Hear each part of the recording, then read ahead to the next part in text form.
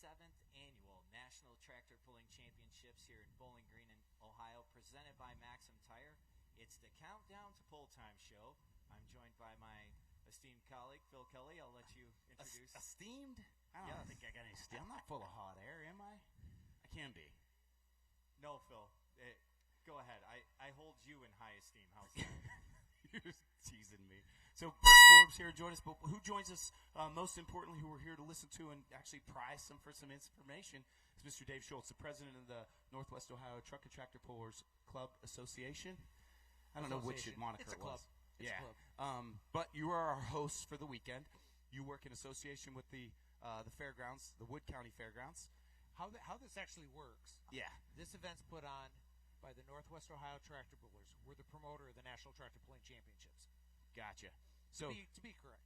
And then you guys work out a deal with the fairgrounds. Yep. That in turn you contract the NTPA to be the sanctioning body for your event. Yeah. So we actually rent the track. We actually rent the fairgrounds to put on this event. This event's been put on since 1967 in this same place on these same tracks. But tonight is Thursday night. It's your. Do you have a lump in your throat, like right now, like birthing a baby? Tell me what you're feeling. I'm not feeling. I'm not worried about what's going to happen out here. It's what's going to happen up there. It's like, okay, is Mother Nature going to play nice with us? We've been here since last Friday, getting everything ready. It's the anticipation. I cannot wait for the first tractors or trucks to go down these tracks, just because we've worked all year. And everybody that knows me knows I'm into countdown clocks. And, sometimes it's 300 and some days. We're 2 hours and 47 minutes and 40 seconds away from making noise out on this track if Mother Nature plays nice with us. So what he's referring to is on social media. You can follow them and their page, the National Tractor Pulling Championships, as well as the Northwest Ohio social media pages. And Dave puts literally on Sunday morning, he'll put up a book that says 362 days until the time we're back again.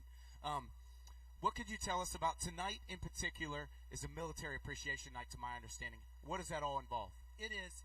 We actually let military veterans. I got to see who's driving that tractor because they love spraying my back every once in a while. Tonight we actually honor our veterans that have paid the price for our freedom so that we can do what we're going to do out here tonight. We owe so much to them, and we let them come out. We just cannot thank them enough to be able to have the freedom to be able to do what we're doing tonight. So we've got a special ceremony tonight. One of the things we're going to be doing a swearing in of new recruits right out here in the winner's circle. They'll be taking the oath to serve our country. Wow. That's a commitment, and that's a commitment to do in front of all these people and for all these people. That's the bigger commitment. I didn't have that inner fortitude when I was a kid to make that choice. I probably just didn't have the discipline that probably they could have instilled in me.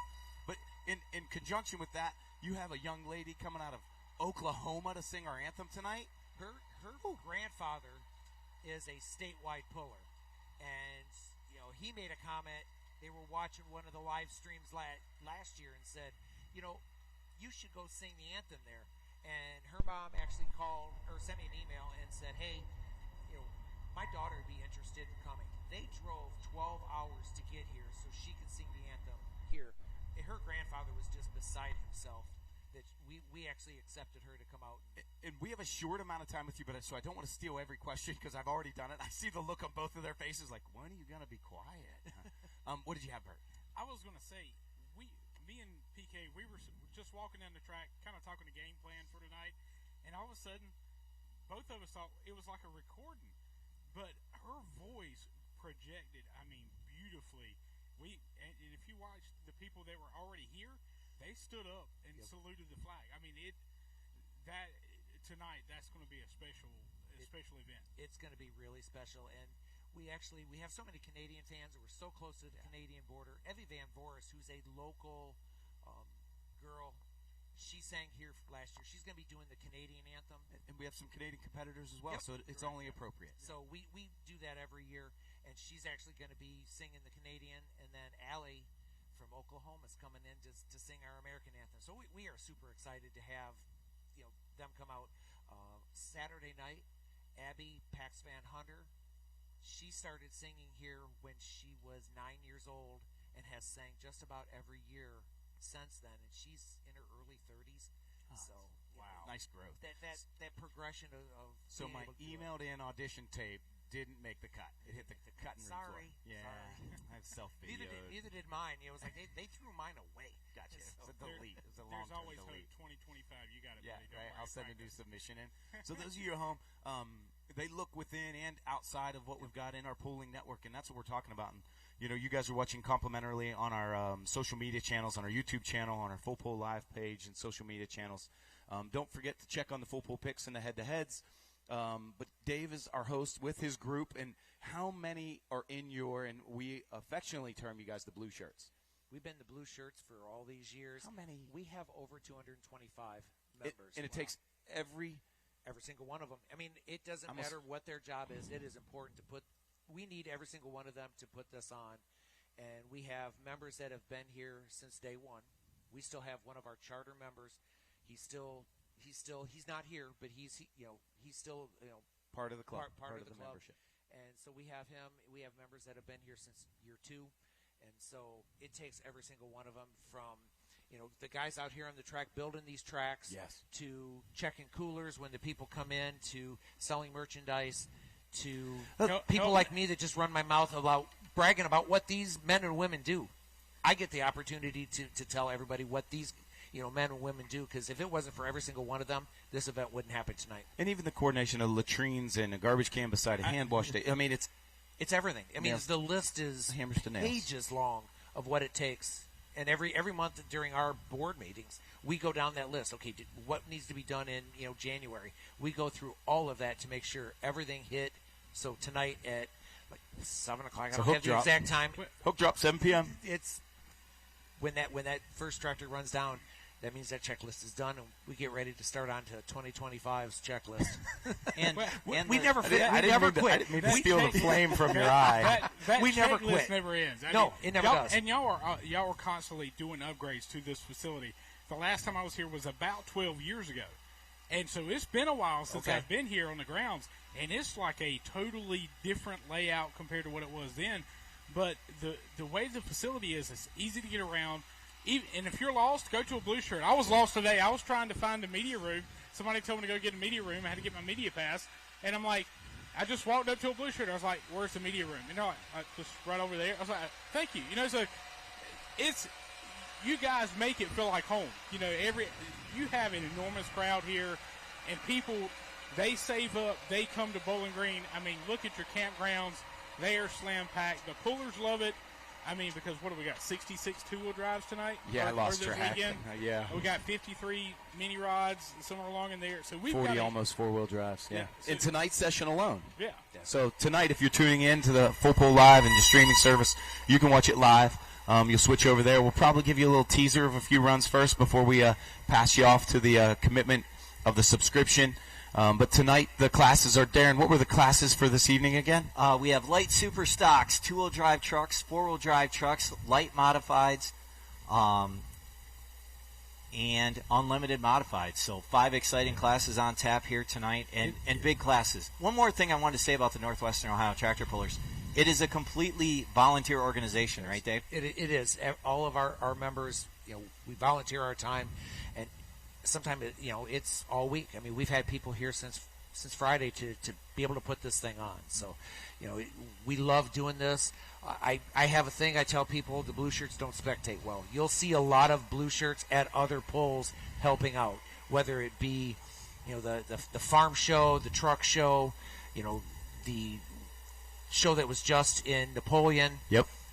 A lot of our members go and do that because we love the sport of truck and tractor. One of the missions of the Northwest Ohio Tractor Pullers is to promote the sport of truck and tractor pulling. So we love going and doing things. A lot of our people know the different promoters, and we go, hey, what can we do to come and help? Because we just love being part of the pull. And another thing that you mentioned, that you guys also mentor other clubs, clubs that are up and coming and are putting on tractor pulls and promoting pulls.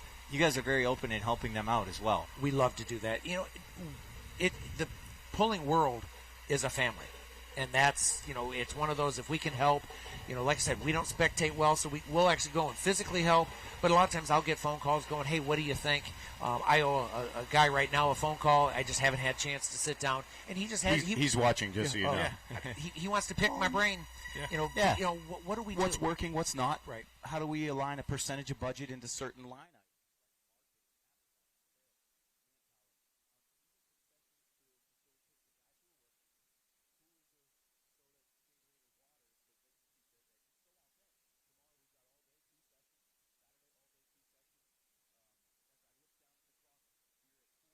p.m. on Thursday evening.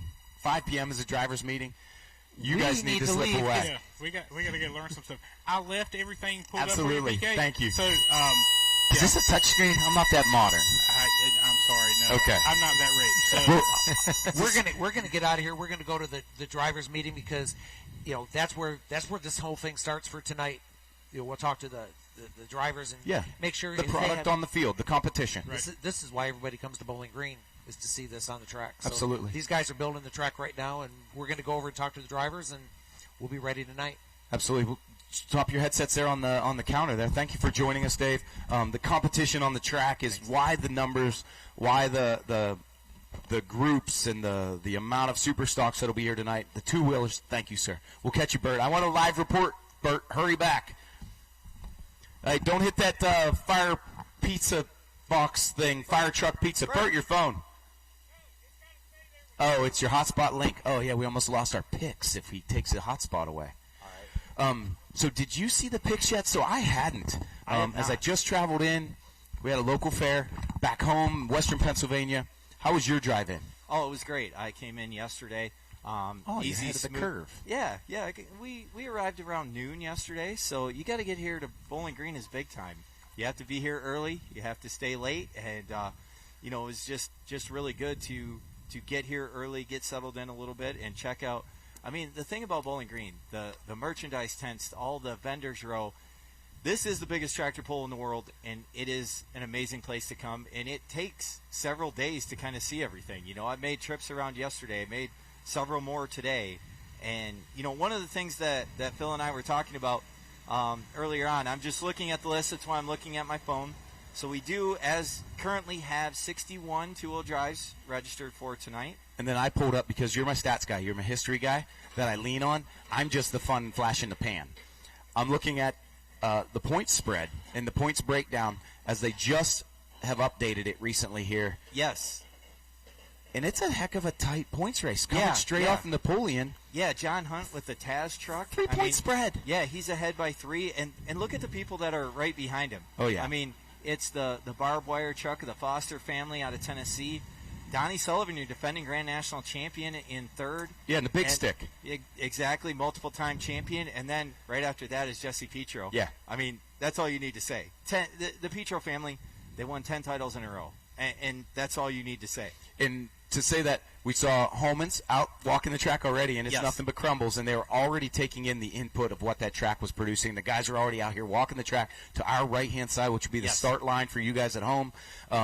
But we also saw Jesse Petro, because he wanted to see when it was hard-packed before they started to till it. And he came out and was picking at the track just like they normally do. Yeah, so if we're going to transition to four-wheel drive, Phil. Yes, sir.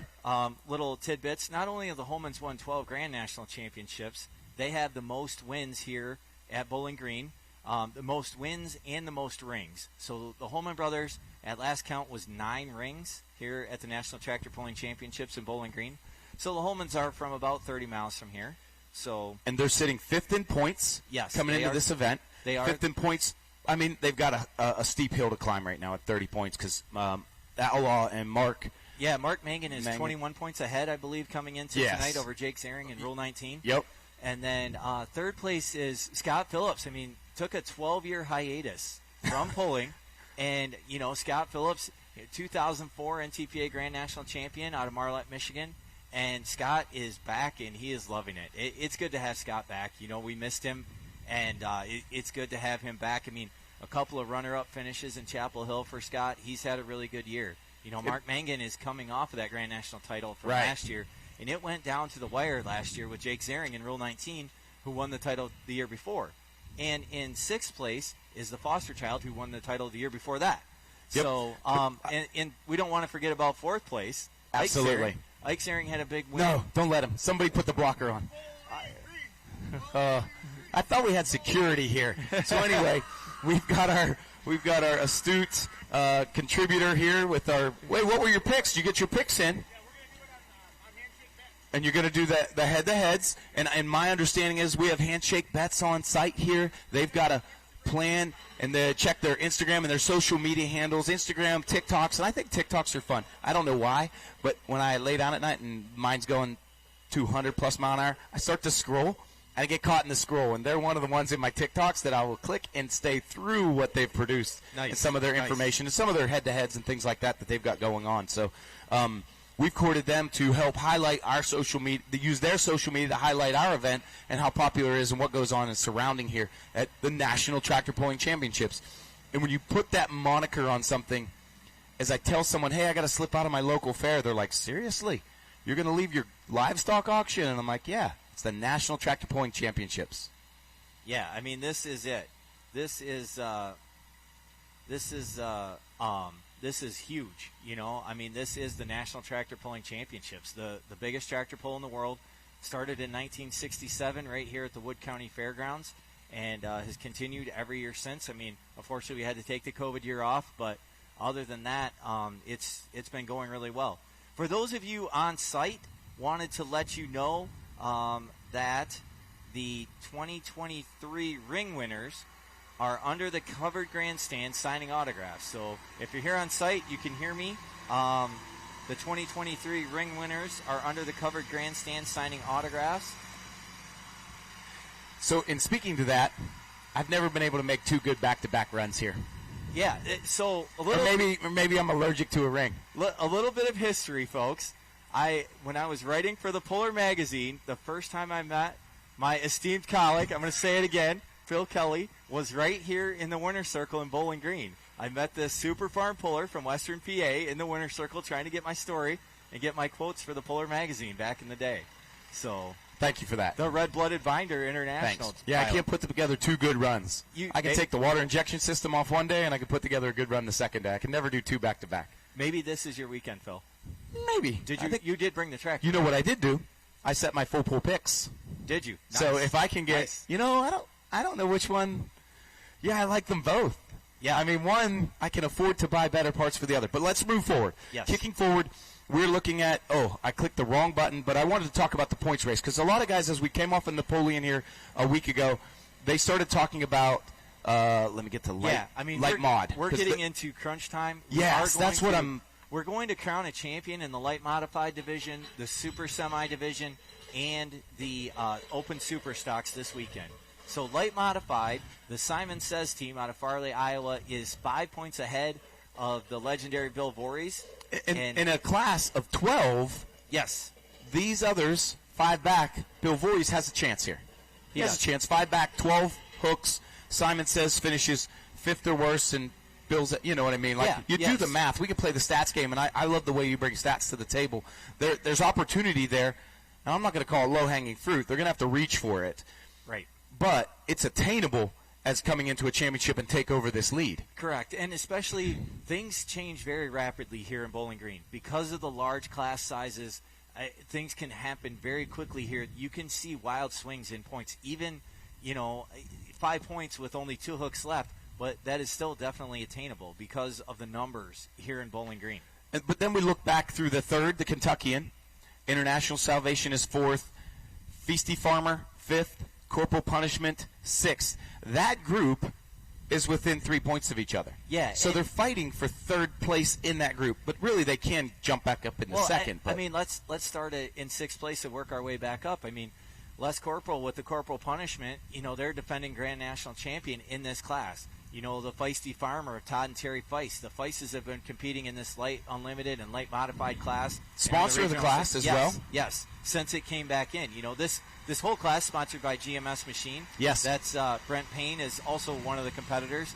Now, the International Salvation, that's a very, very strong tractor out of here in Ohio.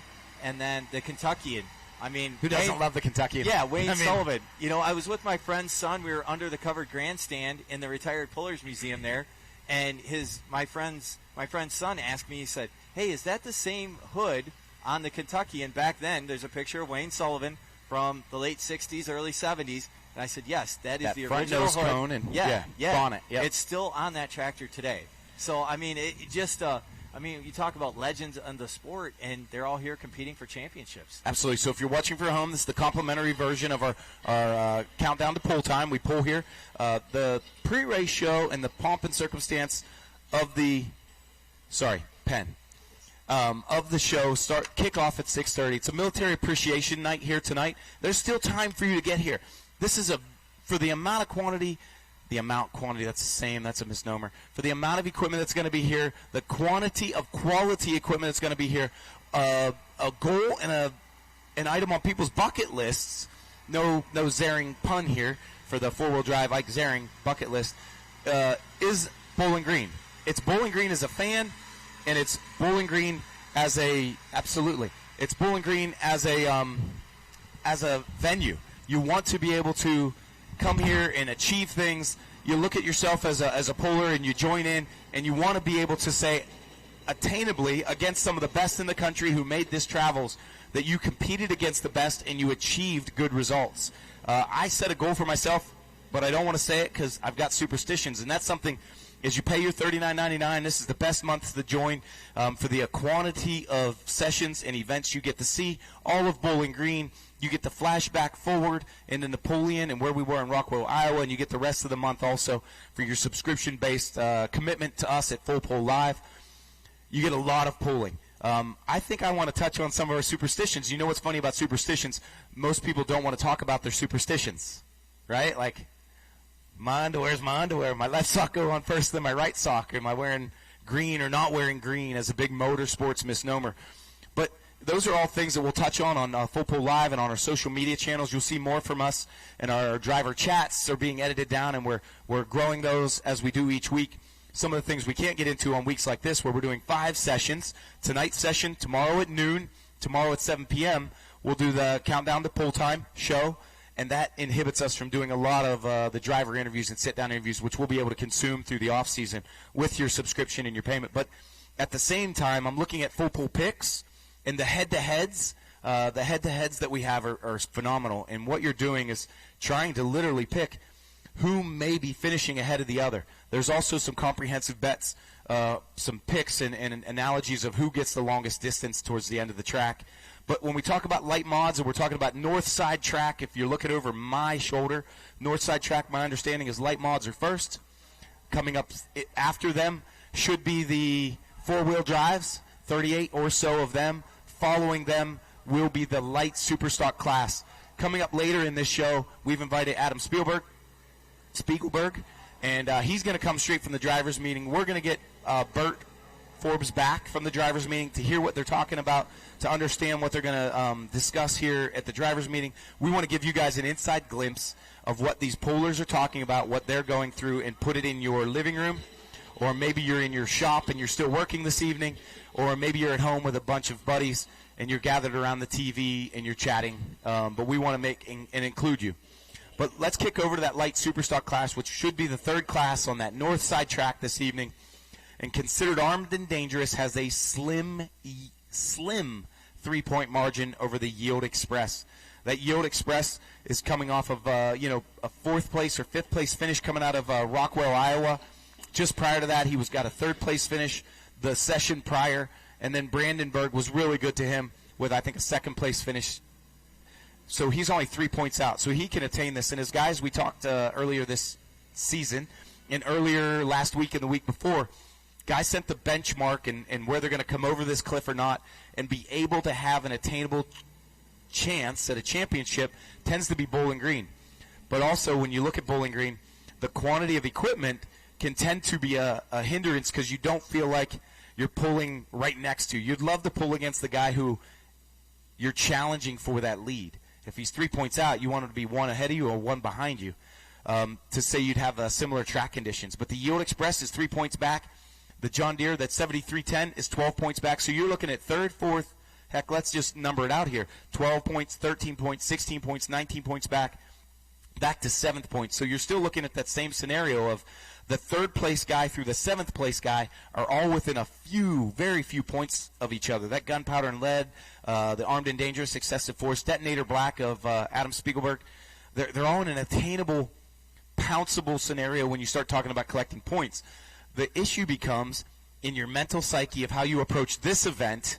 I know myself is, do I want to put together a safe, classic, and I don't want to use the word safe, but a competitive run, or I'm laying it all on the line and I want to get every inch out of the air pressures in my tire, the gear ratio that I suspect will gain me power yet torque on the other end, as well as the balance and controllability of how we want to do it. But that also means that we go through brake systems, water injection systems, fuel systems, and then we start looking at air and what the air is doing here. We're looking at a little bit of an overcast sky.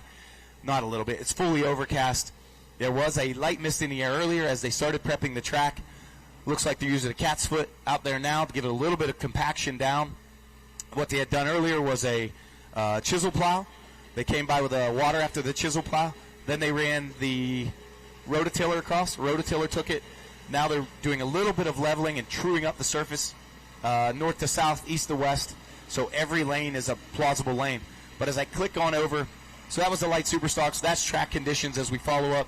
The guys will be coming back from a driver's meeting soon enough. Darren stepped away because he's also the announcer here with Bowling Green and their host stand and things like that. So Darren stepped away, so I'm left here to chat with you.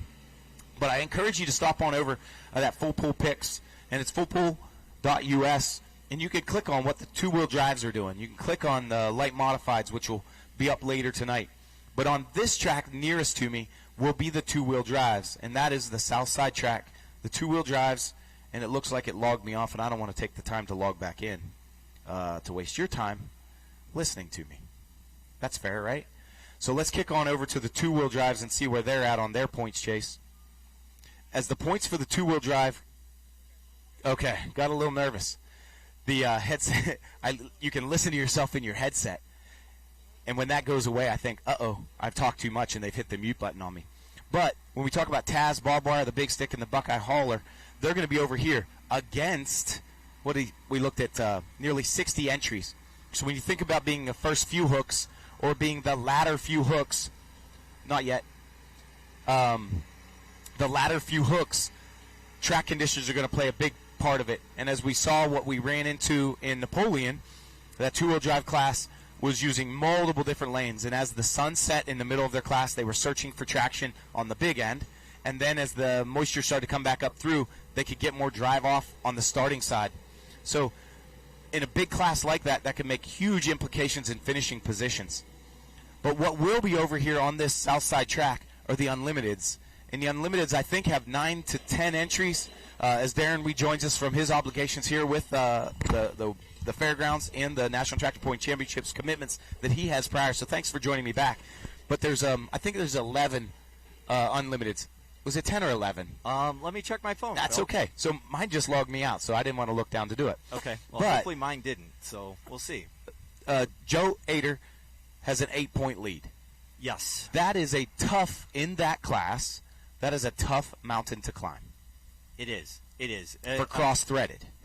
Right, but if anybody can do it, Adam Bauer has the second most Grand National Championships in history.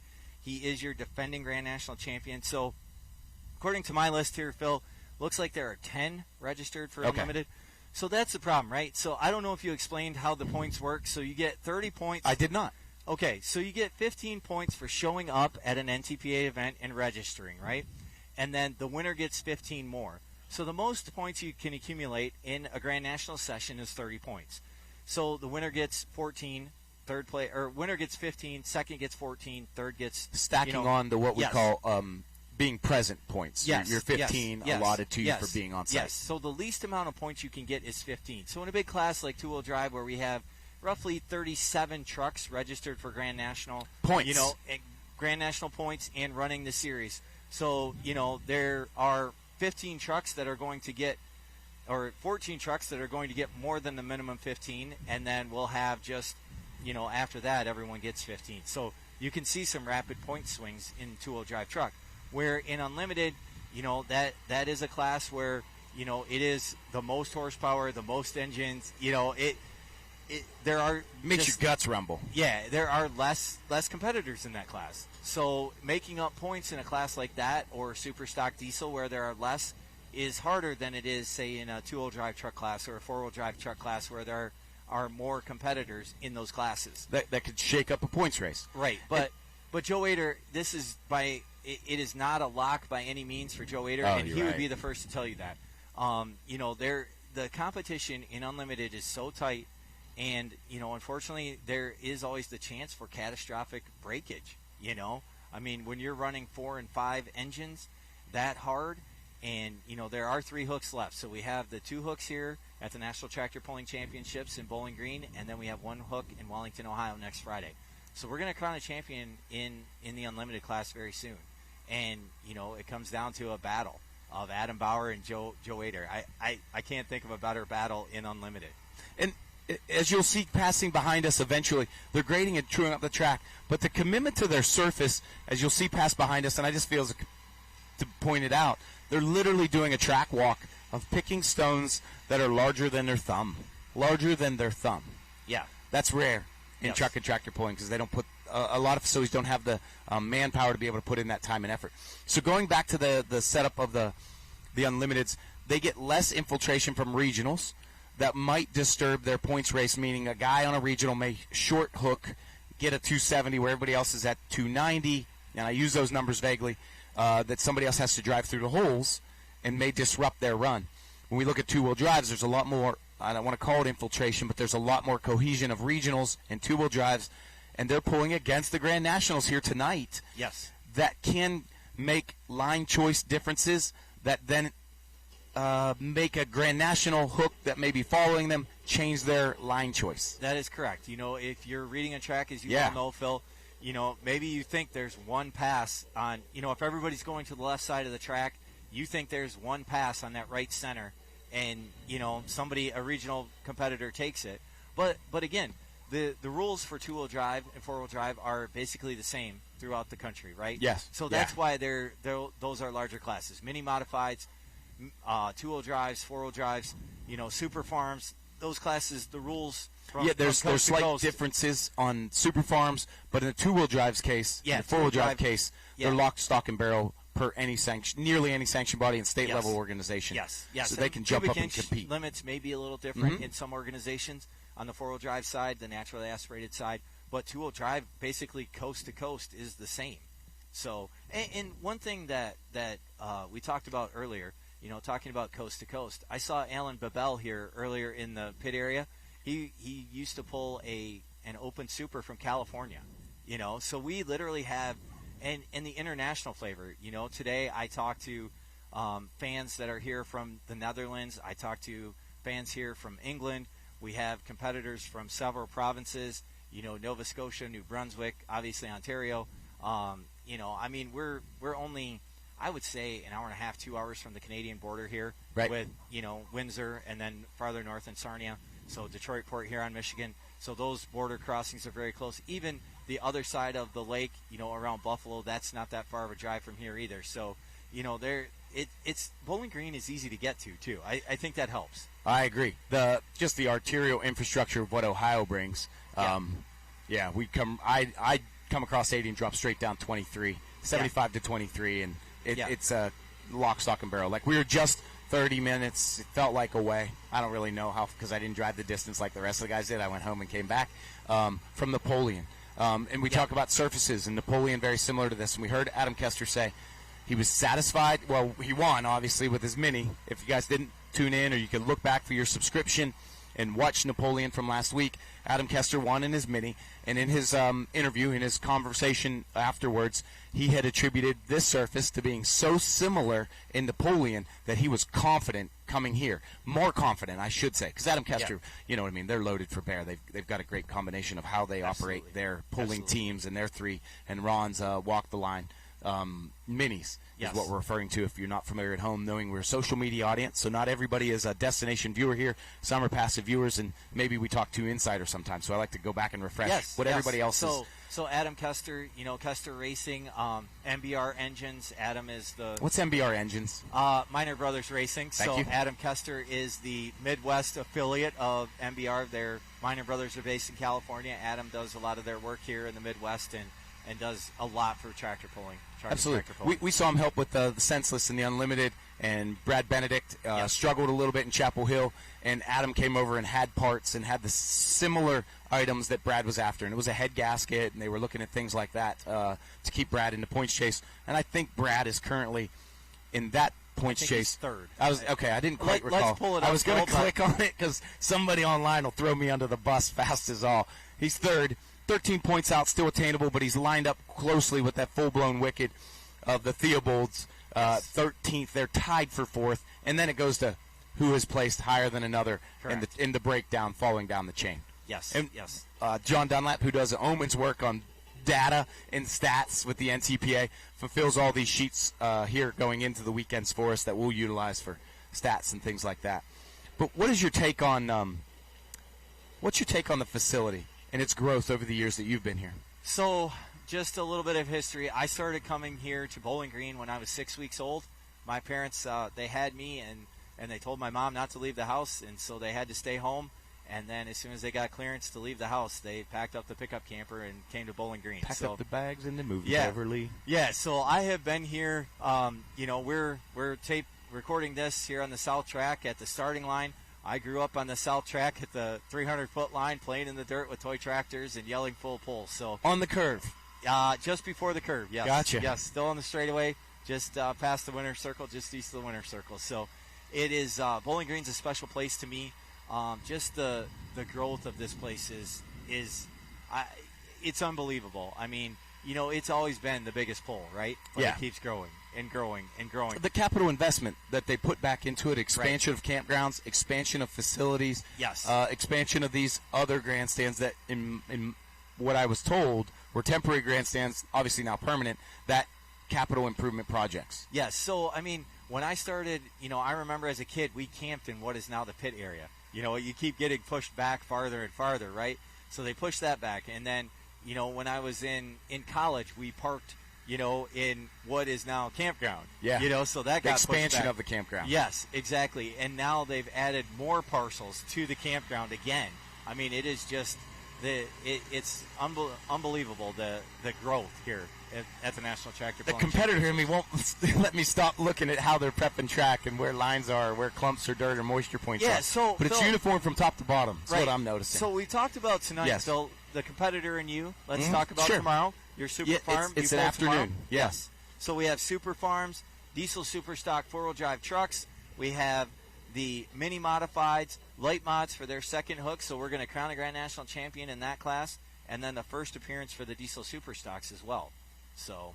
And then the two-wheel drives go on break. So what I'm hoping is to reach out to you guys and those who might not be pulling tomorrow to come join us in the booth, join us in the broadcast, be part of our show, and give the viewers who are watching insider information, to give us the insight of you coming out of the seat because you might have your day off because of the way the schedule flip-flops. Yes. I'm going to reach out to a few guys, see if they want to hop in the booth. I think we have a great quartet tonight of Adam and I think Travis are going to jump in tonight for great, some analyzation. Great. Now, which...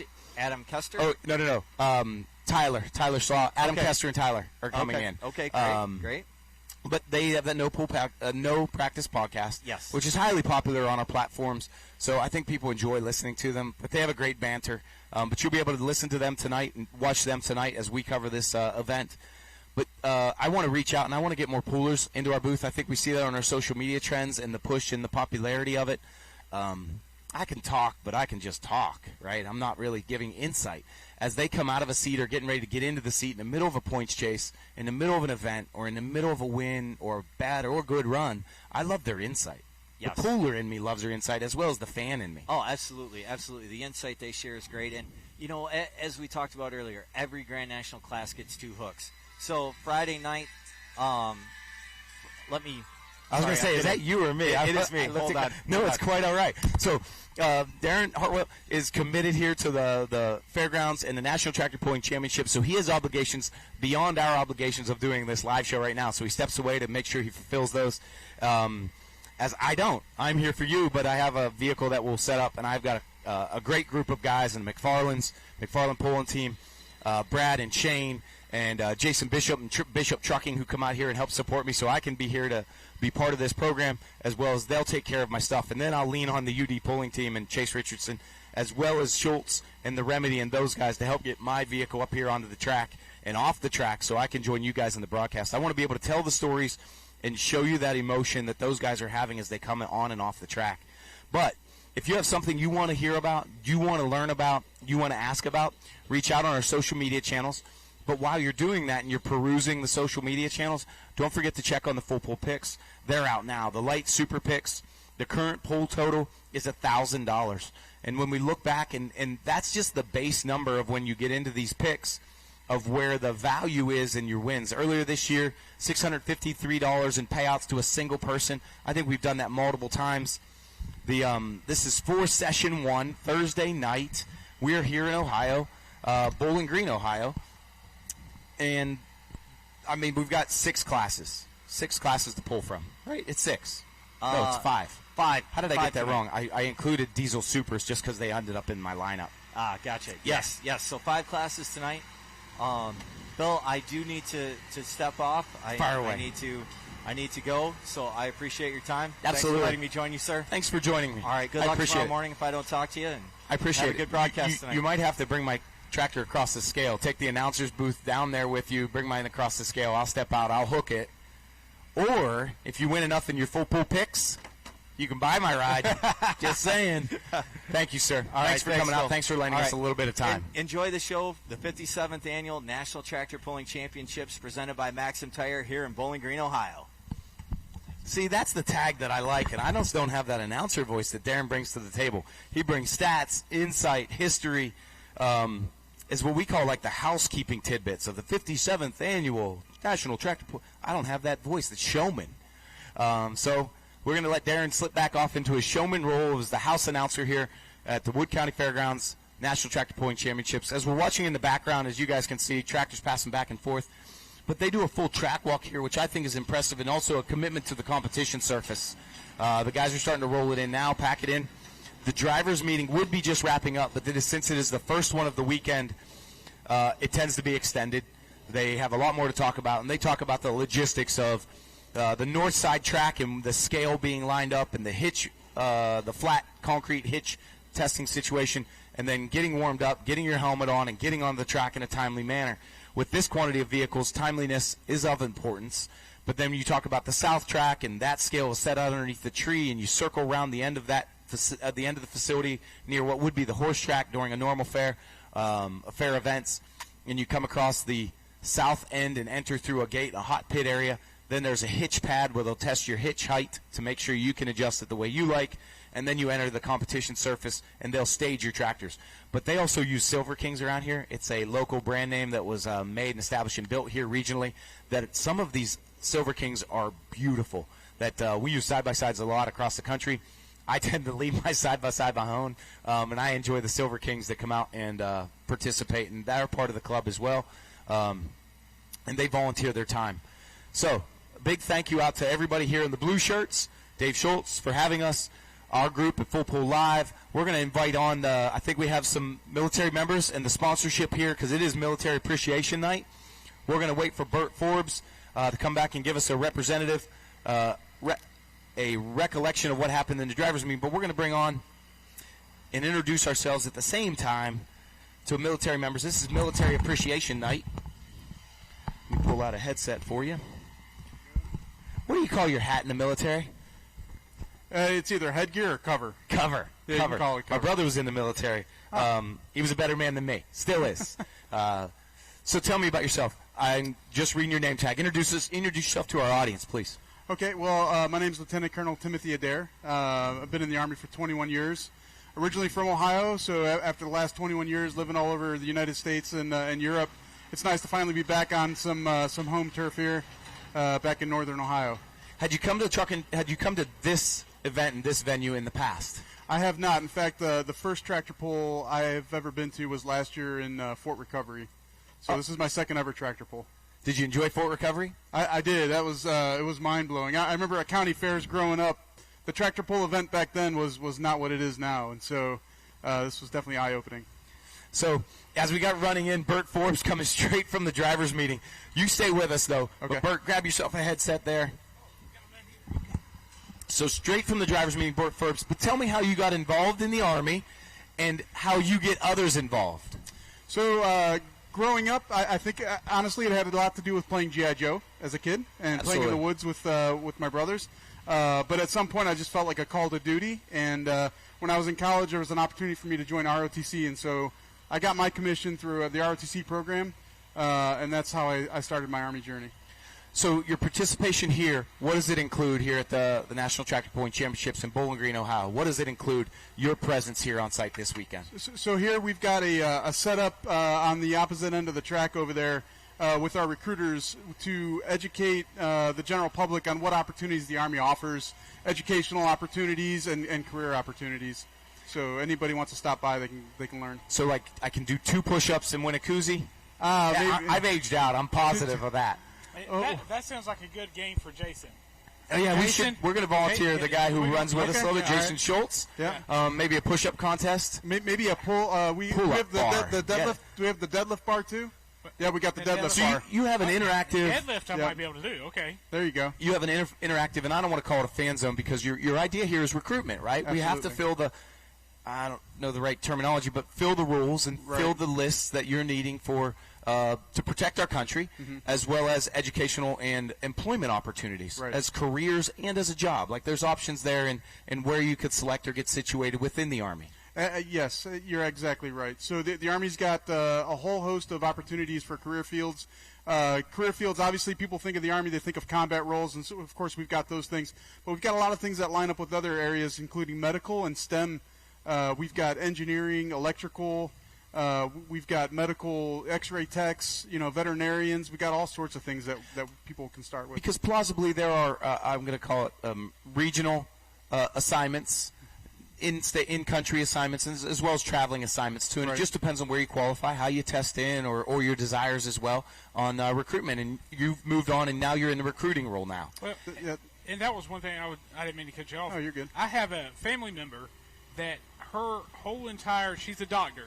She's had her whole entire college, all her expenses paid for by our military. And the thing about it is, she says it's one of the greatest things because not only did she learn what she wanted to, and because she couldn't afford to do it on her own, but she also gets to travel. I think she's in Hawaii now. Yep. So her game plan is to stay there for a little while. Of course. And then, kind of travel the world. That was a good assignment, right? Yeah. How does that work? Like when you get given like a transfer order or something, and you get like 2 to choose from, but there might be a third that you get taken. So you get is that more seniority like based? You get more like 50 to choose from. Oh, okay. And they tell you they'll try to give you something in your top 10, but you might get something in your top 30. So, but there are opportunities all over, not just the United States, but Hawaii, obviously in the United States, but Europe. Like myself, I lived in Italy for 4 years. Oh, wow. And so that was a great. Can you make a good pasta yet? Or did you just buy it? I just like to eat it. You just yeah, absolutely. But it's great experience, great exposure, and growth as a person. Right. Like it teaches you what you can reach down inside and get out of yourself to achieve more. Absolutely. And in terms of benefits, soldiers that are currently serving have the opportunity to use what's called tuition assistance, where like 8,000 soldiers a year earn a degree, either an associate's, a bachelor's, or even a master's or a doctorate, and the Army will pay for that while they're serving. Soldiers, if they come in with student loan debt, there's a loan repayment program. Once they serve honorably for a certain amount of time, they can get some loans repaid. And so there's all sorts of opportunities to line people up for education if they join the service.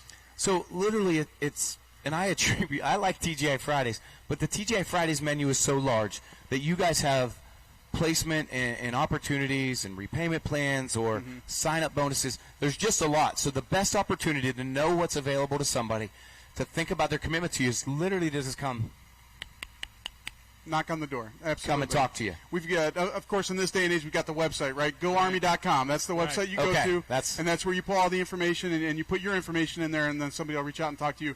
We've got local recruiting offices. Bowling Green has a recruiting office here. And so people can knock on the door, give them a phone call, and we're happy to answer questions and educate people on what the Army offers. So I think you offer engineering, right? We do. We have a host of different engineering fields, yes. So it's not just combat related, though. No. We're talking about everything from sciences and medical facilities that somebody could use as, a stepping off point and assistance. I always used it when you said you played G.I. Joe. Yeah. I had an Airwolf helicopter. Oh, yeah. And I always thought, I'm going to fly that thing someday. Yeah. And then my dad told me, do you know what it costs to learn to fly? Sign up for the military. They'll There you teach go. you That's first, right. and when That's you right. retire from there, you can go fly the fun stuff whenever you get 100%. done. Yep. You can So be a Navy do you man. have a favorite experience from your time being recruited? Think back. And I didn't ask you how long you've been So over committed the to last service. 21 years. Yeah. Ooh. So many good cal and a man. semi-auto 50 cal. So firing weapon systems. I think we can start there. The So I started grenade Things that thing. go Like, boom. started yeah. as an infantry guy in a Bradley fighting vehicle, so a 25 millimeter chain gun with a TOW Bravo describe missile it to me launcher. more. I don't know what that So a means TOW other than it missile sounds launcher. awesome. You get in the turret and you're looking through the optics, and then you push the button. The missile comes out the tube, and then you guide the missile through a wire all the way to the target till it hits the target. That was probably one of the best. That was ones. awesome. Yeah, Then it's the really fun cool. part when it just goes. Boom, absolutely, yeah. Oh, that sounds Yeah, that's fabulous. pretty cool. But thank you for coming. Yeah. Thank you for your commitment to the military and protecting us at home and abroad. So thank you very much. That's more of a commitment Thank that you. I had in the inner fortitude whenever it was Yeah. my turn to decide which direction I wanted to go. So I'm impressed by anybody that can sign up and commit that Well, I to our appreciate it. future. And I appreciate the opportunity to talk with you guys today. This is We'd great. love to have you back. We're going to be here all Okay. weekend. So We are. Come on. But we might send somebody down there. It's overcast. So if we can get this delayed, I'll get Bert to go out there, trip and fall. This won't be able to go on. We run down to your recruitment center that's beyond the 300-foot mark. Yep. And we do some push-ups, some pull-ups, or some deadlifts. Yep. I see your guys flexing in the Yeah, they're out background. there, yep. So I get it. Their commitment was bigger than mine of being able to commit to the military, but they're not committed enough to come on this side of the No, camera. probably Isn't that ironic, I right? tell Like ya. I can't stand on this Calling side, you out. but I can tell you, Nobody's going to see you. Nobody's going to know who you are. It's I'll okay. fight for your right to do what we can in this country, but All thank right. you very much for your Thank time. you. Thanks I for joining appreciate us it. here on the Thank you, set sir. Nice meeting you, of Joe. the Countdown to Pulltime show. You're watching us on YouTube channel and our social media channels. You'll have a chance to subscribe. Oh, my gosh. Challenge going. So may I tell them what this was? May I describe it? So a lot of times what you'll have is when military members are around and it's a sense of respect towards each other as well as camaraderie. They tend to be challenge coins, but they've taken on a life of their own. And this one is 2 guitars. And if I can read it to you, it's presented for Rocking the House, the Cleveland Rocks, and it's in association, with the Hall of Fame is here in Ohio. right, I'm sorry, right. the Rock and Roll Hall of Fame Fame, is here in Ohio. So I assume their design and attribution is the Rockstar Battalion, U.S. Army Recruiting, Cleveland. But the challenge to the coin is, my understanding is, if I see him again or somewhere again, he can challenge me to shake hands, and I either have to present the coin back or owe him a beverage of choice or things like that. It's a challenge coin. So as you meet military members, things like that, they'll present you with a nice token such as this. And so this is a very respectful This is way of honoring. Yeah, it is, yeah, right? this is- And this so is like- Schultz and the other guys who were joining us, Darren, Yeah. too bad they had to step Yeah, off. I know. But We came out. I came in just at the right time. yes, you did. I mean, yeah, you did. I'm going to set it here. I'm just like half the show already. But let's go. I want to flash forward just a little bit. Okay. You came straight off the driver's meeting. Let's pull up a seat. I saw you jogging back. So the driver's meeting is near the tech barn, and it's truthfully a barn, but it's set up very nicely as we bring equipment in. You tow your stuff through the tech barn. They go through Right. you nuts to bolts. I promise you, when you get a tech inspection here, Yeah. it's not, okay, we're going to check your kill switch, and, everything else looks okay, your neck brace and all that stuff's good. They go from the front of that vehicle to the back. They were doing measurements, and I mean full-scale measurements in the four-wheel drive class earlier today. So it is a full tech inspection. They'll pump engines. They'll verify. You sat in the driver's meeting. I had almost set my time with you to come and join us, but then I realized, driver's meeting, I want you afterwards. Yeah. So what do you take from the driver's meeting when you go through the tech barn? You went through the tech barn obviously already because your tractor, you have family or team taking up the scale. You're a late hook in the class. Yep. Yeah, I'm 20th hook out of the 20 of the tractor. So, when you look at 20th or so hook position and you're watching the track now and you've come from the driver's meeting, you've taken in that information, what's going through your head? So after driver's meeting, I found out that we're actually the third class. So it's light mods, and then you have the 40-some four-wheel drive trucks, and then our class. It's not often that our class runs last, so that'll be a little bit interesting. And now to be the last hook, that's really going to be a little bit of a challenge, but we'll see what happens. So I always like an underdog story, and you're no underdog, but I also like a great conclusion to a story, like an impactful conclusion. So what I'm challenging you with is that late hook. I want to be able to stand up and cheer. Like, I've spent all day here, all evening here, and you're going to lay down a hell of a pass. Do you have a lump in your throat right now? Like when I say National Tractor Pulling Championships. Yeah, I mean, I don't think about the whole pull as getting in my head or anything like that, but last week we pulled that, or 2 weekends ago we pulled that Rockwell, and we placed really poor. We had some issues, and we definitely kind of got out of the points race a little bit. Now we're like sitting in 5th or 6th. Yeah. But we found out what was going on. We had an issue with the turbo, so at least we found out our issue of why we finished so poor. But so hopefully maybe tonight we can gain some points back and pretend it's like you're starting fresh, like it's 0-0. Points just starts all over. Just don't even think about the whole point system. And that's one thing, especially here with the track conditions and as large as some of the classes, just like those four-wheel drive classes, they can pack the ground in pretty tight if they develop a lane and they create that groove. So if you see where they've laid down a groove, are you going to try to get out of that groove and find some fresh dirt, or it just kind of depends on what the track conditions are at the time? What's kind of your game plan for tonight when you get up there as the last hook of the night? Yeah, I'll kind of see what the track is doing. If there's a groove that everyone's kind of taken and it's only getting better and better, not getting too rutted up, then it'd be kind of hard to get out of the groove. Yeah. But to pull a stunt. Yeah, like jump outside and come out of the box, track cross laner kind of thing. But if everyone's struggling on the starting line, running the same path, then you have to try something different. Yeah. Your dad and you, how do you choose your lane? Is it a head signals? You're like, move the cone. Or is he analyzing more as you're literally belting down? In this scenario of Bowling Green, as we come up to the line, there's not a lot of time off the hitch height sticks to when they stage you to get up here and you're already strapping in and they're telling you to fire up. How do you come up with a different style game plan than we would if we were at a smaller event? So luckily for this weekend, I have my brother here as well. He used to pull the tractor, our other one that we had. So at least I'll have another set of eyes on the track, and he can watch from the other end, and he can kind of tell us what his feedback is and what he's seeing. So that actually helps us quite a bit versus just having my dad and I. So I really wanted you on the show because in my mind's eye, I would be nervous as a tack. I just would. I think you're not. Like, you have walked over here, you sat on a wall, chatted with guys. He's cool as a cucumber. You're not staring at the track, and I don't hook until tomorrow afternoon, and I'm already keep glancing over my shoulder of what my opportunities are or what it might change. You don't get that pressure. No. Did you work out already this morning? Like, you have a regimen. Oh, yeah. This afternoon I got a little workout in. Are you superstitious with that regimen? If you miss and don't get your 9th rep in, your 10th rep in? It just gives me a little more energy. Just don't feel as blah. I don't know. It's just good mood booster and energy Keeps level. You fired up. Oh, yeah. So let's flash back into that driver's meeting. I see a squirrel and I jump on it. What did they talk about in the driver's meeting? What could you tell the guys at home? Is it just literally logistics and schedules?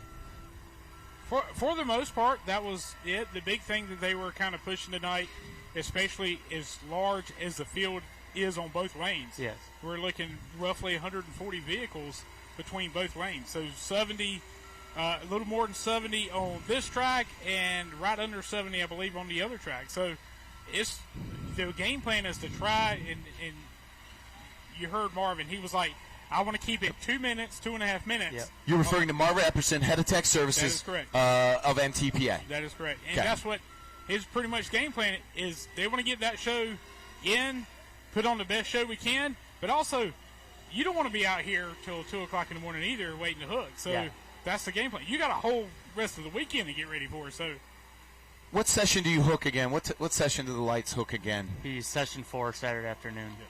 So you go from an evening hook, you get tomorrow off. Yep. Maybe I recruited you to be on the show on the wrong day. I should have recruited you for tomorrow because you had the day off. Yeah, it's fine. What will you go through this evening? After, or since you have all day tomorrow, will you go through filters, water injection systems, things like that? Like, what will your debrief be like flashing forward into Saturday afternoon to stay in that points hunt. Like I'm looking at you're sitting sixth, but you've got enough space and enough people in the Grand National points chase to make up some distance back into that second place run and make a run at that Yield Express. Yeah, so pretty much after tonight, we'll watch the video, see what we see on there. Wait, you're going to watch that video on your Full Pull Live account? I love to hear that. Yeah. I love to hear that. Gotta get that hooked up. Yeah. Usually my dad always gets a video, so we'll watch that. Look at the data off the computer, pull the spark plugs tomorrow, and kind of go from there and see what we have to change for Saturday. Gotcha. But tracks change day by day. Yeah. Weather, everything, and now we got some variables with the rain, so... So, yeah, we're talking about a threat of rain in the area. Tonight it's overcast, maybe late this evening, but we suspect as Marvin's target was 2 minutes. Is that what he actually said out loud? He said 2 to 2.5 minutes. That's where his game. And we're talking drop the hook, go. And he stopwatch. He basically wanted him, as soon as that sled got back, and this is quote unquote, before that pin drops down. Sets back down. Yeah. Rolling back. I want you to be rolling out there getting ready to hook up. Gotcha. Is that a challenge here? Does that become challenging? Just got to be ready. Have your game plan, have everything set of what you think you got to do to set up your tractor and go.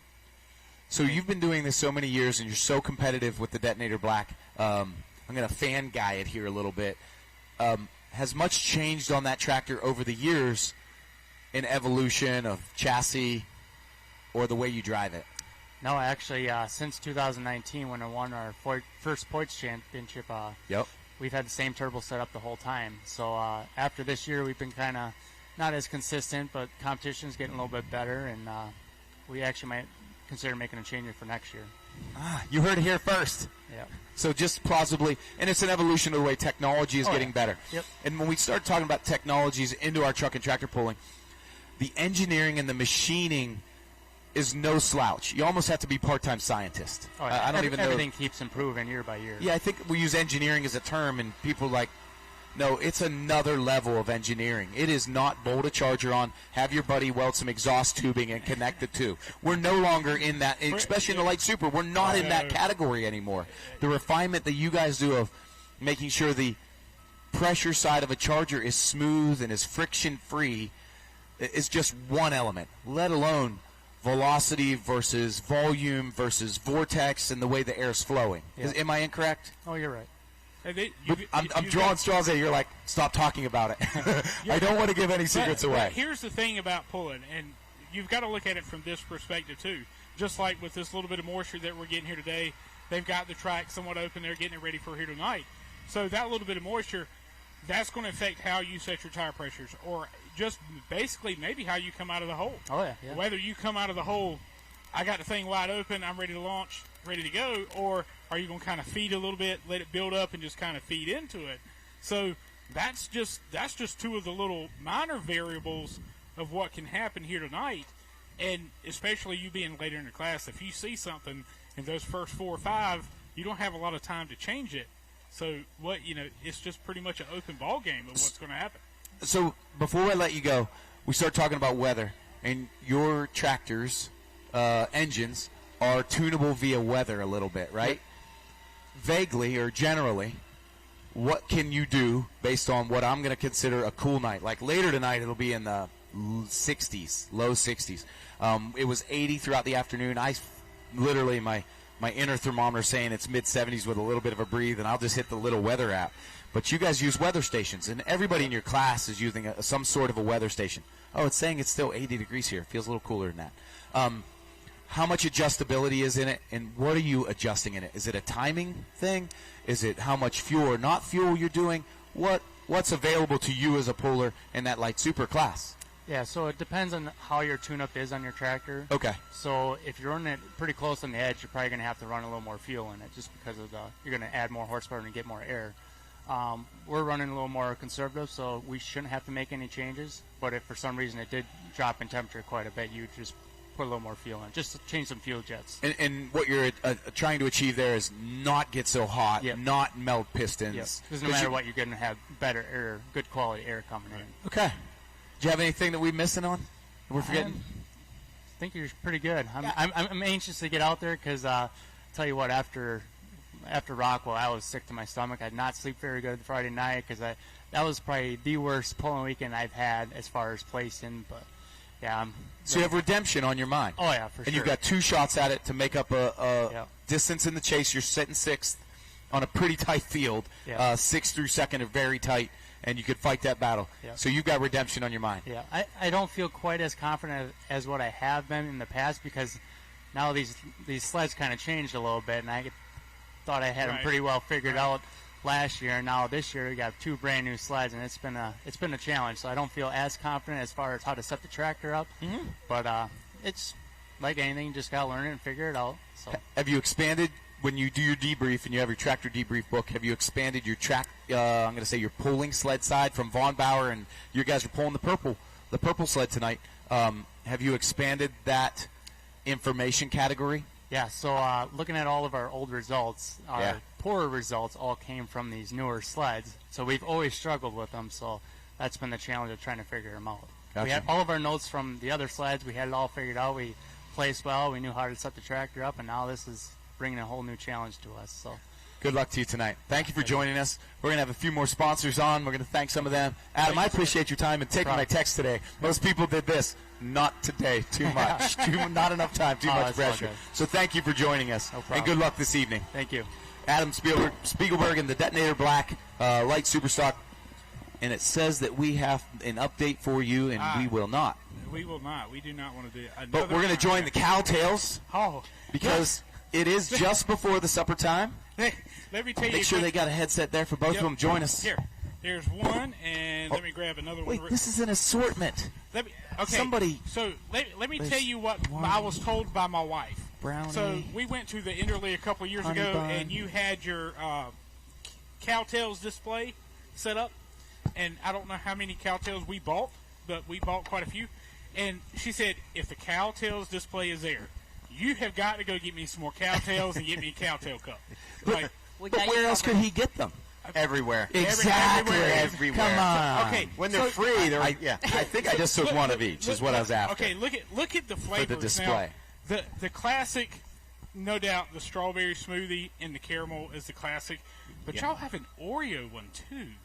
We did for a while. You did, okay. We don't have that one anymore. anymore. He was Okay. braggadocious on me on that Yeah. one. Man, I was telling you, I was Earlier. like, dude, you got to get hold of these. There might Yeah. be a cookie one coming out in the future, but we Oh. don't have it right Ooh, now. That's Look a at- good look at tip. that brownie. Family? Yes. I didn't know that. Generation. Yeah. I would have Yeah. buttered up to you many weeks ago. Many weeks ago. Put you on the Christmas list. Yeah, I would well, have you done. know, yeah, there's still time. I'll give you my card. Okay, perfect. 1895, we bought a chewing gum company, the Baltimore Chewing Gum Company. We made chewing gum before Wrigley, actually. And wow, okay. there So I were- think history like that is super interesting to me. it's a really cool story. Sometimes I even think, like, how did we get here? And we couldn't get chicle back then. Gum was made with a chicle plant, like a rubber tree, and we couldn't get chicle. And so my great-great-grandfather said, well, now what do we do? And he started playing with other confections, and caramel was one of them. And he actually didn't make it right, and he made it with wheat flour, not knowing what he was doing. But Okay. It worked out. 130 years later, he made the right decision because it's It worked out, yeah. it worked out. So now all we make is caramel. And the original item is the caramel cream, the bullseye, the Okay. twist wrap with the white center. Yep. And Cowtails is the original Cowtails is 40 years old this year. Wow. I remember when we put that on the line, and everybody's like, "You'll never be able to sell this." That's- I mean, I- you know. and- So how do you surmount against that type of pressure? That won't sell. That's not going to be. How do you know how long you're going to commit to a product? And you just mentioned there might be another flavor coming out. Commit to the product before you realize, let's put that back in the bag. Well, there's a lot of big confectionery manufacturers, and retail has changed, and there's Amazon of the world. But frankly, you know, you go to the previous generation. I went to my dad and said, "Trust me, this is what we're going to do." And he said, "Boy, you're crazy." And actually, it was a little before me, but and you just stick with it. And we ended up putting in these cups, and it just went crazy. He It's mentioned that. He's like, weirdest I thing. buy a cup of tails. Yeah, that's yeah. what it is. When is the So- last time you've had a Cowtail? Oh, well, actually, I visited in Rockwell. Okay. Rockwell, they I came just to wanted to visit make sure. with a few of the originals. They have a display, and you guys do an activation area here on site. You have Yep, a we tent. do. Where's it set up on the midway at the National Tractor Pulling We Championships? are right on the turn down in there. So right just by the beyond the 300 outside, and I think there's a milkshake person, Yes, a we're local right next to the milkshake stand, milkshake. and I don't Yeah. remember if that's a Boy Scouts or Girl Scouts milkshake stand, but it's We're a right fan next favorite. to the milkshake stand. Yep. And we got a trailer now over in the campground, which we always wrapped a truck and did crazy stuff. So when the sun goes down, we go 2.0 over in the campground. You're a local product, though. I think you're packaged out of Maryland. Maryland. We make and then everything in the United what do you States. guys see on your horizon? Trying to figure out how to make more of this, to be honest with you. Yeah. I think, there's so many items out there, and there's so much excitement about candy and confection, but everybody seems to go back to these heritage and legacy brands. And I think, our story of Made in America, we source our ingredients, everything that we can. Obviously, there's cocoa powder in there, chocolate. There's no cocoa trees in the United States, so that stuff doesn't come from here. But our first ingredient is wheat flour. And we get our wheat flour from Ohio, Maryland, Pennsylvania, New York. So, and our milk all comes from Wisconsin, a family business out of Wisconsin. So, I think that we've always been American made, even when people said we're kind of nuts, and we said no, we're going to source our packaging from the U.S. And I think with everything going on in the world, as crazy as it is, people want to come back to U.S. brands that are family made. And I absolutely agree, It's a great and product, know that we're cultivating an enrichment of family-oriented businesses. Yes. I haven't let you talk yet. Well, I wanted to let him talk because this is rare that he's out. That's what I thought, too. I was like, That's what I thought. I'm usually Just drinking fill in beer in the the gaps. truck, eating cowtails, but Megan's like, you got to put a hat on and come sit down for this interview. So It's only the four of us talking. So do you like jam caramel across and like how am I getting that creamy center? Like some days Hold on. I want to take an X-Acto knife and peel it open and eat the center out like an Oreo and then eat the caramel, the exterior. I'm just going to open this, Yeah. and I'm going to go stand in front of the camera because people need to see how this thing is. It's One of my magic. favorite things about this is when you bite into it, you get that cool cream right there in the middle. that's why the apple delivers on caramel apple. It has a Trade red me. center. Trade me for Yeah, that apple. That yeah, apple. That apple. that I don't is- even know if I've tried an apple. But what else? What I noticed is you have product date stamping, best if used by. But to me, it looks like these were just made maybe just a week ago. Yeah, like these literally were shipped literally to you, just made, packaged up, yeah. and came in. Well, we always say if we could sell them as fresh as the day we make them, we could sell 10 times as many. Yeah, I'm excited But about the product and your contribution to the sport.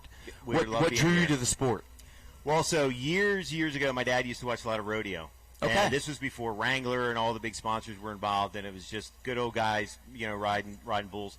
And he said, Mitchell, I think we need to sponsor the rodeo. Maybe put a cowtail logo when we first came out with this on the cow's rear. And I said, Dad, I don't know about that. And so we passed, even though I just went to the rodeo in Red Lodge. Love all those people. And Megan, I think, heard about the tractor pull, and tractor pulls have been around. And we said, look, this is kind of like a rodeo. And it's our people. This is what we do. The demographic. We love doing this stuff, and I have a small farm, and so I'm into this stuff. And we started sponsoring the tractor pull. And COVID screwed us up a little bit, so we haven't been here for 2 or 3 years, but we're back. And we're glad to have this you. sport, and we're thrilled to be here. It's awesome. Miss Megan, do you have anything? oh, I just want to say that we absolutely love to be back. So this is exciting to be back for 2024 and beyond. So, if you put a box of them into the Make-A-Wish auction, I think they'd be a hit. For no other reason than some of us are just looking for the right donation for to pay off our crew with, who's helping us through the We week. could put together something nice and big as an auction item. And make sure we It raise can be some money small for too. Make-A-Wish. No worries. Sometimes we're just looking to donate because the Make-A-Wish, my understanding, their auction is Saturday afternoon, and their contributions to the society and civic organizations as a whole are a great opportunity. Absolutely. But I might Absolutely. buy that box off you just so I can donate it back so somebody else can I'll buy it give you back that and make box. a donation. I'll give you a couple You boxes. don't have to, Mitchell. I'll I give you a appreciate it. You don't box. have to. You guys do it on your behalf. But thank you very much for joining us here. Thanks for having We're going us. to kick forward into the showtime. Thank you very Awesome. much. I Thanks for appreciate having your us. insight. Thanks for It's letting me great to tell see the you story. again. Appreciate it. Thank you for being a part of it. Enjoy. All right, Thank take you. care, guys. I'm going to keep one of each flavor, and we're going to set them out here on our desk. Because I know Tony, our camera guy, and Ellie, and Scott out in the center, they all love your cowtails. And this is my way to taunt them until I have to actually, they can taunt me back. That's the best part of it. So we've got another sponsor coming up on. Pull up a seat here, Vert. Come on. Grab the headset right there. Join us. Slide in close. Either one. Get in close, yeah.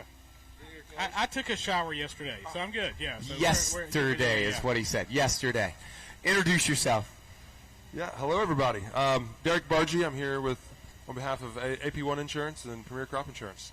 Absolutely. So I've used your services in the past. You guys have a wide breadth of services that you guys offer to the public, as well as your target demographic, which tends to be in this area of truck and tractor pulling. Correct. What are the services that you offer to pullers like me, as well as farmers and everyday persons? Yeah, so our AP1 Insurance, focuses on motorsports. Yeah. And we started here with obviously truck and tractor pulling because that's our roots. We Right. grew up doing that. So there was a need that we felt like that was underserviced, and we were looking for insurance, and we come across this company in Indiana, and we partnered up with them, and now 10 years later, we're over 300 policies, and continue to grow every day. I mean, it's crazy. The word of mouth and everything. We try to, again, it comes down to servicing our customers. So we have a great product that we put out there. So again, we're insuring the motorsports vehicle. Yes. Off the track. Yes. Not going down the track. So if it slings a ride, you can't help them. Correct. Mechanical Okay. failures never covered, whether it's right here or in the barnyard. Right. Okay. But we will cover items that maybe go up in a fire, Yeah. a trailer fire, barn fire. When you're traveling to and from the events, we put so many miles Yes. in the summertime. If there's an accident, we had a customer hit a cow at 2 a.m. Oh wow. So we also not only insure the pulling tractor or whatever vehicle, we also insure the whole toter home. We can do from bumper to bumper on the toter home and the trailer and everything like that as well. How do they get a hold of you? So to get a hold of us, Yeah. agprotect1.com, Okay. or you can just call me directly, 937-620-4960. Wait, you just did that to our live audience? right. What was that again? 937-620-4960. So they can get a hold of you directly and say, I have a farm stock tractor that I pull on a gooseneck, but it's valuable enough to me. I want to protect it every time except for once it starts to shut off. Pretty much. Right? Yeah. Yeah. And we're estimating a value, an insurable value. Correct. And you guys send some photos in, some things like that, and some parameters of where it lives, where it stays, and how it gets trailered, things like that. Simple Correct. things. But you offer more products than just the motorsports product. And Correct. correct me if I'm wrong. You were a puller for a lot of years as well. Well, still Yeah. Don't throw me out like guess, that. Yeah, give him the boot. Yeah, he's an insurance guy. I'm give done. him the I'm boot. done. I will be driving tonight. I'm going to try to redeem myself tonight. So Okay. What are you driving tonight? I'm driving the Judge. Okay. The Rhino Ag Judge, Next Generation, and the Unlimited class. We're just, we're just going to play with them. They're going to, we'll be in the back, but we have things we'd hope to accomplish. You never know. Absolutely. So it's Bowling Green, and I think Yeah. if I remember right, there were 9 or 10 in your class. I You're think the so. second hook on this track right here. So when you walked out, did you analyze it a little bit? I was looking. Looks good. Yeah, it does. Looks like it BG. does. Looks like a great surface. So back to, yes, we also offer other services. Thank So you. with AP1, we also do rain insurance. So Right. an event like this, any outdoor event, we can have a rain policy to cover any certain amount of rain that you want to forecast for, from a quarter inch, half inch to an inch, whatever amount of money you want to put up, $50,000 down that you want down- to, and let's say, protect. Exactly. Whatever you want to protect. I had a you- $100,000 event. Let's just to make myself soluble, so I ain't got to go to the poorhouse when Yeah. it's over. I only want to protect 50,000 of it. Correct. And then we talk about what the percentage is to cost to protect that versus Yeah. on what would put me out of business for the night, inhibit sales or ticket Correct. sales, Yeah. or the event Yeah. accomplishing. The rain shower that's going to hurt you the worst, in my opinion, is something, leading up to the event. Once Yes. the event starts, it starts, and whatever. But, that 5 o'clock. Yeah, Yeah, 5 sure. o'clock, 4 o'clock shower. That Yeah. just you may only get a little bit or whatever, or even if you get something at 2 o'clock, then you can manage it. But that'll help protect those people that it rained, we're not going now. Yep. Right. So that goes for any outdoor event, not just truck and tractor pulling. Right. Circle track racing, golf outings. Yes. We do actually a lot of golf outings. Oh, okay. okay. Yeah, Yeah. because the Maybe output, the output of the funds that you're putting up to make a successful golf outing, which tends to be charitable items and golf Exactly. outings, Exactly. charitable donations, we don't want to inhibit their chance to give away civically Exactly. to their Yeah. their items or the things around town. Yet I had a policy with you for years. I said had because I did let it lapse. So we'll have to text after this event. But I had for years protected my tractor as it went down the road, and I felt like the financial investment it was important to me, as well as local fairs. If you're listening, and local events, local golf outings, they can reach out to you and discuss what it takes to protect your financial investment in case of an inclement weather event. Correct. Mostly Yeah. rain, which would inhibit ticket sales and on-site productivity of an event. Yeah, it's go. So again, it's going to just protect that. What is your baseline? And again, it's a build. It's a la carte. You can build Yeah. it to fit your budget. If you don't, we're going to quote it. You don't like it. What do we have to change to make it? And you work with for an you? underwriter, so it all the Exactly. communication Yeah. has to flow. It takes a little bit of time, but not long, No, is it what I doesn't, remember. yeah. It was a packet I think I forgot to send it. I think you guys sent it to me in like an e-doc, and I don't even know all the terminology, and I literally just had to like click, click, click, click, click, click, click, and I was done. Yeah. It was a very simple process, the evaluation of it. He's got it. Yep. Yeah. Okay. It was click, click, click. Well, and you done. already got his number. I mean, I you can did. check it. It's Yeah, actually in my phone. Yeah, Okay. it absolutely is. So you can get that straight. So Yeah, it's just I just right need to there. clarify it. Yeah, until it's in front of me like a cow tail, I tend to forget about it. There's a lot of people that do that. You Yeah. know, I live just south of Eldora Speedway, so I go up there a lot and just walk around and talk to everybody. And there's so many people. Oh my gosh, we got to call you. And I give them. I said, well, give me a business card. I will definitely follow with you. Yeah. Because when it's Absolutely. out of sight, out of mind. Oh, yeah. I understand. Then when And the winter you time don't comes, necessarily think about it either, because you kind of, especially up until recently, the last few years, stuff is more expensive. Oh, yeah. So if you have just a simple battery explode or something on your vehicle, it can mess up a bunch of stuff in a heartbeat. Exactly. We had a customer after a year with us. He called. He goes, Derek, I'm so sorry. I got to do this. Got to turn a claim in. I'm like, hey, that's what we're here for. Don't apologize. His engine was in somebody else's shop. That shop burned down. The owner of the shop had 2 pulling vehicles. Oh. One of them got burned up in that, but the other one was going, thank goodness. And so, he had an engine in there. We turned the claim in. We showed receipts and estimates of what it was going to cost to replace what he lost. Yeah. And he had a check within a month for $40,000. Wow. That's awesome. Yeah. Thank you very much for coming out. Will you join us later in this weekend, Sam? Yeah, just let me know. We're going to be, let's see, we're in session. We're pulling tonight. We're pulling Friday night, Saturday afternoon, and Saturday night.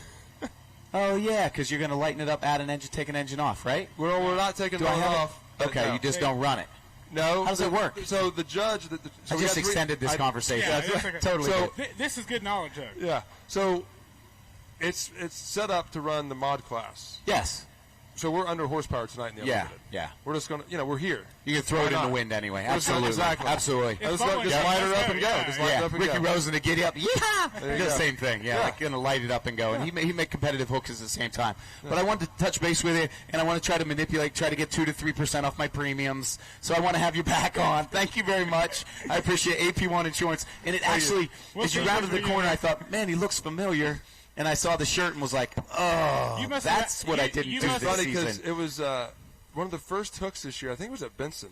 And Yeah. they kept talking, and Jason was just hitting you on you, and man, I was like, he kept saying PK, and then he finally said, he put your, and I looked Phil up. Kelly. I was at home, and I looked up. Well, I'm like, I knew him. Yeah, absolutely. Yeah, I was knew like, that guy. I just didn't know him well. I didn't want to do it live. That's but all I was right. gonna- It's I all- was going. all these people are my friends. You should see the texts in the social media comments they leave. I gonna put guarantee it they're all to my you. friends. I was going to put it to you, but and not off. I don't offline. mind. It's Just put- okay. Yeah, I can take appreciate the you. hit. Yeah, the old farmer kid in me takes the hit. But join us next. Come on up. Thank you very much. I appreciate you. AP1 Insurance. They insure my pulling vehicle and a lot of pulling vehicles across the country. Sorry about that. We'll slide them down the table. Those are probably going to disappear now. Yeah. They're going to walk away on us. See how they are. So, Jay, they're just looking after us. Yeah. So, you joined us. Are you ready for the abuse? I guess. Are you sure? Yeah. So tell me how your product is performing so far this season in your eyes. I mean, I think we've got a very good product, and everybody does. Yeah, absolutely. I don't think one's just light years better than the next. Yep. The big thing that we've had to go through here over the last about 5 years, we've had, and it's made it really hard getting all the work done, is we got a new tire out this week, and then, Wait, this week? Well, not just so much this okay. week, but I mean it's recently. Yes. Right. So you had the Pro Polar full poles come out, and then a year and a half later we had the whole shots, and now then the METOS, and then the parks, and it's just when you have a clientele list of about 500, it's hard to get everything pushed through. Absolutely. So, absolutely. So introduce yourself to our audience. I apologize. Chad Should've Mayhill, started owner of CM Pulling Tires, been in business 20 years here this year. And so some of the most competitive cuts and what I'm seeing in the Super Farm are coming out of your shop. Yep. How do you decide? I mean, we're talking about cuts, where the way the tire lays, whether it's peaked or swooped, and then how tall that ridge is, how it lays back, or it leans forward. There's so much engineering in it. I don't want you to give up trade secrets, but I want to know more. Yeah, I mean, we kind of keep it basic. Okay. I'm not one to go spend somebody's money and say this is going to be better, because Okay. I don't know. There's so many variables in this that we probably got 2 different cuts that we do in about every class. Okay. And we've always used what they call the KISS method: keep it simple, stupid. And Okay. It's in and day out. That's about the most easiest way to do it, I guess. If it works, why change That's it? what you exactly. in your business structure of how you do your tractor tires. You found that has been beneficial to your clientele. Yeah, it's like the Pro Stocks. I mean, out of, I don't know, probably 125 pairs of METOSs we've sold in the last couple of years, I got 2 basic cuts. Okay. And that's all there is. And then it's a matter of the puller figuring out how to get it to hook to the ground. And we're talking air pressures, gear ratios, weight and balance. Yeah. It's just a piece of the puzzle. Yeah. Is all it is. So I bet after some hooks you take some quite abuse. Mondays are not good days. Right, because there's one winner and yeah, right. So we look at a class. There's 37 not winners. Yep, for sure. Competitors, but they're wanting to know how can they do better. And so you're an open book when it comes to finding out insight and maybe direction. Like every tractor is different, every truck is different. But you're going to say, my understanding, they're running 3 to 7 air pressure, 3, or the tractors are running down to 3s, up to 10s. Yeah. You're giving generalities, but you're not going to give so much details. This guy, listen to him. I thought we had security to the track side, but you'll give them guidance in what you're seeing, right? In your experience, I'll give them within about a pound window. Oh, okay, even closer. Yeah, I mean. And especially like on a super farm that's in that 4 pound range. Yeah. A pound is 25%. Oh, yes. So that's a pretty big drastic change to where in a 2-wheel drive where they're up in that 15 range. It's that's the percentage is way less. So yeah, it's just and it's all educated guesses. I mean, I'm not saying I'm know everything. It's just I know where everybody else is running. This is probably the vicinity you need to be in. And go from there. And we're talking about bite, like the way to get that tire to ripple, claw in. And we recently, and what will happen in the Make-A-Wish auction, Ken Venny has one of them metal prints that's in it, and the ripple coming off of his tire, you can just see how well it's biting as he's driving off the line. Do you analyze that kind of stuff in some of the videos, like jog them forward, jog them backward to see that drive off? We've in the mini rod class has been a struggle here for a few years with us. So in 2017 we bought out Pioneer Tire Supply, which was originally the Dick CPEC, and so we was getting a bad rap of your tire's coming apart. You need to do this. You need to do that. So we went to the drawing board in 2019 and say we need to do a compound change. So we do that, and so when it started, we was in Indiana, Pennsylvania at the STA plant there. Well, then when we come out with a harder compound, we end up transferring everything to their other plant in Unicoi, Tennessee. Okay. Well, when it went down there, we changed from a sheet process to a strip process. Okay. And it adds 10 to 15 pounds to the tire. I'm like, guys, we can't do that. That class is like over. Yeah. 10 pounds is like a ton. Yeah, that's big to them guys. And honestly, it took me until this last winter, in about 5 different changes that we made. They wanted to do like little steps, and it's like, no, you need to drastically change this whole program. And finally, I think now we're on the right track to where it's giving some weight. The tire's being forgiving again. But there's a lot of people that spent big money and went and bought old CPECs and Pioneers. I mean, Jeff Hertz probably got 2 semi-trailer loads of tires because of on the shelves. Yep. We had a puller down in North Carolina that actually saved a pair of old Dick CPECs from the late 90s and brought them out to the NC State Fair last year because he had gone through every other compound, but he knew those would work. Yep. And they worked for one pass, and they peeled right apart. Yep. How do they get a hold of you, Chad? Chad, Mr. Mayhill, because I'm just looking for like a 3% discount on my next purchase. Yeah. Whatever. So we're on Facebook. Okay. I don't use the social medias as your website channels. Yes. To we find do have you. a website, but it hadn't been updated in years because of the social media side of things. I don't get on Messenger. Okay. So Kelly in the office, she takes care of a lot of that stuff, getting back. So call the shop, email the shop. So the main phone number is actually my cell phone. So okay. And there's our voice recording is people get upset because I don't answer the phone, but if I'm over working on somebody's stuff, we're behind. I'll call you at evening when I'm winding down. Absolutely. So, but shoot me a text message, phone call, whatever, and we can. What made CM get into pulling? So actually, started pulling garden tractors in 1993. I was 11 years old. Gotcha. And we done that, and so we had a pair of tires that set at Bob Parks from when we had an Engler chassis mod, and they'd sat there for about 3 years. And Tim goes, "Hey, I just built this machine." I went to Ronnie and Jeff up at J&L Puller Tires. Well, Crescent City was only 55 miles from Reynolds. And so I wasn't even old enough to drive. It was actually Roger Lowry's father would take us over there to get tires, and I would ride along. And Ronnie and I were become really good friends of it. Heck, one year at the Illinois State Fair, I pulled his antique for him. And he had a stroke in 04, and Jeff was still, the other owner. And he goes, "I think we're probably going to sell out." And so in 04, we bought him out. Okay. And, so legacy business in truck and tractor pulling, here to stay. Yep. We're not going anywhere. We're here to give to our customers and everybody that's got us where we're at. So thank you, Chad. Yep. Thank you for joining us. Thanks for being a Thank you. contributor. Yeah, you Thanks too. for being a sponsor of the NTPA and the classes here at NTPA. We're going to kick forward. Our live show kicks off at 7. We're going to wrap it up. Oh, we have one more. I'm sorry. I wasn't aware. I thought we hit them all. So come on over. My apologies. I didn't see you sitting there.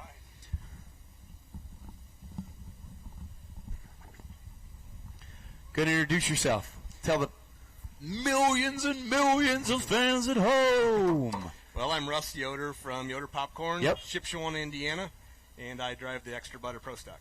Russ, so what made you choose to sponsor that Pro Stock class? Because you're a class sponsor of the Pro Stocks. Yeah. Well, it's always was a dream of mine to be in the Pro Stock class to begin with, and they had asked me. NTPA came along, Daniel came along, and asked if I would be interested in being the class sponsor. So I was like, you know what, I can, and that would be out back. We do sell T-shirts and popcorn out at our trailer, and also at Carlin Motorsports, right next to us. They have a tent there with Extra Butter on top of it, and where they sell our shirts there. As far as getting a hold of us, either look at yoderpopcorn.com on the web, or better yet, come to our retail store there in Shipshewana, Indiana. Yeah.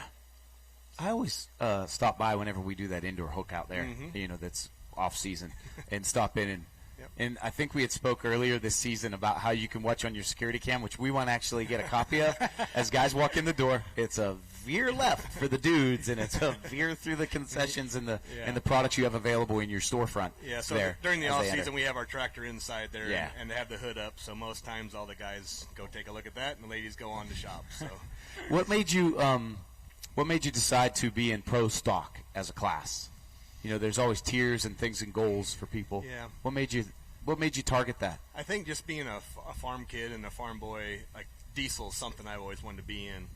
And it was always one of my favorite classes growing up. Back home, we used to have Bill Voorhees was just down the road from us with the Orient Express in Argus, Indiana.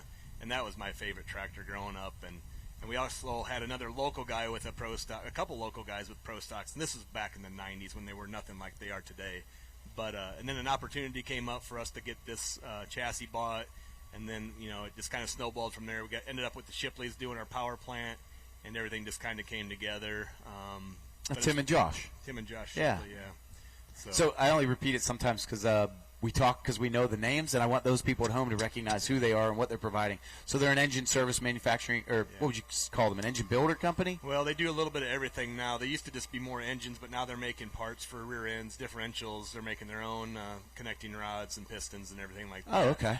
But actually, Kyle Carlin and his dad Gary built the chassis itself, built it really well. I love the chassis. And then the Shipleys came on board with us as far as the motor program back in 2018, the year after we bought it.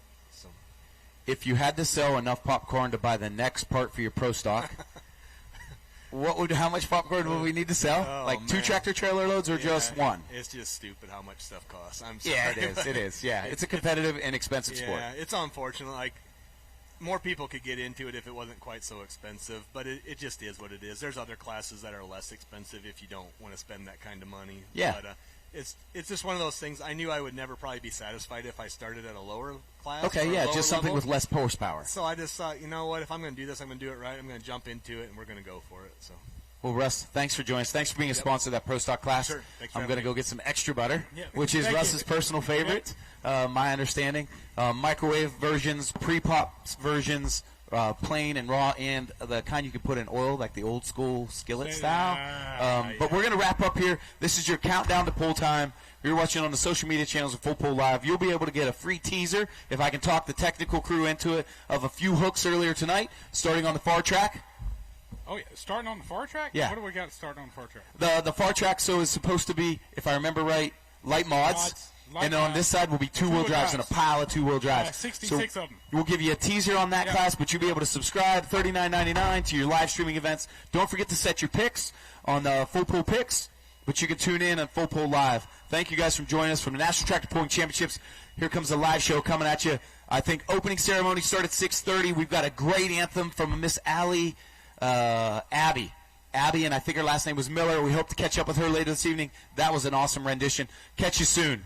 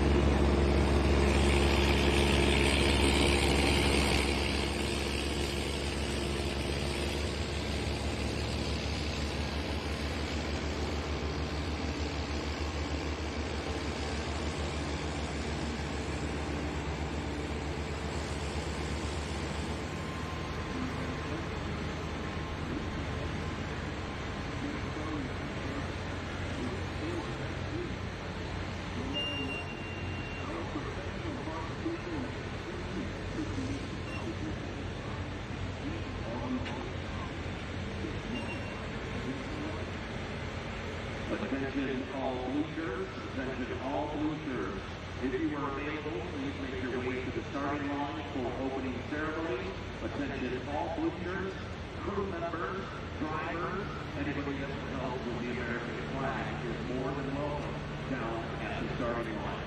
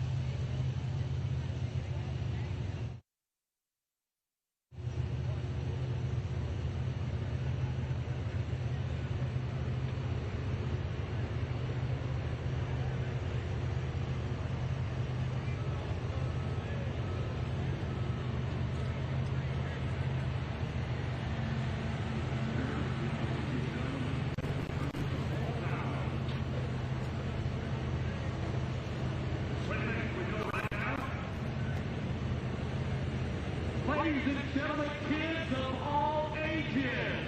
I know there's a bunch of children out here because we act like it when it gets 11 o'clock tonight. But this is the 57th Annual National Tractor Pulling Championship. Welcome to Pulltown, U.S.A.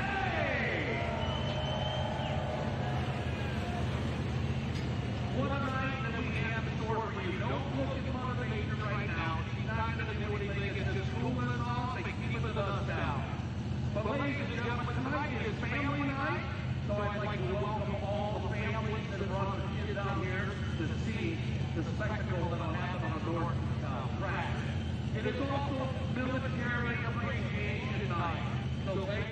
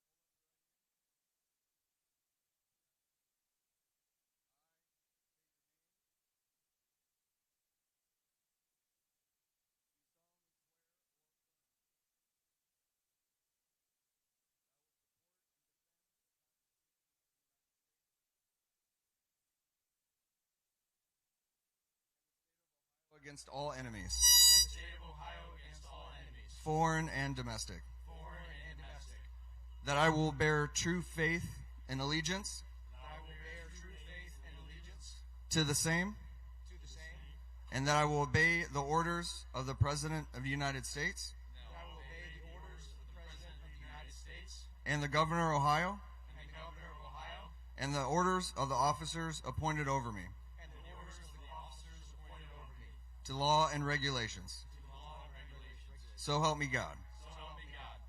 All right, welcome to the Air Force. Congratulations. Congratulations. Wow.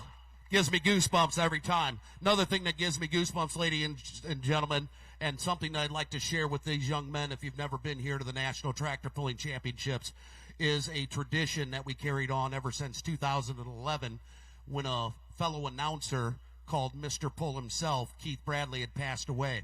Mr. Bradley was so patriotic over that red, white, and blue that he had always given us a speech. And excuse me, it's actually like a poem about the flag. And we're going to show that to everybody here tonight. So, ladies and gentlemen, let's honor Mr. Keith Bradley and the red, white, and blue with the ragged old flag.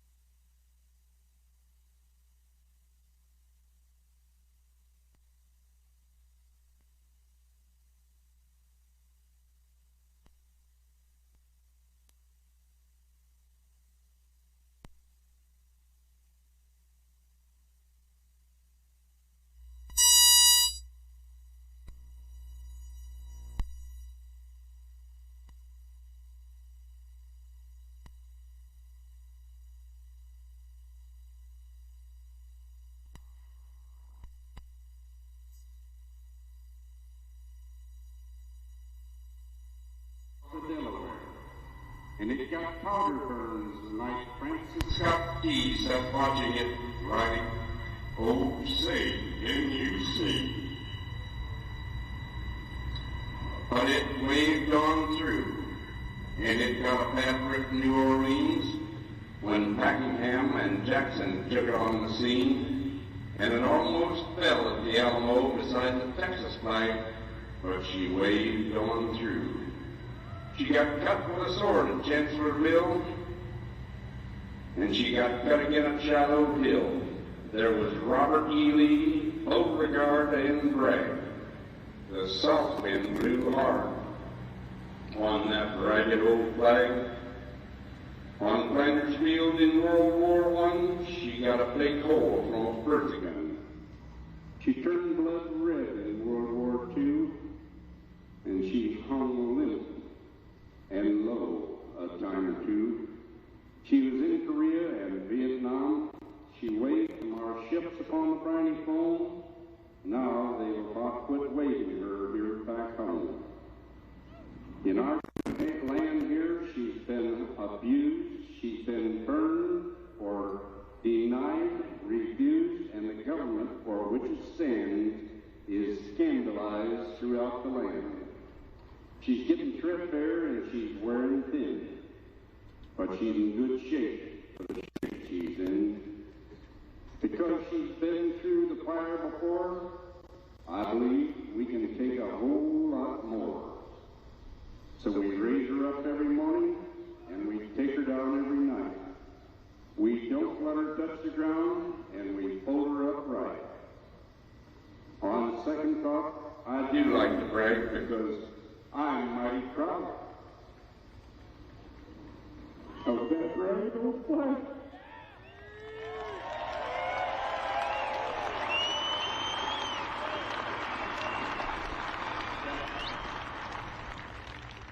Ladies and gentlemen, at this time, it gives me great pleasure to turn it over for over 20 years to give tonight's prayer to Chaplain Tony Kelly for Pullers for Christ. Please allow me to pray. Father God, we thank you for these United States that you've blessed us to be able to live in. Father, we do ask you to continue to bless this country. Father, we ask that you give special blessings upon all those that are serving in the military to defend our freedoms. Father, we thank you for all that you do for us. We thank you for each one of the sponsors that have come aboard to make this event possible. We ask that you watch over and protect each individual on these grounds this evening, that we can have a safe, enjoyable night with Truck and Tractor Board. Thank you for all your mercy. In Jesus' name I pray. And fans, presenting our colors here tonight will be the Toledo Correctional Institute. Oh, Canada, our home and native land, true patriot love, paid over such command. With glowing hearts we receive thee right, the true North strong and free. From far and wide, oh Canada, we stand on guard for thee. God keep our land glorious and free. Oh Canada, we stand on guard for thee. Oh Canada, we stand on guard for thee. Ladies and gentlemen, that was Bowling Green's very own Evie Van Voorst to sing the Canadian anthem. Now, ladies and gentlemen, for tonight's anthem, this young lady is 11 years old, going into the 6th grade. School has already started, and she traveled over 12 hours to specifically come here to sing for you. Mom and Dad on hand, Dad at home watching live. Ladies and gentlemen, put your hands together for the talented Allie Miller.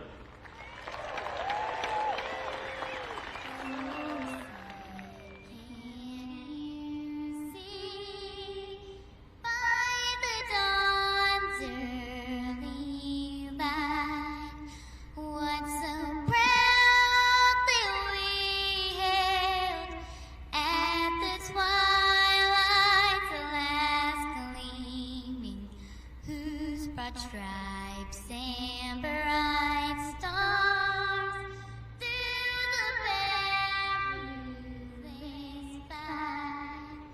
O'er the ramparts we watched were so gallantly streaming, and the rockets red glare, the bombs bursting in there, gave proof through the night that our flag was still there. Oh, say does that star-spangled banner yet waves o'er the land of the free and the home of the brave.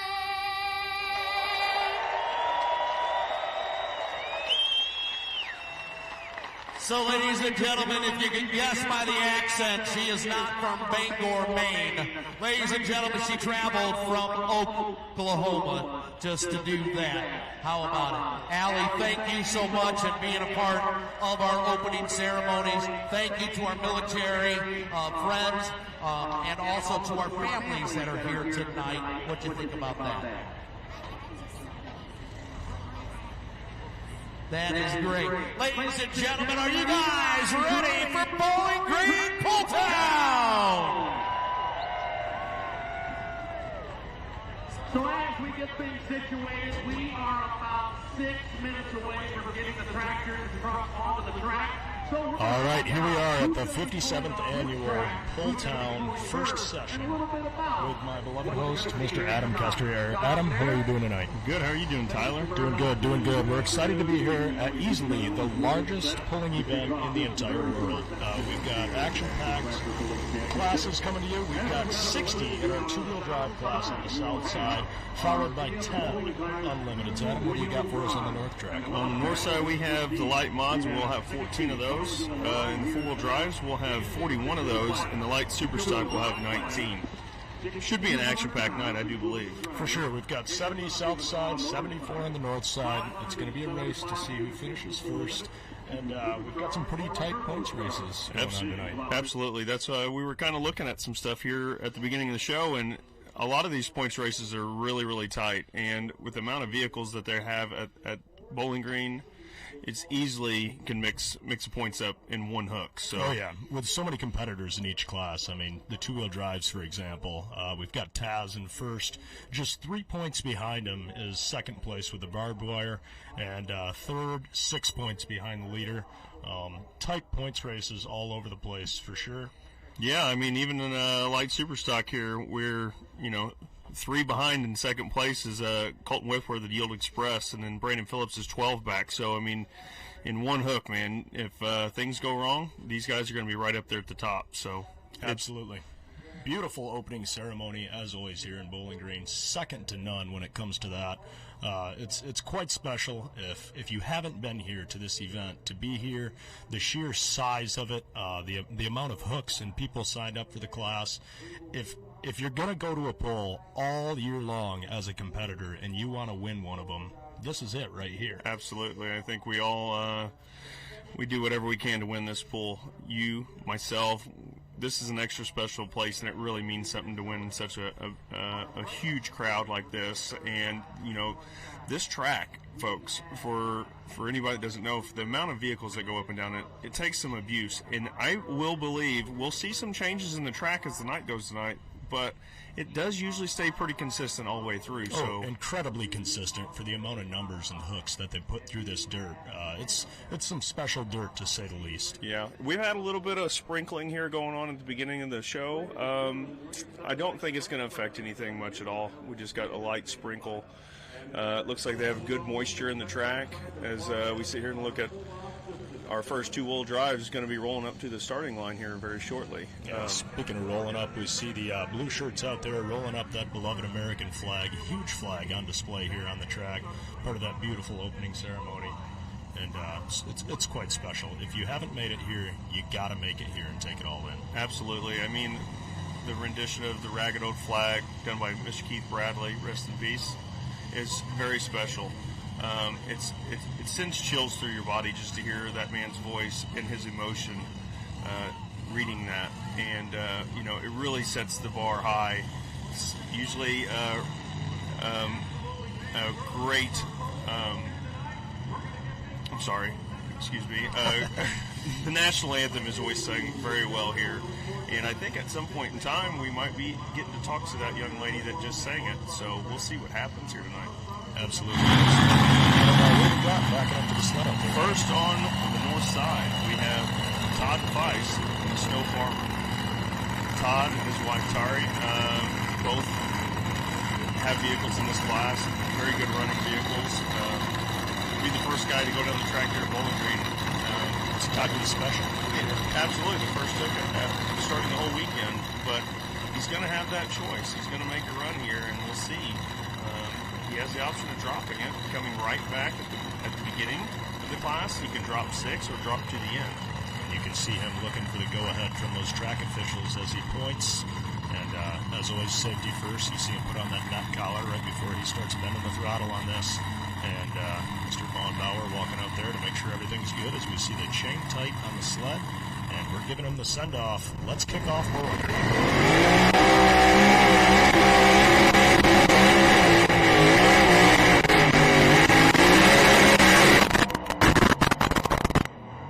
And I think we're going to see him drop that, Adam. What do you Absolutely. think? Yeah, I think he came out of the hole a little bit hard there. These things, you got to get that sled moving, so... Yeah. Just didn't seem like it really wanted to take off very well for him, and saw some ducks shooting out of the engine, probably hitting a rev limiter of some sort. Yeah, I think the RPMs were pretty high as he came off the line there. Yeah, so this is a new sled this year for the Bowers. It's shown a lot of promise with a lot of speed going down the track. So these guys are trying to really get after it out of the hole and see if they can get some momentum early. It just did not want to take for Mr. Todd Feiss right there. Let's take a look at that replay. As we see him start getting into the throttle, you see those butterflies opening up. And like Adam said, shooting ducks, you see some raw, unburnt fuel out of the headers there, probably indicating we're getting up on the rev limiter, cutting out ignition. You can see Todd playing with the throttle. Right there, he's actually wide open. You see him backpedal it. And, wow, I mean, you can see him throw up his hands, and that's no doubt him saying, I've got nothing left for this. I actually give him credit. He made more than... He's dropping his run. We're getting word right now. No surprise, of course. So we're going to see him come back at the end and take another stab at that, I would imagine. Yeah, I think I give him time to regroup. Who we got here on the south side? And on the south side, our first hook is none other than Mr. Jamie Austin in the Salt Shaker Express, coming to us from Charleston, Illinois. He's going to start us off. Beautiful looking truck out there. Absolutely, yeah. His late father, this was his truck when they built it. Beautiful paint job on it done by Nelson's Custom Paint, and very tough runner. We don't see him a lot across the Grand National Circuit, but this is I do believe they won the championship ring here one year. Can't remember the year. As so many of these vehicles are in this class, definitely a competitor that's capable of taking away the win for sure. And being being the first hook in a two-wheel drive class, if the sled set correct, maybe the bar to set, because he's got a fresh track here, and you can bet if he makes a really good hook, he's probably going to keep it, I would guess, but we'll just have to see. Jamie's a long-time puller. He can really feather it out, knows how to get the truck hooked. Absolutely. You see him hooking up to that beautiful red Case IH sled of the Bowers, and he's going to get us started on the south track here. We'll see if he's going to like his pass a little bit more than Todd.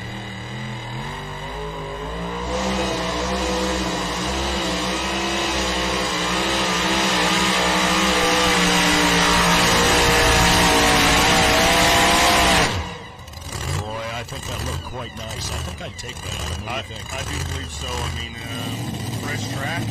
There you go, man. That's a heck of a hook. We got Hush Money here, which is... I think this is Russell Phipps's ride. Has a couple MBR power plants on there. Yeah, those power plants look familiar to you, don't they? Yeah, a little bit, yeah. So this is the first year for this tractor. They've had a lot of success in the ITPA with it, so...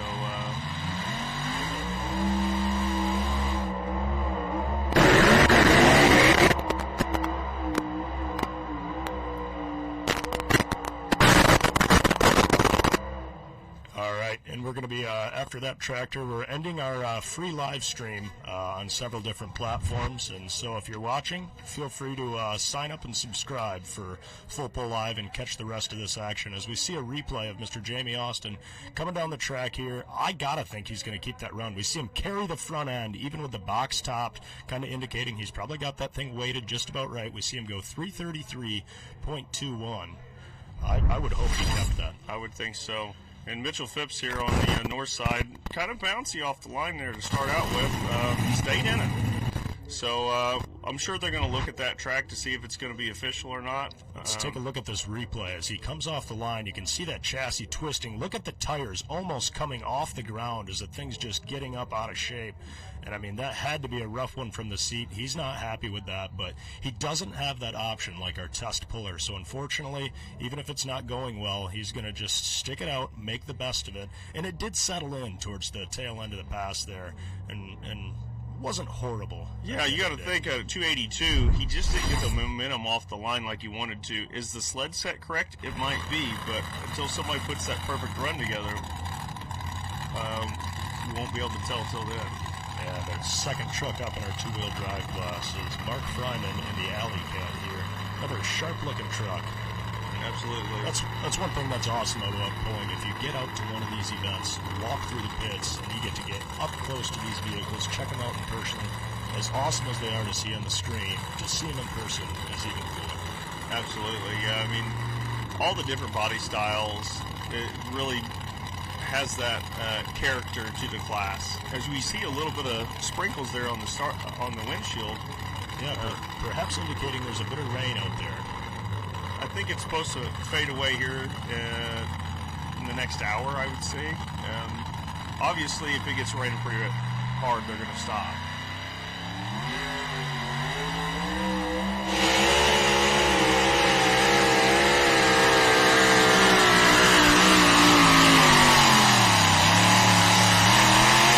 Wow, folks.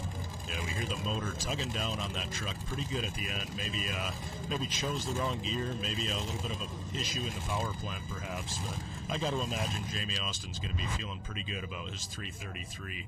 So we see him leave the starting line, opens up that throttle, carries the front end somewhat, but maybe a little heavy on the nose, Adam. What do you think? Yeah, I know. In this two-wheel drive class, man, they really try to keep the front end down so they keep maximum hitch height up, and just sounded like he ran out a little power at the end there, but gear change, maybe a couple degrees of timing in the engine can change that. Coming up again on the north side is Brent Payne and the Limitless. This tractor actually came from Europe, from the Bohr family, and they did a little trading. Brent Payne sent a alcohol superstock to Europe, and the Europeans sent this tractor over. First pass out of Brent won at Toma, so it should be interesting to see what happens here. The Europeans are no strangers to this multi-engine mod class. They built a beautiful piece. It's definitely a good one to see.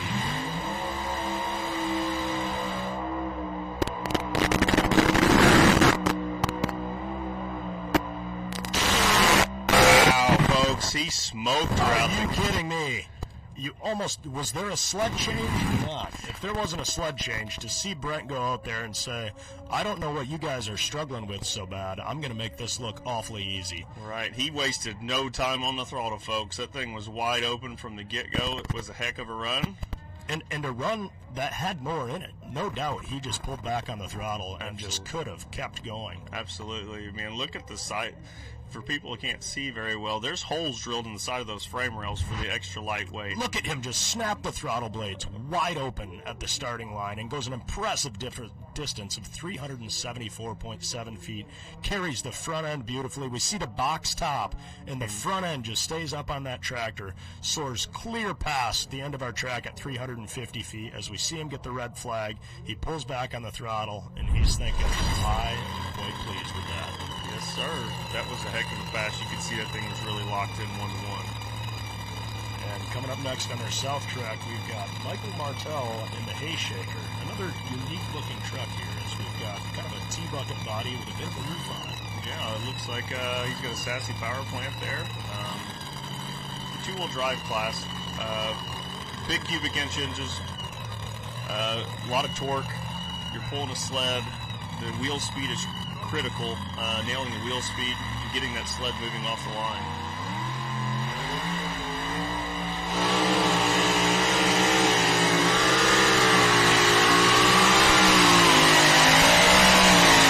Man, folks, if you look there at the rear wheel, you can see there's a red line in there. It kind of gives you an idea what the wheel speed these things are turning.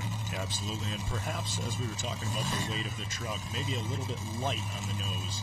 As we see his front end come up early, I think hit the wheelie bars, and the front end kind of bobbling up and down as it hits those wheelie bars. Absolutely. You got to think that Jamie Austin's probably grinning ear to ear. I knew that first hook would be worth something.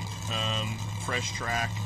The sled hasn't got dirt built up underneath it, and it usually gives a nice road there at the beginning of the class. Absolutely. These two-wheel drives, they dig in the ground pretty good, so it'd be interesting to see. We've got a large amount of these trucks. There's going to get some holes. We're going to see guys selecting different sides of the track here at the beginning, and once the sled goes up and down a certain path, a matter of time, it kind of builds a road for these things. So you'll see guys starting to do a little copycatting for guys in front of them. We see the front end coming up here as he makes his pass, and the hay shaker goes 281.175.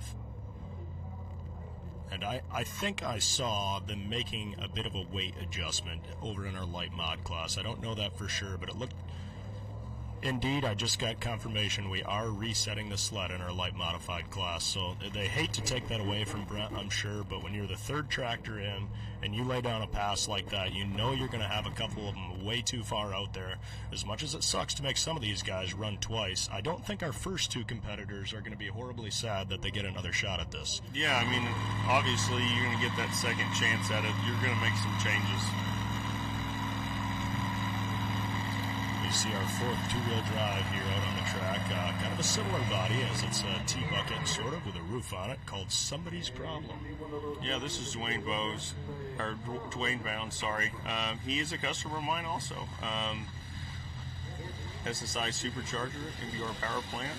We see Tom LaRue out there, I believe that is, keeping a watchful eye on him. What he's doing there is he's kind of pushing on the underside of the butterflies, and what that does is it tightens up the air gap on the injector hat and will typically slow the engine down. So these vehicles have a centrifugal clutch on them, which what that means is as the RPMs come up, it actually, locks the motor to the driveline. So by pushing on those butterflies, as you'll see people do, tightens up that air gap, slows the motor down just enough to disengage that centrifugal clutch so that they can pull it, say, from reverse to neutral, neutral to drive, things like that. Looks like we got some issues there. It looks like they're going right ahead over to the light mod class. We got Bob Jostak out of Lapeer, Michigan, with the Wild Child. Bob's been doing this a very long time. So many years. My father used to campaign with 2, 3, 4, 5 in the tractor, and we would run all the time. And I was used to seeing this tractor with 4 motors at times. Now we see it here in 2. Bob said, "You guys got a light. You guys got a light mod class here at Bowling Green. I'd like to come play." So Bob will have the option to test pull because we have seen this sledge. Yeah, Bob's well-known swimmer here.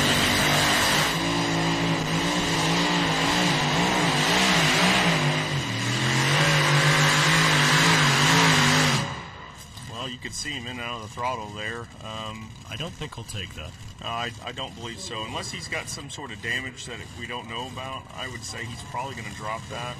And we'll probably see him at the end of the class, give him an idea, get the engines cooled off, and maybe give him time to make some changes to make a better lap. And as competitors, we get to try to make adjustments, and if we miss something, it is what it is. But to be the sled operator in that position, you already had to make a sled change because we saw Brent go far too far. And perhaps now maybe it's a little heavy, but you got to err on the side of caution. You don't want to reset the sled and still have him go too far. As we take a look at this replay, you see those butterflies transitioning open. The tractor almost kind of bounces a little bit, like it's kind of struggling to turn that gear as you see those tires squat. And we're getting confirmation that Bob did, in fact, drop that run. So we're going to get to see him come back again as well. Yeah, and Bob's been pulling a long time. He's going to make the right changes and make a better lap than that. So it looks like we're having some difficulties over here on the two-wheel drive side with Dwayne. They're going to drag him back. We get a nice shot of those Nichols tires there that quite a few two-wheel drives have been turning to and having some success with. Yeah, I mean, there's been a lot of battling between the Mayhill and Nichols tires, and I think it's, finding the right setup for whatever tire you are using. We probably should have a tally which ones have done better this year. I know they've both fared well at different places, so it's like we're moving right along here to the very next truck. This should be Cleaver Perry in the Dirty Deeds. Beautiful looking truck as well. Absolutely, you gotta love the paint scheme on that. The colors really pop on that black. There we can see him sporting the Mayhills as he's got the white wall tires or white letter tires as he's got those so clearly defined. He's got SRE on the butterflies there. John Card power plant, no doubt. Yeah, I do believe those have Noonan cylinder heads on there, so we can see from the valve cover. He's been running pretty good this year, so expect to make a pretty good lap out of this truck. Yeah, he's got that chain tight. He's ready, guys. Really pay attention to the white wall. Watch him getting off the line. You can watch those letters of the tires to see how they keep it hooked up.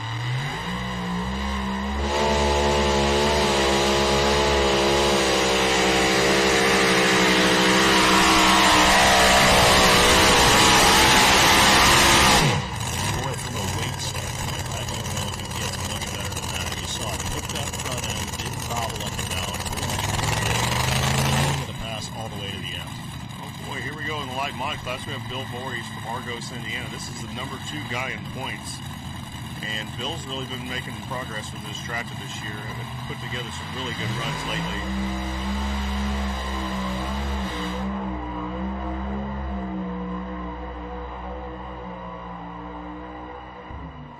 Ooh. May heard a little detonation there out of one of the engines, but obviously getting right down there at that 350 mark. Nice run from Bill. Yeah, a bit of a more aggressive driving style, I'm going to say. I don't think Bill walked that out very far as we see him stand up in the roll cage there. He's looking around, looking left and right, and he knows he's down in there. I'll bet he's quite pleased right now. Yeah, if it wasn't for that detonation, though. Yeah, you can hear the one motor pop. He's probably not too thrilled about that, but he's going to be happy with that run. He's gonna make it hard on R.J. Simon that's sitting in first place, so looks like they got the sled setting pretty dang close, if I was going to guess. Yeah, Bill's out there, but that did look like quite a phenomenal pass. Absolutely. Really picked the front end up good through the middle of the track. Good speed. Not a lot of bobbling there, bouncing or anything like that, so definitely turning the tires hard. And typical with detonation like that usually means we've got these motors basically set on kill. We're trying to get as much power out of them as possible. We know that this is Bowling Green. This is where you want to get that win. And Bill made a good hard pass out of it. Absolutely. I mean, it's frustrating when you have an engine issue like that. It could have been, lean, just getting a little greedy with the fuel. Could have had an internal issue. Maybe an intake rocker arm broke and overboosted the other cylinders. Usually when they detonate like that, it's not just put another burst panel in it and go. He's definitely going to have to look at some stuff on that engine. Absolutely. And we've got Wild As You driven by Brian Stevens backing up to the sled here on our south side. Another T-bucket at the Kinney Power Plant. Sierra Tech official keeping a watchful eye on things as he throws that neck collar on before he makes an attempt out here on the south track. Still early in the class, so guys may be moving around on the track a little bit, trying to find a good takeoff spot. He's got the chain tight, puts his visor down, and let's go pulling.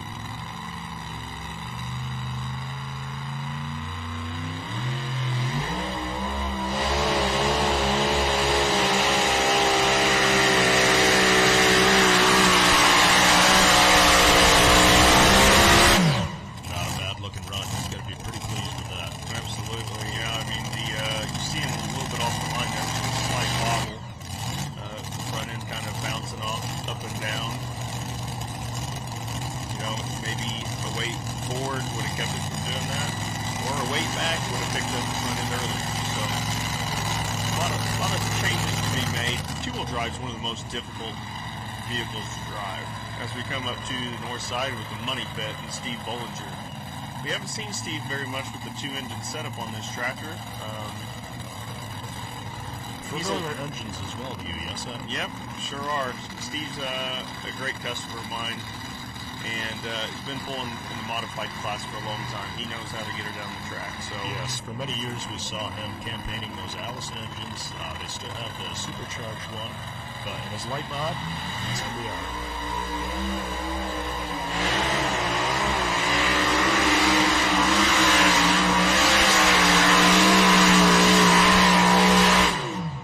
Nice run for Steve. It looked like he was really on the brake there for a second, trying to keep it off that left-hand line.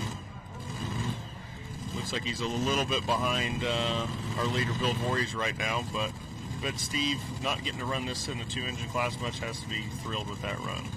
And we've got a guest here joining us in the studio, Allie Miller. What did you do out there? Did you sing the national anthem for us? Yes, I did. It was such a great experience. Was this one of the largest facilities where you did the national anthem? Yes, this is probably the biggest I've ever sang at. Now, for people who don't know, how old are you? I am 11 years old. You're 11 years old, and you got to sing at the first session of the National Tractor Pulling Championships. That has to be such an honor. Yeah. So you love to sing? Where did you start singing at? Well, I've been singing, before I could even talk. My dad has taught me to sing, and I just love to sing. That's awesome. Do you think you'll be coming back to sing for us again here? Well, I hope so, because it's such a great honor, and it's super fun. Well, awesome. We're glad to have you here. Backing up to the sled on our south side here is Yellow Thunder, driven by Ralph Hunt. Now, Ralph's coming off of a Grand National win at Napoleon, Ohio, where he beat out a large class of two-wheel drives here just 1 week ago. So look for Ralph Hunt to make a really good pass here. Have you been to a tractor pull before, Al? Well, my grandpa actually used to tractor pull a couple years ago, and I've been to one, so this is my second, so I'm super excited. That's awesome. Very nice. Let's see what Ralph can do out here.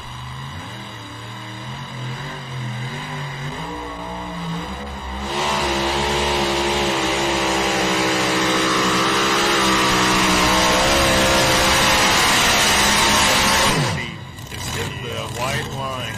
That's what we call a dirty clean out, which stands for disqualification. What do you think? Would you drive one of those pulling vehicles out there? I'm a very crazy driver, so I would probably. All right, well, Ali, thanks so much for doing the national anthem for us. Thanks for popping in here to join us on the live stream. Thanks for having me. As we bring up our points leader in the light modified class, R.J. Simon. There you see his brother, Brandon, there on the left, and you see Brad Walcott there on the right. Tough running family when it comes to tractor pulling across multiple classes. Yeah, it seems like the Simon family, it doesn't really much matter what vehicle they have, it's going to be near the top. So RJ's got a slight lead on Bill Voorhees. He needs to make a really good pass here.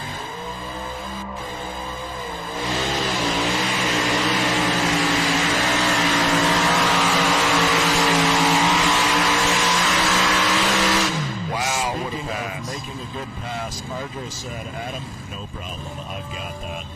Wow. That here at Bowling Green is what we call a full pull. No question. Absolutely. I mean, Bill Voorhees made a really good run. We knew it was going to be close with RJ, and he took it down the left-hand line there and was really moving, had some serious speed about half track. Really, the momentum carried him out the end pretty easily. We see him climbing out of the roll cage, and I'll bet we're going to be looking for some pretty positive vibes from this man. I'd say he is grinning ear to ear. Absolutely. What a run. We see a beautiful shot here of our south and north side grandstands filling up quite nicely as we see one fine edge backing up to the sled out here on the south track. Another beautiful looking truck. Kelly Nichols and her husband campaign two-wheel drives. And you see Russ out front, I do believe, backing her up. Two very similar looking trucks. Family, I think it's Russ's brother, has Nichols pulling tires. Russ is very helpful with his brother's business there, testing and campaigning those Nichols tires. Absolutely. And it looks like they're spotting the sled a little bit further to the left-hand side, I would say, probably trying to avoid that right-hand side where we just saw a disqualification happen with our last competitor. Absolutely.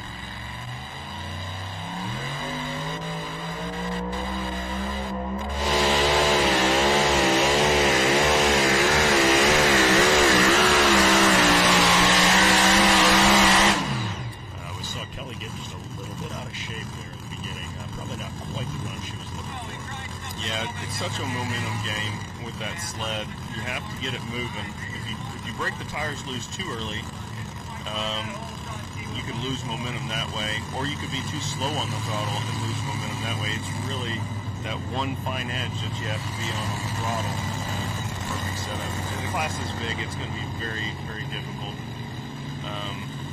Well, no doubt, with 60 trucks, somebody is going to hit that just perfectly. And to try to be the person to do that, everything's just going to fall just right. Spotting the sled, like we were talking about last time, we saw, the sled moved over further to the left. What that means, those of you that don't know, we have a cone, and the competitors get to move the starting position of that pulling sled left to right based on what they see out there on the track. Some classes are different. Sometimes they will build a road, as we say, as they kind of leave the sled in the same location. They keep running in the same spot.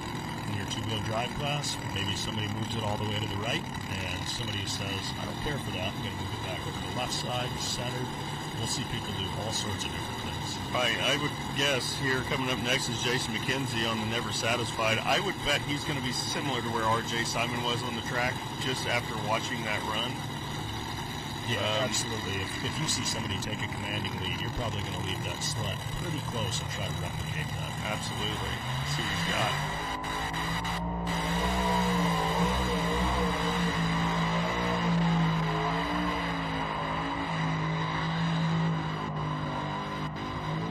Wow, we see some fuel spitting out of a couple of them. One cylinder was actually dead, and on a 2-engine tractor, that is vital to the performance of the vehicle. You definitely need all 8 hitting strong to be able to turn those big 30.5 tires. Yeah, absolutely. When you lose a 16th of your horsepower right out of the gate, things just aren't going to work out well for you.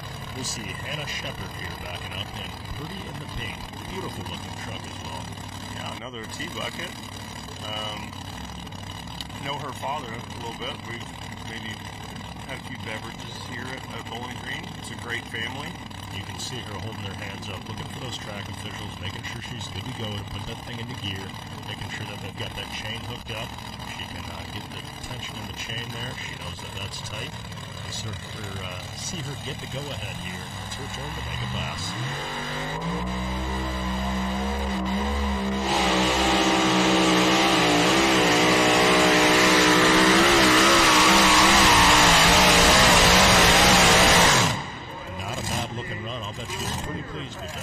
I'd say so. It's kind of interesting to go over there on the left after Kelly Nichols just made that pass, but she made it through. You could kind of see about when the box stopped out, it kind of lost traction there for a second. Makes you wonder if you wouldn't have that little bobble if it would have been a little bit closer there to the lead. Yeah, she saw something she liked over there on that spot of the track. I don't think it did her wrong. No, that was a very good run. You see the track crew going out there. They work very fast here, getting the tracks prepped for the next vehicle. This is one of the fastest processed pulls. We actually move the vehicles through very quick here. Here's the replay. You can see she came off the line good. Absolutely. You'll see that front end pick up as she leans into the throttle, and it just kind of carries that front end. You can see right about here, you're going to see the front end hit the ground right there, and carries it nicely from there though, and she goes 323.495. Nice run to put her into 4th place.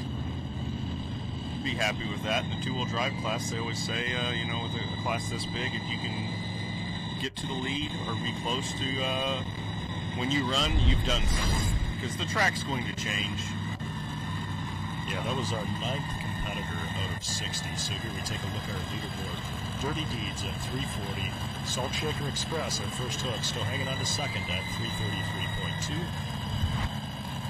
And what do we got here, Adam? A little bit of a replay. A little bit of replay. And you can see that cylinder going out, and when you lose just a little bit of power on these things, it's very vital to, like I said, the performance and how the run's going to shake out. Probably not what he wanted there, 282.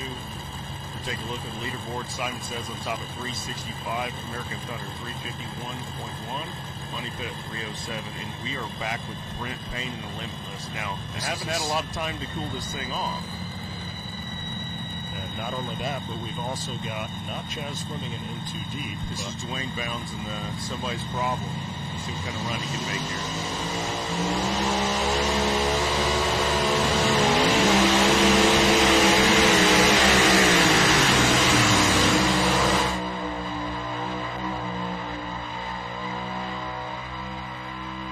This is Pulltown right here. We've got a lot of things going on as we just got to see 2 vehicles headed down the track at roughly the same time. We call it race tractors. That's right. We got the Somebody's Problem. Looked like we maybe saw some engine damage at the end. Absolutely. Melted pistons.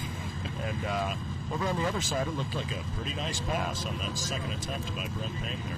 You got to wonder, I kind of just saw from the screen over there that Brent was drifting to the right, and RJ made a really good run down the left-hand side of the track. It makes you wonder if somebody prefers left or right. Right there, it looks like the track got chewed up a little bit, and Brent didn't quite get out there like he wanted to. Now, Adam, does that truck there have one of your power plants? Yeah, he might be calling me here in a little bit to see if he needs some parts. Ironically named Somebody's Problem may become part of your problem. That's the funny thing about being an engine builder, man.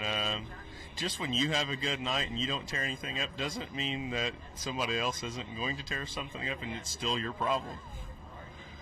That's unfortunate. Nobody likes to see damage.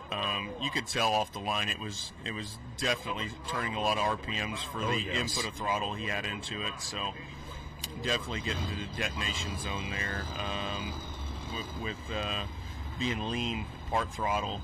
Just probably melted some pistons there, as we can see. I would say so, as we see the Limitless getting pulled off the track there. Nice shot of our beautiful facility here. It's a heck of a crowd for a Thursday at Bowling Green. I know we've been here a lot of the week, and just to see this event come together and the amount of people that it takes to put it on, not only, but the crowd that shows up, the campers, this is just, you have to see an event. And here we've got Chaz Fleming in the N2D pulling out here. I mean, I keep saying it, Adam, but another beautiful-looking truck for sure. Absolutely. This actually used to be my sister and brother-in-law's truck. Fleming's bought both of them. So he also is a customer of mine. So right now, the tally board, we have one damaged one. Let's see if we can keep that to a minimum here. But Fleming's have been running really well this year. Yeah, no doubt an experienced family when it comes to this two-wheel drive class. Absolutely. And just like our previous competitor, they're going to push it hard.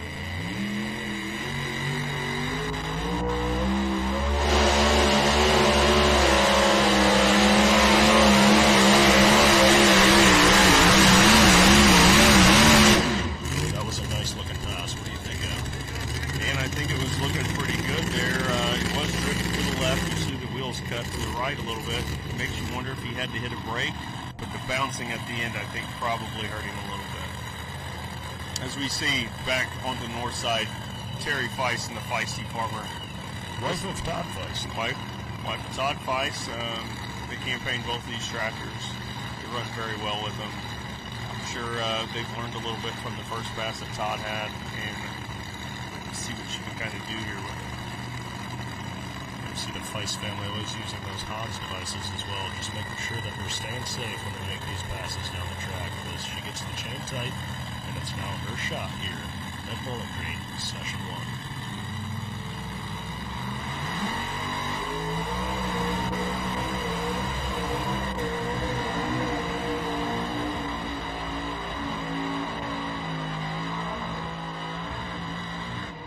Well, she gave it no mercy. It sounded like the engines were possibly, guys will have these tractors figured out. Well, and just the harder you push something, the more power you get out of it. It becomes more of a challenge to drive.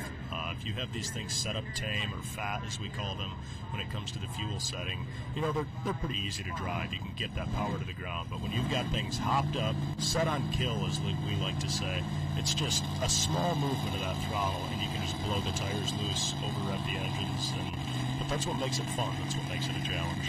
That's right. And I believe right here we've got the Roadkill coming out to the track, driven by Andy Skinner. Skinner's made a really good hook here. I think it was last year. He got up into the top 3 with this particular vehicle. You see him reaching for it, making sure this thing's in reverse as he heads back to the sled. Yeah, speaking of this two-wheel drive class, I think Chase Richardson lost a bet last night during the podcast. Will we see him back into the sled in reverse? I didn't know he lost one. The Grant Theobald ladder challenge. Ah, yes. So, it should be quite interesting to see if Chase fulfills his promise. There we see him putting on that neck collar. You can see that lot melt there as well. Nice diamond tucked interior there on the T-bucket. Yeah, very sharp, very sharp. You can see the oil tank there on the left. SSI supercharger on board there as he gets that chain tight. Take that back. That's the fuel tank, folks. I'm sorry. See if we can get that big red Case IH sled moving.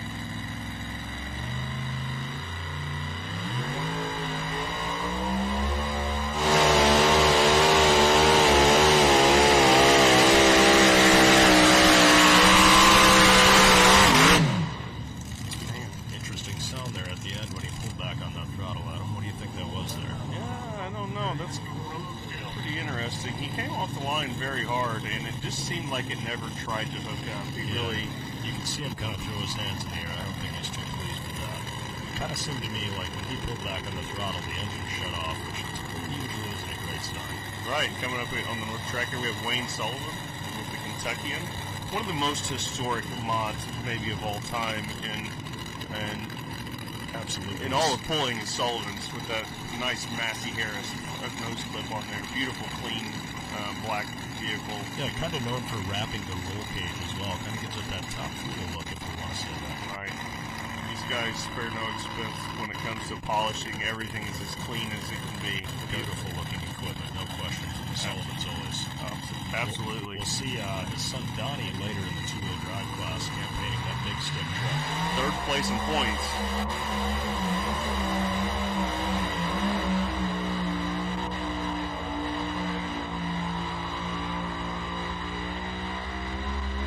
He may not have taken the lead, but a very, very respectable class very respectable pass out there in this class. Looks like it made a move to the right there, beginning third of the track. He made an adjustment, tried to bring it back over to the left, finished in the center. I haven't really seen many guys finish in the center at that distance, so very happy. I'm sure they're very happy with that run. Probably wanted to get RJ, but they got to be happy with that. You can see his hand just viciously working that steering wheel, trying to do whatever he can to keep that thing off those chalk lines and inbounds. We take a look at this replay. See the butterflies open up. Front end picks up quite nicely. And watch his hands on that wheel as he's headed back to the right there with the steering wheel and then back over to the left, just trying to keep that thing centered. Ends up taking over third at 334.355. Let's look at that leaderboard again. Simon Says still continues to lead at 365, and American Thunder second, 351. And Kentucky just pulled into third place with that run. As we see Bob Barbie out on the track, backing in none other than one of the messers here with the Invisalign truck. You notice he's got his hand very low there. It's hard to see how these trucks with the chopped low bodies on them. So, needing a little help to get back up to the sled, making sure he gets backed up perfectly in there. Southwind Dental Care. Yeah. Dr. Tim Messer. He is an actual dentist. I don't know if Tim or Brian is driving tonight. Brian would be Tim's brother. But yes, Tim Messer, a dentist, as we see Invisalign on board there on the truck as well. Very competitive truck here. Chassis out of Full Pull Motorsports. Owner Bob Barbie out on the track helping him back up. See, he's utilizing the Nichols tires. And let's see what they can do here. Look at that ejector hat. Almost higher than the roof of that truck. Moving way over to the right.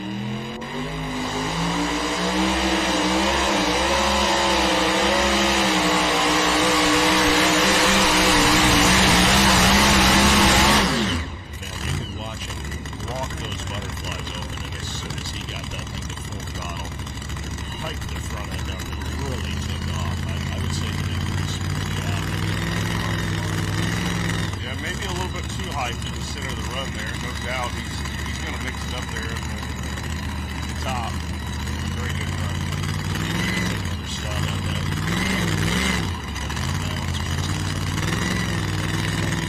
Absolutely. Watch those butterflies as he's slowly opening the throttle. Really took his time with it. Right there, as soon as he goes wide open, that truck just snaps to life. Pulls into fourth at 325. Carries the front end pretty nice there at the end. Started out on the right-hand side. We haven't seen anybody really move over that far. And he kind of went to the center. It'd be interesting to see if anybody runs down the line there. As we bring up, this is the Night Train of Lucas Heilman, the Night Train. Stair-stepped engines, a little bit different setup for this class. The weight class being as light as it is, you try to get as much weight forward. So this thing should hook up quickly out of the hole. Probably will pick up the front end a little bit higher maybe than some of the vehicles we see.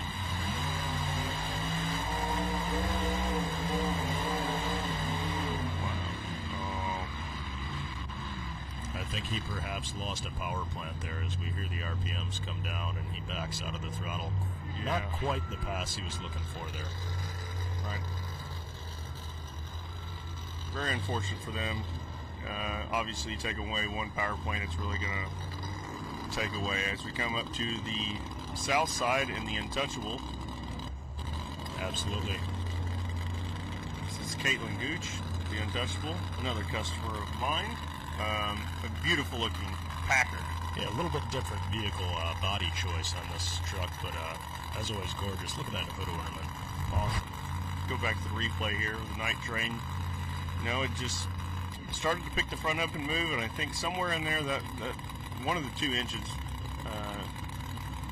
shut off or cut off and just really lost power to everything. Yeah, you can't lose half your power and expect to make a good pass, as we get a beautiful shot of the Untouchable there with that cab set further back, almost in between the wheels. A little bit different driving position as well as they get the chain tight, and let's see what the Untouchable can do out here at Bowling Green.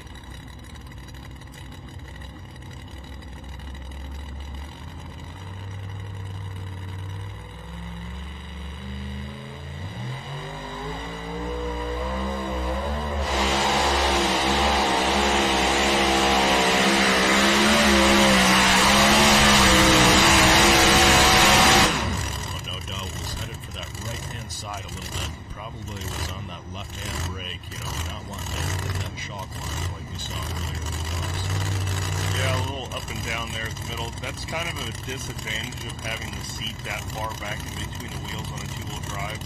Two-wheel drive, like most pulling vehicles, you try to get as much weight as you can front, and that improves the driver.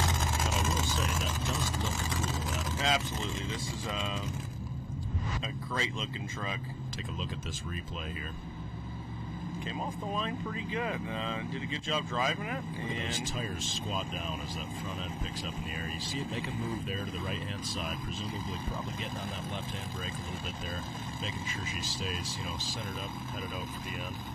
Yeah, and even hitting the brake on these things, it can really upset the vehicle, maybe cause the front end to come up and down like that. As we bring Les Corporal in the Corporal Punishment, Les is the owner of Modern Machine, and from Van Buren, Indiana.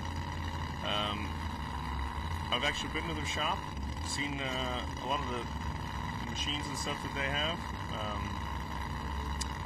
Very good looking, clean equipment here from Les. I know he's got some new power plants this year, and he is trying to find the setup with them. So, yeah, and he may be somewhat new to this mod class, but from the outside looking in, I believe the Theobalds keep a pretty close, watchful eye on him, helping him make sure to learn the ropes on this and be quite competitive. See, puts his visor down. Let's go.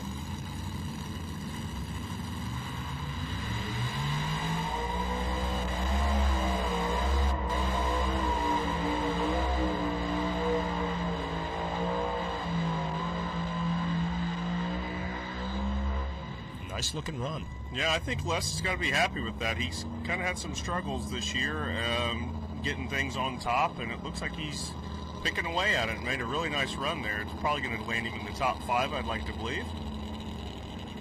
As we see, none other than our points leader, Mr. John Hunt, coming over here with the Taz truck all the way from Texas. Yeah, this is he's got a target on his back, no doubt. People are gunning for him. They're trying to beat him, and this points race is tight. So just tonight alone, I mean, we could see so many positions switching around. Very early in the class as far as so he's going to have to sit and wait and watch a lot of trucks run after him, and I'm sure he's going to be biting his fingernails, I would say. I'll bet we're going to see a pretty nice pass out of him. He's our points leader for a reason. Right. He's done a really good job of driving, and here we go.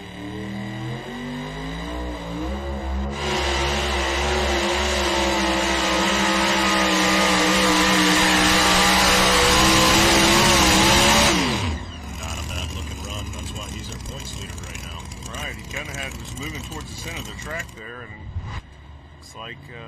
So we take a look at the replay there of the Corporal Punishment pulling into third place at 336, carrying that front end real nice. Watch that box top, hits right there and still just holds that front end in the air. That had to feel good from the seat. Yeah, it looks like a very straight pass. That's always a positive if you're not fighting a break. As we go back to that leaderboard, Simon says still on top. American Thunder in second, and Corporal Punish just ran into third place there, just getting past the Sullivans. Yeah, bumping down that Kentuckian. We see the Limitless now of Brent Payne in fifth, the Money Pit of Bullingers in sixth, and Feises in seventh. Yeah, I've always thought it'd be neat to have a 2-engine mod, but looks like you really got to have to stuff your stuff together from here. So we take a look at this replay of the Taz truck once again. Carrying the front end pretty nice. He pulled into a 6th place position at 316 feet. Probably not quite the pass he was looking for. That's going to kind of leave the door open, perhaps, for some people to maybe potentially try to take away that number 1 spot. Absolutely. I mean, and he's just got to sit there and wait, man. We got a lot of trucks to go, and I'm sure he's hoping that the track goes away a little bit. But like I said, we're going to see some changes in this dirt. I think at first it's pretty good. It's going to maybe find a lull, and then as the sun starts to set here and the moisture starts coming up, we'll see if that road gets built. Absolutely. As we take a look at this leaderboard, still in first is the Salt Shaker Express. And second is the Dirty Deeds, third Into Deep, fourth Invisalign, fifth Pretty in the Pink, and sixth Taz. As we bring up Austin Berry from Warsaw, Ohio with the International Salvation. Austin's actually in 4th place in points here. He can maybe get by a couple guys if he puts together a good lap here.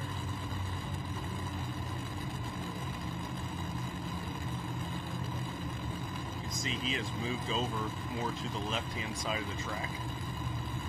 See if he's learned anything from the Simon run, trying to take it down the left-hand line. Everybody's still out there gunning for the Simons in that number 1 position. 365 feet, wasn't it? Yes, sir. That's going to be tough. It's going to be tough to beat.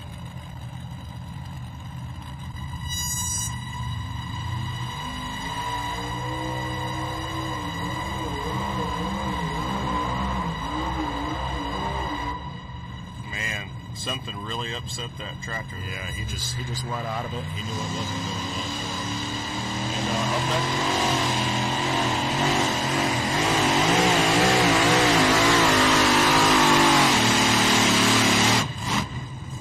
There was the bull hauler of Butch Poland making his attempt out here. Maybe he had some internal struggles with the power plant, perhaps. Maybe he struck the wrong gear, underestimated this track. You can hear the motor kind of laboring down. Not the cleanest pass, for sure. Not going to be good. No, it's struggling with diesel drive to get him off the line. Sometimes it's too slow. Really breaking the throttle. Obviously.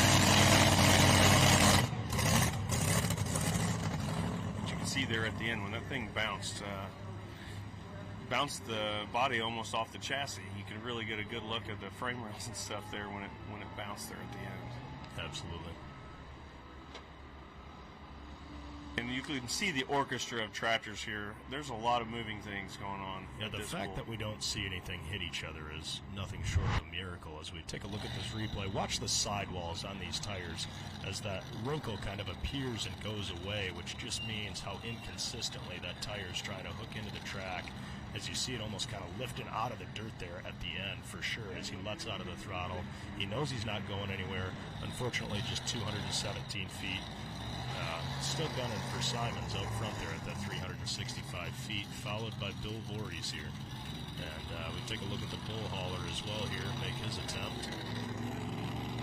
Look at those tires as well, the way that wrinkle appears and goes away, just not consistently loading that tire and keeping it, hooked in, almost bouncing. You can see the panels on the back of the bed jumping all over, and the whole body jumping up and down. I mean, that had to be a pretty rough ride. Yeah, I would think so. These things, and you're just along for it. You're strapped into these things. Take a look at those bed panels and the sidewall on the tire is just loading and unloading, and finally grabbing traction. But by that time, at the end, it's just too late. It's just too late. It's a catchy deal. You got to spin the tire hard enough to keep it from loading and unloading, but if you spin it too fast, you may not hook up. So going back here to the leaderboard, Salt Shaker Express still sitting on top, and Dirty Deeds in second, and Into Deep in third. A lot of vehicles to go here as we bring up the bumper crop. Oh, we'll see our sled operator hopping back in the cab there as we transition back over to our light mod class. And I believe this is Craig Sage backing up the sled. We've seen him recently get into this modified class. Sometimes he runs it with 3. Here we see him with 2. Adam, tell us about Craig. Craig's been around the sport a long time. Him and his father have operated SCS machine, or SCS gearbox forever. And Craig's no even though he's new to the class, he's been around pulling a long time. You're really glad to see him actually in a vehicle get to run. Absolutely. The amount of vehicles here on the grounds this weekend that have components that came out of Craig's shop, so many. I would say equally over, half. Yeah, probably. I would say half at least for sure. Maybe more. Craig's had some struggles with this tractor this year. I think there's no doubt with that, but he's getting it figured out. He is getting it figured out and putting some really good runs together here lately. As we see SCS gearbox on his fenders there, the name of Craig's company that he owns and operates. Let's see what we can do, Craig.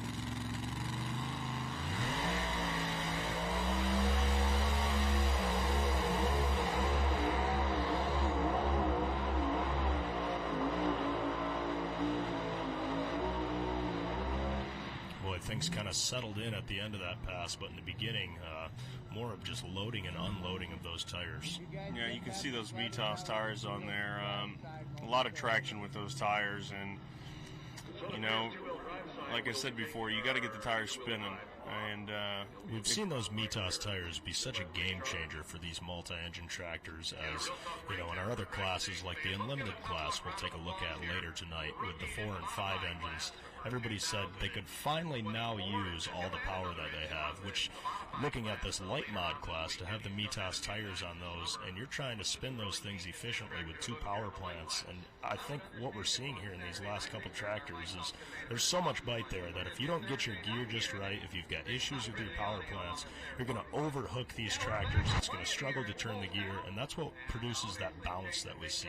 Right. When we see, watch those rear tires as it just bites into the track, and then it just kind of gets to jumping. You can see the pan on the sled just going up and down. Right, and when that pan jumps off the ground like that, you're losing hitch height. Absolutely. Because the chain's flattening out, and you need to keep it's a really hard struggle in all of the classes. You want to carry the pan, but you don't want to pick it up too high. If you're too slow on the throttle, the pan stays on the ground, and you don't get enough momentum. You need to carry the pan and get the momentum. Just check out the pan here, folks. Even in the middle of class, it's just bouncing. The pan is that portion with the lights, as we see, and we see it kind of hovering off the ground, dropping down in. So imagine the angle of that chain that's hooked to the tractor changing with that pan float. And it's just, as everything begins bouncing more and more, we see the box finally coming up towards the front, which actually buries that pan down into the ground, which almost actually settles the tractor in here for the remainder of this run, which I think is why things calmed down, Adam. We finally got the pan down into the track. Right. Yeah, but by then, if you don't have momentum up when that box tops out, it's not. You do good to drag it that far. Yeah, absolutely. Once that pan's down, if you don't have ground speed, you're done. You can see a lot of oil coming out the bottom of the engines. As we still go back to the leaderboard here, Simon says on top, that 365 is going to be hard to beat. American Thunder at 351, Corporal Punishment 336, Kentuckian number 4 334, and Limitless in the number 5 spot 326. Followed by the Money Pit at 307, Feisty Farmer at 290, the Never Satisfied at 282, Ohio Express Jr. We just saw Craig go 241, rounded out by the International Salvation in 10th at 217.31. In this two-wheel drive leaderboard, let's take a look at this. In first, still the Salt Shaker Express at 333, followed by Dirty Deeds. In Too Deep in third, the Invisalign truck in fourth, Pretty in the Pink at fifth, the Taz truck, our points leader, remember, at 6th. The Untouchable truck in 7th. Wild as You in 8th. The Alley Cat in 9th. And Roadkill out of the Skinner stable, rounding it out in 10th. As we bring Todd Feist back to the line, we'd like to think he's made some adjustments from his first hook. Being late in the class, the track looks to be laying in really nice, getting to be sticky, so you got to get that tire speed going. So being Todd, you just watch the previous two guys, I'm going to say get behind it, overhook the tractor per se, almost too much bite. So I'll bet he knows he's got to drive aggressive, although just now I noticed Todd does have Firestones on, not Mitos's. So what do you think, Adam? Are those going to hook up a lot less? Maybe might change the driving style off the line. He might try to feather it out a little bit further here, maybe to keep the pan from jumping up and down and upsetting the tractor. I like to think he got on it pretty hard on the first run, so I'm going to guess he's going to be a little bit slower on the throttle this time, maybe try to hook the tractor a little bit better before he comes to the power. As always with our safety equipment, the last thing Todd's doing here is putting on this neck collar. He probably keeps that off as he backs up to the sled to kind of free up his range of motion so he can look around and get back in square there as he gets that chain tight.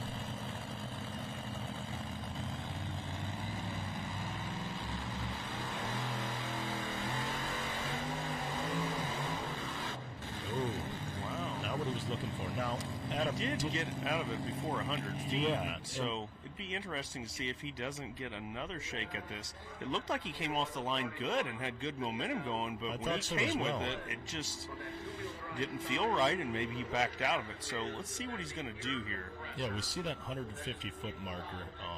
What the rule is what we're referencing. If you make an attempt to get out of the throttle before 100 feet, even if you continue to coast, as long as you're out by 100 feet, you get to come back and make another attempt.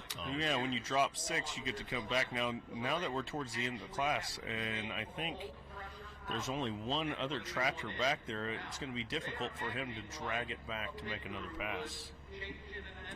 Oh, I take that back. There'll be 2 tractors up this. We have Mitchell Phipps and Bob Jostock coming back. Now, we saw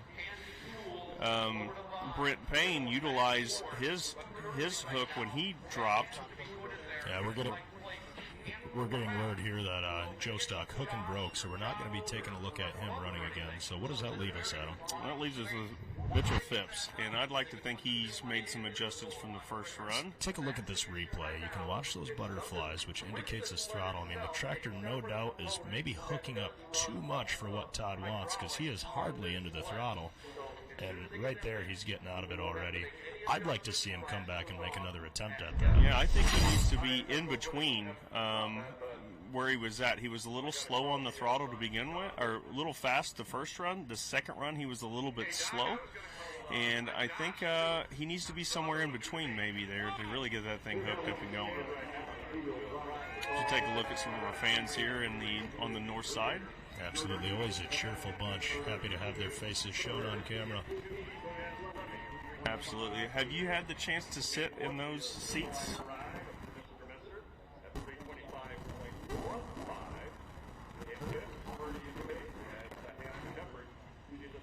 See Todd Feist getting pulled off the track. It would be interesting to see if he's going to make it back. So what I'm getting word here is that on our two-wheel drive sled, there's a pump, a compressor, if you will, that has failed. And so obviously we can't just switch to a different sled because that wouldn't be fair. So what we're going to do is they're actually working right now to pull that off of the red sled and take a different one, put it on the red sled so that we can continue. So we saw a shot there of a bunch of people working on the sled there for a little while. And if you're wondering at home, where's our two-wheel drives? Why haven't we seen one run? That would be why.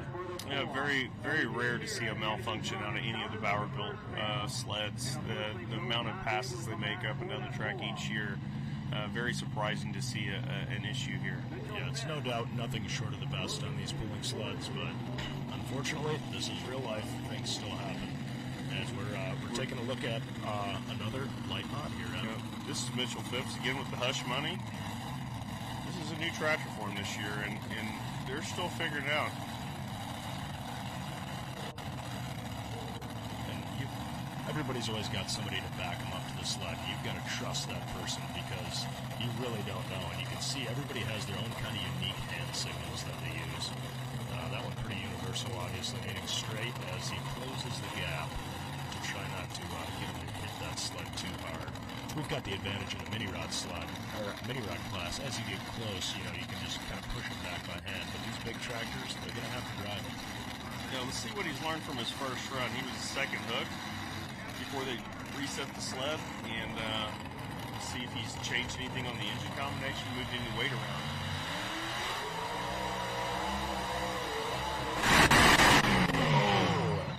Unfortunately, what that means is some driveline failure there. Who knows what it is? Maybe it came out of gear, broken drive shaft, but we see those motors just over-rev that hard.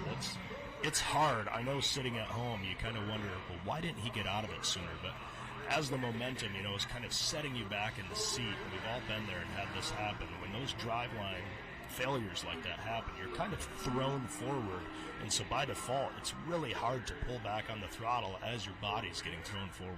Yeah, a hard thing to do is almost have a reaction to just pull your hand off the throttle whenever you feel something break. It's a hard thing to do. Let's take a look at that replay here. As he was it looked like it was going to shape up pretty decent for him. We see that front end come up. No doubt he's getting wide open into the throttle. Look at the weights got thrown out of the weight box. Yeah, we see the whole top cover there, that weight box coming off. Makes you wonder if after that first run where he bounced a little bit, if there was maybe not some damage from that run and it just exposed itself in the second run here. Yeah, no doubt. Very unfortunate. Not what he was looking to do. I mean, typically on an over rev like that, Adam, we're looking at draining the oil out of the oil pan, and we're going to drop that oil pan, retorque those rod bolts. Right. Now, I'd like to think that maybe you can see the rev limiters working there, all the cylinders dropping, but that's just a catch. I'd like to think maybe he had them set around the 9,000, 10,000 mark, but that's a lot of RPMs on any engine. What we mean by that, you can see that raw, unburnt fuel coming out of the headers, typically meaning the ignition is cutting out, no doubt hitting a rev limiter of some sort. Adam's saying maybe 9,000 RPMs. That's yeah, 9,500. A lot of my customers, we should be in that 9,000 to 10,000 range. Depends on where you're geared at with your vehicle. Sometimes you don't want it to hit the rev limiter going down the track because it can hurt your momentum. So you may be on the high side there of the. Look at that chassis twist around as we see those weights come up and then drop right back down into that front weight box. Absolutely. Yeah, that's a very unfortunate deal. He was gunning for that number one spot still, held by the Simons. As we see, R.J. Simon bumped the sled, so it looks to me like we had a pull-off scenario in the light modified class. So what that means is R.J. went out there at 365, made a good run. In second place, Bill Voorhees doesn't think he was able to come back, so R.J. bumped the sled to take the victory here. Yeah, and indeed, I'm getting confirmation.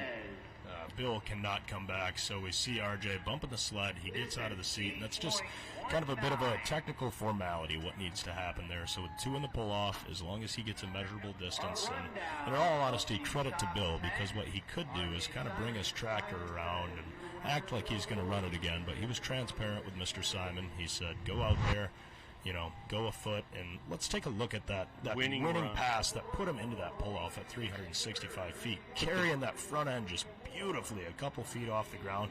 Even when the box tops right there, the front end still hangs in the air. And, I mean, the distance he goes after the box tops, that doesn't happen very often. No, you can see those tires are really wrinkled. He's locked in one-to-one with that track, and he just drags it forever with the box topped out. What an amazing run by the Simon family there. And let's take a look at that rundown there with Simon's going 365, Bill Voorhees going 351, but we heard that engine detonate. He could come back and run in that pull-off. Third, Corporal Punishment at 336. Fourth, the Kentuckian at 334. So just 2 feet, less than 2 feet separating those tractors. The Limitless in fifth with 326. Money Pit in sixth at 307. Feisty Farmer in seventh at 290. Never Satisfied in eighth at 282. The Ohio Express Jr. at 241, and rounding out in the 10th place position, the International Salvation at 217 feet. Yeah, that's quite the interesting class there of the light mods. Obviously saw there at the beginning of the class. A couple rough passes, and then Brent Payne smoked it out the end. Amazing run. Quite unfortunate for him to not be able to back it up on his run. But, that's what makes this sport tough, man. It really does. It's a very difficult thing to grasp. You lay down a really good run, and just backing it up is very difficult at times. Yeah, to be early in the class like that when you're on a pass, it's just terrible to have it taken from you, but at the same time, you can understand where they're coming from. As we see this crew of guys, we see CJ in there, we see Brian McDonald. Vaughn right there in the orange shirt. Yeah, Vaughn, Donnie Bauer, working hard, no doubt if anybody can get this thing fixed, it's these guys. Vaughn there in the orange shirt is the mastermind behind these pulling sleds, and we got to give him credit, because if it wasn't for these pulling sleds, we wouldn't be able to put on the show that we're able to put on. And what I mean by that is we're able to successfully get so much speed going down the track and still safely get things brought to a halt inside of that acceptable distance. So this has got to make you wonder what this is going to do to this track. So in a lot of other fashions, you're used to that sled running down there, breaking it up, the track crew coming around, grading the track, re-rolling it. It has been sitting now for about, 15, 20 minutes? At least. And it's definitely going to change. Maybe it'll be better, maybe it'll be worse. Adam, what do you think? Would you like to be the person that gets to pull on this fresh track, maybe a bit of a crust forming on it? Yeah, I think I would. I mean, it's definitely an advantage when a guy gets to kind of sit back there. Now, for the guy that's hooked up to the sled waiting to pull, maybe he's starting to start to think, maybe am I making the right gear selection? You know, when you're in the heat of the moment, you kind of move fluidly. Yes. Here, almost icing the kicker, as we say. Right. You know, you kind of have time to overthink that at that point. Imagine just sitting in there, helmet on, just wall-to-wall people, both sides. It's your big moment in Bowling Green, which typically maybe lasts, 60 seconds, maybe 2 minutes, the whole process driving out onto the track. Just think, he's sitting there just waiting and just staring and just taking in this whole atmosphere. Do you think that would be an advantage or a disadvantage at that point? Well, I would be having mind games myself. I would like the fact that the track has not been it's had time to sit and kind of settle and maybe lay a road into it. But on the other side of it, you're sitting there racing in your head. Do I have the right gear? Am I going to drive it hard? Am I going to be able to get after? Is the sled going to work after it just failed? Yes. So there's a lot of things going through your mind at that point. And we've all been there sometimes in those moments where you want to keep this show moving. You can see how quickly we're running these tractors through here. So what that means is, I would say the second and third next guy up were also strapped into their trucks, which is probably why we saw a gentleman walking around down there with his helmet on, because no doubt he was getting ready to make sure everything keeps moving fluently. And he's getting out saying, guys, what's going on? I mean, as competitors, we're all mechanical people, so when there's a breakage on the sled, unfortunately, sometimes just, like a moth to a flame, everybody will jump in there. What do you need? And no doubt we're going to get that sled back going, I would imagine. Yeah, so we're moving into the four-wheel drive class, and coming out first is the points leader, Mark Mangan. Man, to be test hook as the points leader, what do you think, Adam? Is he going to keep this run, or is he going to drop it? I think he's going to drop it. I think he's going to drop it for the simple fact they just got done running modifieds. There's a lot of holes out there that need to be repaired, a lot of bouncing going on with those tractors, and I think that as this four-wheel drive class runs through, the track will start to slowly smooth out. So in a class of 41, we'll see what Mark does. He has to make the perfect pass here to be able to keep it. But like I said, don't be surprised if he doesn't drop this pass. I think he's going to drop it. We see often in the four-wheel drive class, these guys will build a road, as we call it, as they keep running in the same spot over and over and just keep inching a little bit further.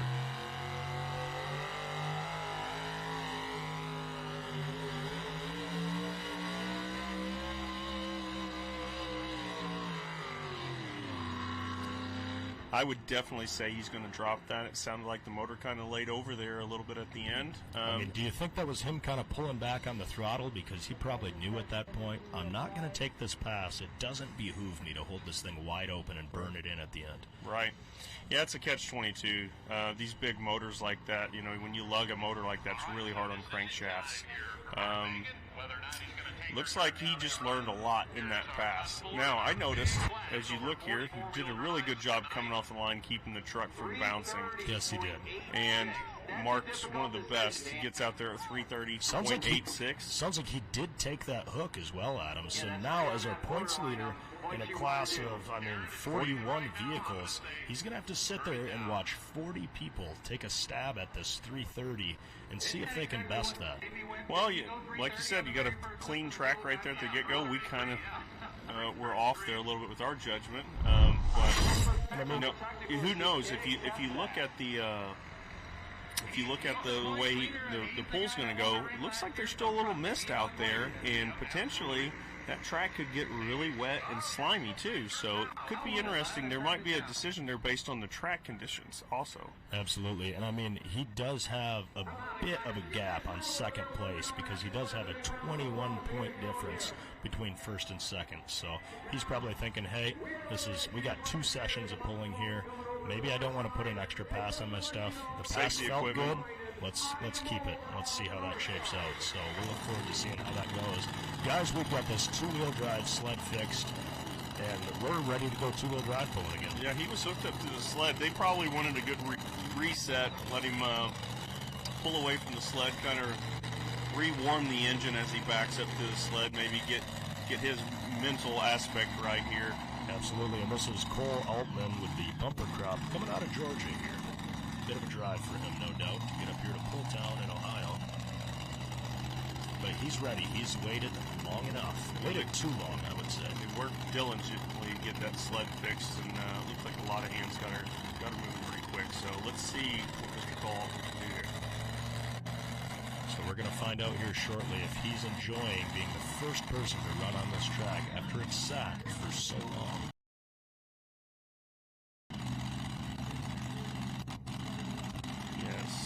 See how good he comes off the line here. We can see he's got the Nichols tires on. See him making sure that drops the visor. Let's go pulling.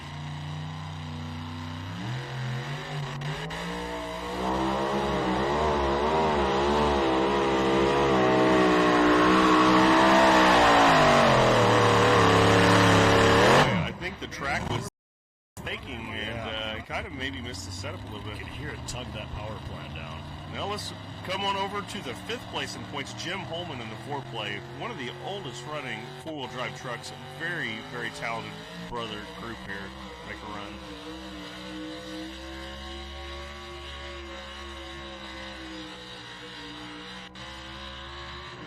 Looks like he just squeaked right by Mark Mangan there, which running full song there towards the end. Nice run by the Holman brothers. One of the most iconic 4-wheel drives in all of pulling. That's definitely going to help him out being 5th in the points, taking the lead, but it is early.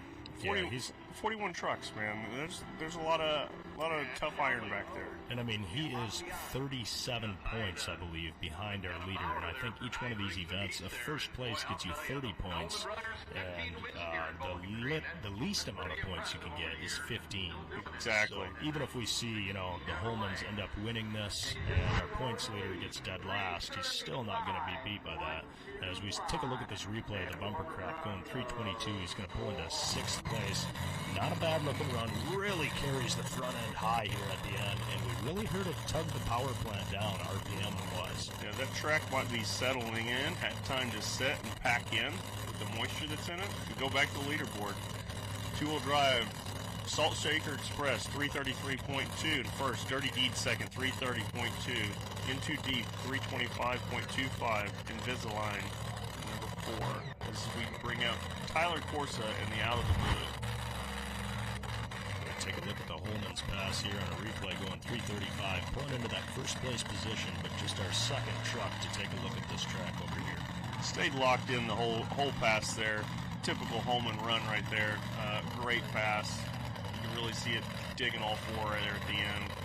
Yeah, we'd expect nothing less out of them. I mean, that truck's been around, I feel like, longer than I have, for sure. Absolutely. Very tough.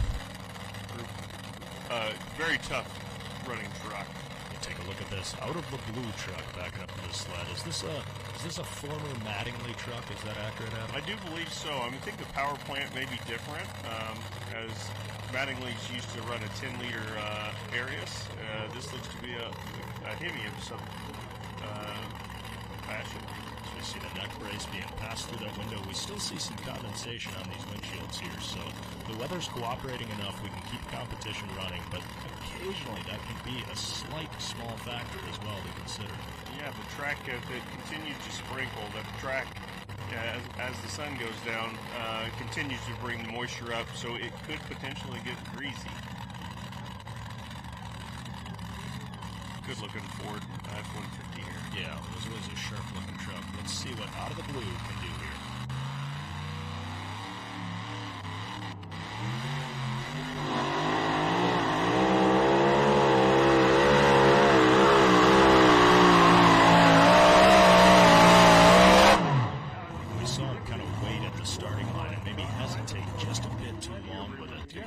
like it was kind of on skates a little bit there for the first part of the run.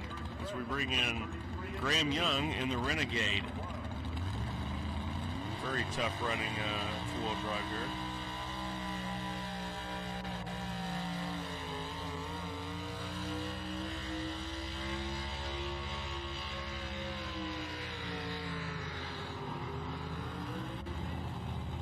Folks, you can hear the motor tug down there.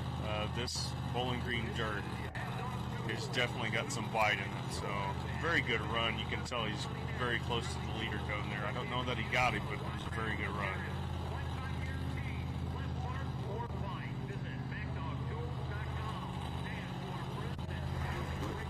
Take another look there at our wild fans out in the crowd. We got to point out the gentleman in the hot pink visor wearing that upside down and the bib overalls.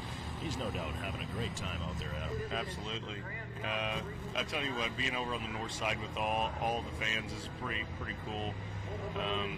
It's worth coming and just taking a stroll through that group of people is quite entertaining. Yeah, even if you don't want to commit to an entire evening of sitting on the north side, like you said, just a stroll through, kind of take it all in as we take a look at this replay here. Kind of watch those butterflies. He's barely getting that throttle open, kind of being patient with it off the line, which sometimes works, but you can see the truck almost get upset, maybe overhooked it when he finally came with the throttle. Yeah, kind of skated around there for a little bit, and I've driven a two-wheel drive truck one time, and I can tell you it's really hard to feel this thing sit down. We take a look at that leaderboard. Still in first, the Salt Shaker Express, our first hook of the class. Absolutely. Correct, Adam? I'd say he's pleased to hang on to that hook. And we take a look at the Renegade making its pass out here, and 329.9 pulls into third, but our third truck that we've taken a look at, correct? Right. Yeah, you gotta wonder if these early hooks are gonna hang on, or if we're gonna slightly start stacking them up behind that leader cone. So coming up on the two-wheel drive class is Mad Max of Alan Kane. Absolutely. Alan's brother Matt owns Eaton Compressor, and these guys are really committed to the sport. They build a beautiful air compressor, wonderful product, and a beautiful two-wheel drive truck as well. Kind of that Mad Max movie theme. These guys always run tough. Definitely a fan favorite with the looks of the truck. For sure. While 12th in points, they're only 24 behind first. Let's see what Alan can do out here tonight.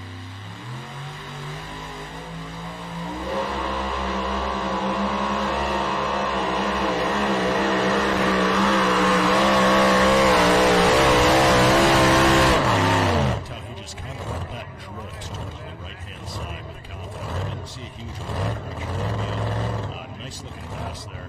Yeah, ran it right down the right-hand sideline. That was a very good run. Had to maybe get worried if you were going to get into Ralph's Hunt tracks from earlier as we come into the...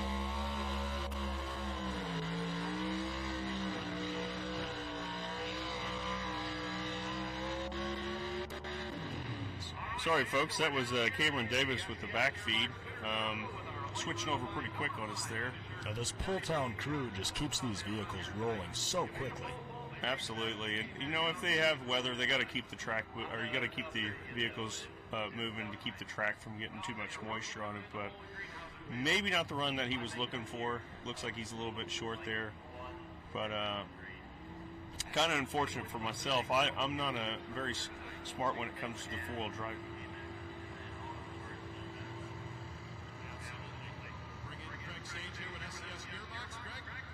Congratulations on 5th place here at Bowling Green, Ohio. Fans, let's give a nice round of applause. Number 5 here tonight in our light modified class, Johnny Payne out of Southwest Ohio. Distance for Cameron Davis, the backfeed Chevrolet. As we take a look at that winner's circle there for the light modifieds, it's always special to get to walk down into the winner's circle there here at Bowling Green. The rooting of the fans as you kind of make that turn along the track is something quite special, isn't it, Adam? Yeah, it sure is, and you can see there that proud dad Brent Payne with Johnny making a really good run there. And we'll take a look at this replay from Alan Kane as he makes his pass. Kind of carried the front end a little bit, didn't get too high. He goes 332, pulling into second place. Alan's going to be super stoked with that pass. Look at the wrinkle of the back tire, man. He definitely had some laying a footprint down. Absolutely, as we see the Willie Make It pulling out here. That is driven by the wife of Mr. Bob Barbie out there on the track. Inner circle number 4, Wayne Sullivan. And Wayne, talking to you earlier this week, you said you called 4 of your buddies to help you get down the track, and they gave you 4 different answers. But you got the right answer here tonight. Well, yeah, I talked to a lot of friends because this class I think is going to really grow, and it was a lot of fun driving it. And, yeah, I listened to all 4 of them, and then I talked to my boys, and we done what we did, and I'm satisfied with it. I had to touch a brake, or I might have been in there with a pull-off. Absolutely. Who would you like to thank for helping you get here tonight? Gene's Machine Shop for all they do, and IH, and all these stickers on the truck. I can't name them all. And we want to thank my sponsor, Optima Battery. They helped me great. And all the fans, come out and see us. This class is going to grow, and it's sure a lot of fun to drive in. Absolutely. We'll let this truck run here, and we'll get Craig Sage here to present the trophy. Willie Make It.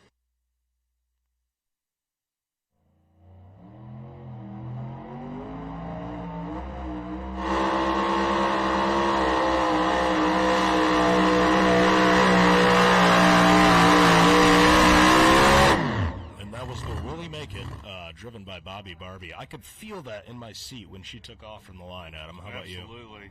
Sightseeing with the bucket list on the four-wheel drive side.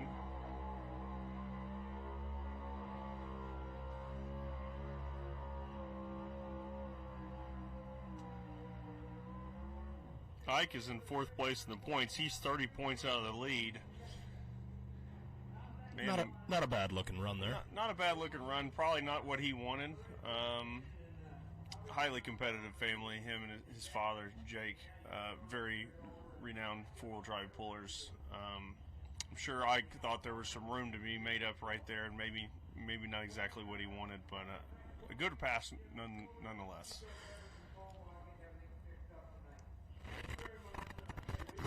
Take another shot of our fans over there. Still see that gentleman sporting that hot pink visor. That's a good look at him. You think you're going to try that out at some point? I don't know. That looks like a rally cap for a lot of fun. Yeah, maybe that would look better on Chase. Yeah, absolutely. Take a look at Sullivan's here in the winner's circle. Wayne Sullivan's pulling a long time. Happy to see him in there. Take a look at this replay. Bobby Barbie here making her pass down through there. Pulling into 9th place. Probably not quite the pass she wanted at 312.5. You see here with Ike as he comes off the line.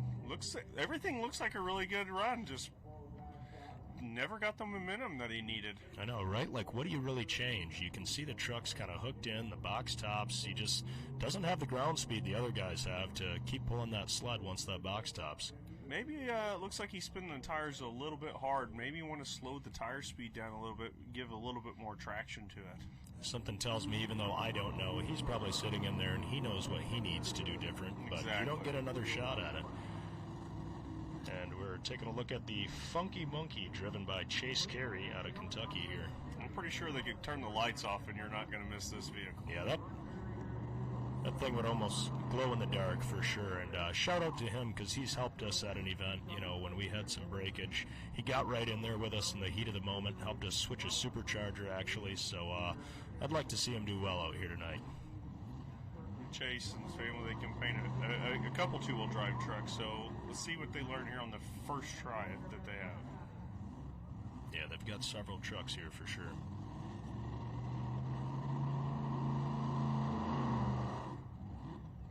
Something not quite right there for him. What do you think happened there, Well, Adam? Something like this, the barrel valve could be a little bit too lean, and if you don't get the throttle pushed forward quickly, sometimes it leans out and the engine wants to die. Now, this truck is still running, I believe. You can see him kind of moving it back and forth, once again pushing on the bottom of those butterflies, making sure things are idled down enough to put it in and out of gear properly. By rocking the truck, as you'll often see people do, maybe if 2 gears are just slightly misaligned, that slight drive line movement will give them enough to get it into gear.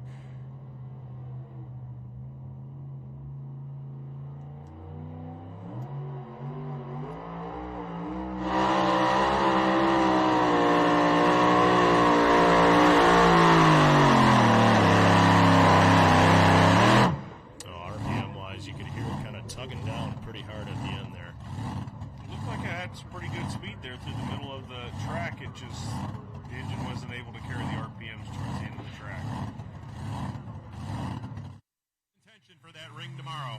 Yeah, I appreciate that. It's been a rough year. We changed our setup over the winter, and it's just been gremlins all season, so I'm just thrilled to make a good lap tonight. Absolutely. Who would you like to thank for helping you get here? I'd like to thank my buddy Farron. He's camera shy, so he didn't come down here. Matt, my wife, my daughter, the guys back at the shop.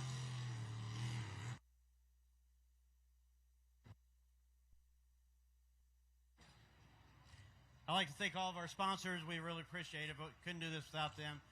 So I want to thank Craig for sponsoring this class. We're good friends, so it's good to get this from him. Absolutely, and we'll have Craig present the trophy here. Les, congratulations on third place. It truly is an honor to work with you both on the track and off the track. Shoot, I'd say, what do we say, 80% of this world wouldn't go between the two of us. So, yeah, if you got a drive line, it's either me or him. Absolutely. We got one more to present here. Dave Schultz, the president of the Blue Shirts. Les, got a National Tractor Pulling Championships cooler. Be able to load that thing up. Keep your beverages cold tonight. Thanks a lot. Appreciate it. All right, fans, let's give a nice round of applause. Number 3 tonight, our light modified class. All right, and we are joined here by an additional guest, Mr. Michael Good, president of the PRI of Performance Racing Industry. Michael, it's a pleasure to have you. Thanks, guys. Thanks, man. It's exciting to be here. Yeah, this is, I'm in the Super Bowl of tractor pulls, Where Absolutely. else would it be than right here, right now? Have you been to Bowling Green before? I have not been to this facility before. It's quite the spectacular, isn't it? It is awesome. I grew up around it. I'm from Youngstown, Ohio, originally, northeastern Ohio.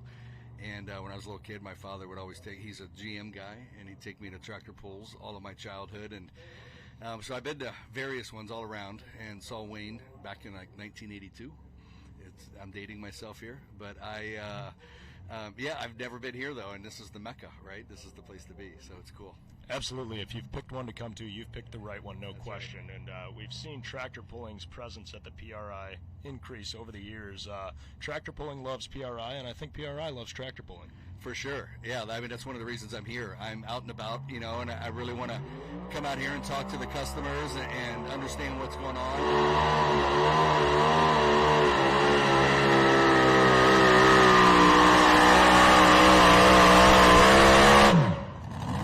You see the bucket list make a pass there, as you were saying? No, I'm starting to run that 5,000 horsepower. Right? Yeah, that's a lot to talk over there, isn't it, Michael? That is. No, at PRI, we are kind of racing agnostic, right? It's all about grassroots racing, whether it's straight line, dirt track, this right here. And, tractor pull is part of the DNA of PRI, and so we take a lot of responsibility in making sure that the presence of the manufacturers and the fans and the people that make up this industry have a presence at the show. And, it's similar to like sprints, straight line drags and everything. It's great to be back to Bowling Green. It's like my second home. The fans understand pulling. That's pretty neat. And it was nice. I haven't been here for 8 years, and people walk back there, and they still know who I am. So it's a good feeling.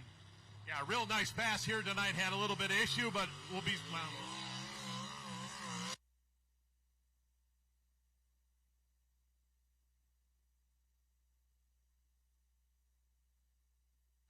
made a nice run here on your first run. Wasn't able to come back for the pull-off, but you always got tomorrow, right?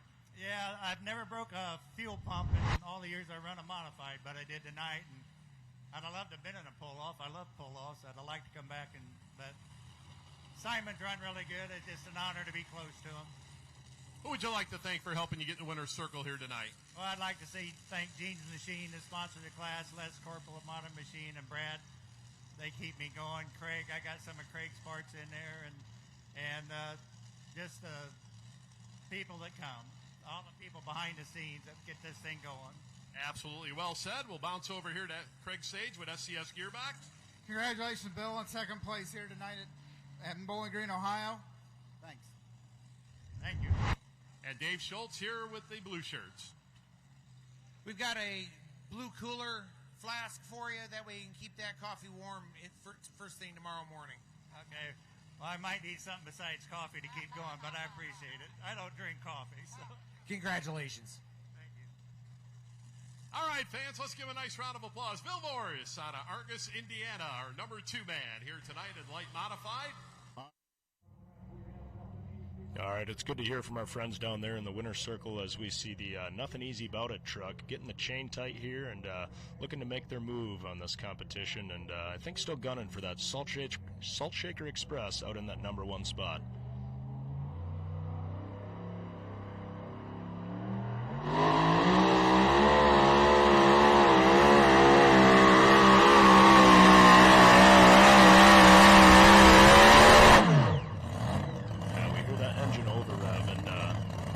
Quite the pass that they were looking for as we take a look at the replay of the fast break truck as well, making their pass down there.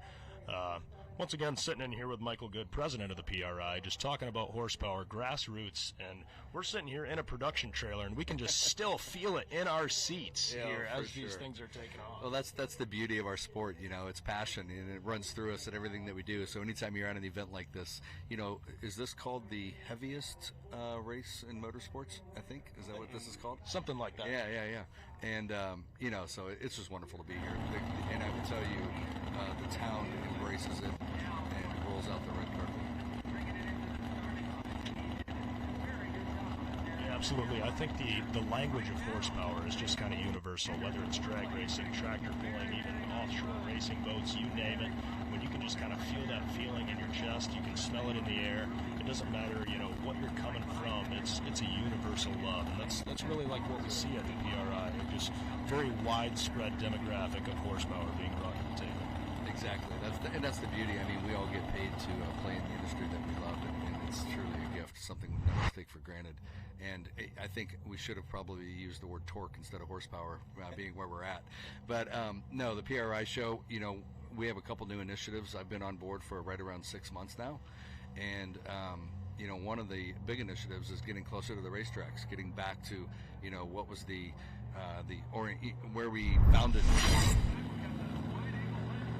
Pulltown of Farley here tonight representing, but great job here tonight, RJ. Put that tractor in the pull-off and then come back to bump for the points. Yeah, it was just a great night, and just really happy. Couldn't do it without all this awesome crew behind me, my wife, my brother, Brad, Mike, my uncle.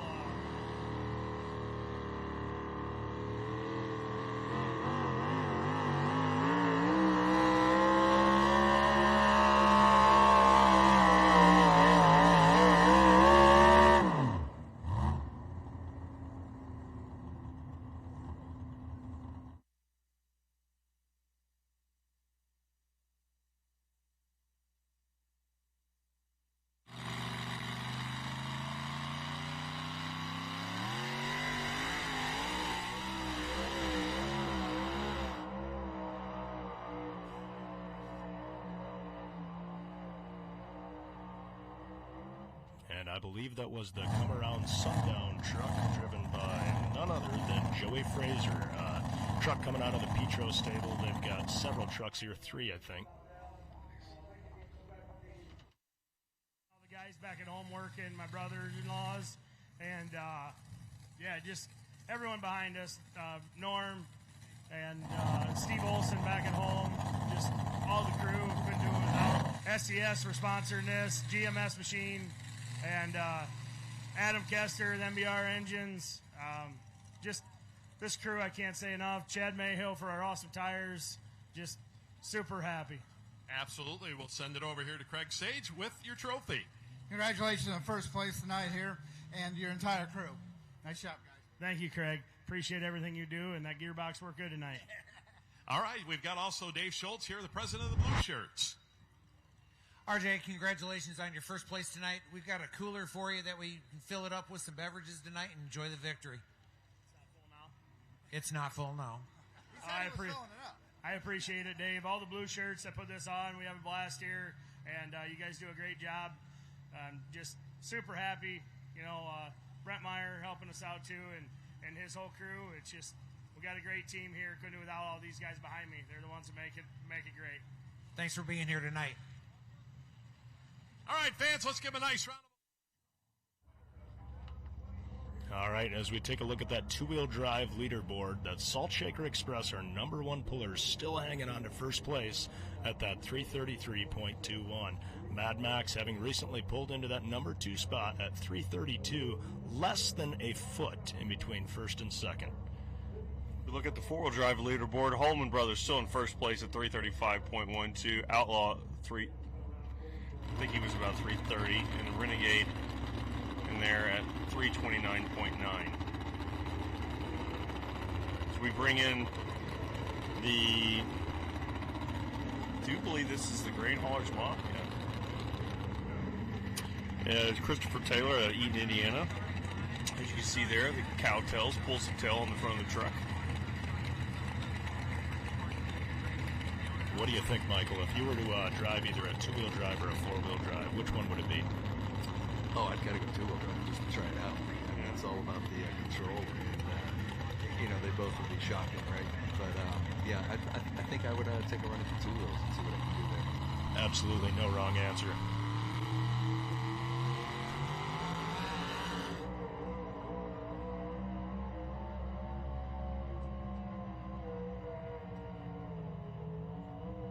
Nice looking run right there down the left-hand line.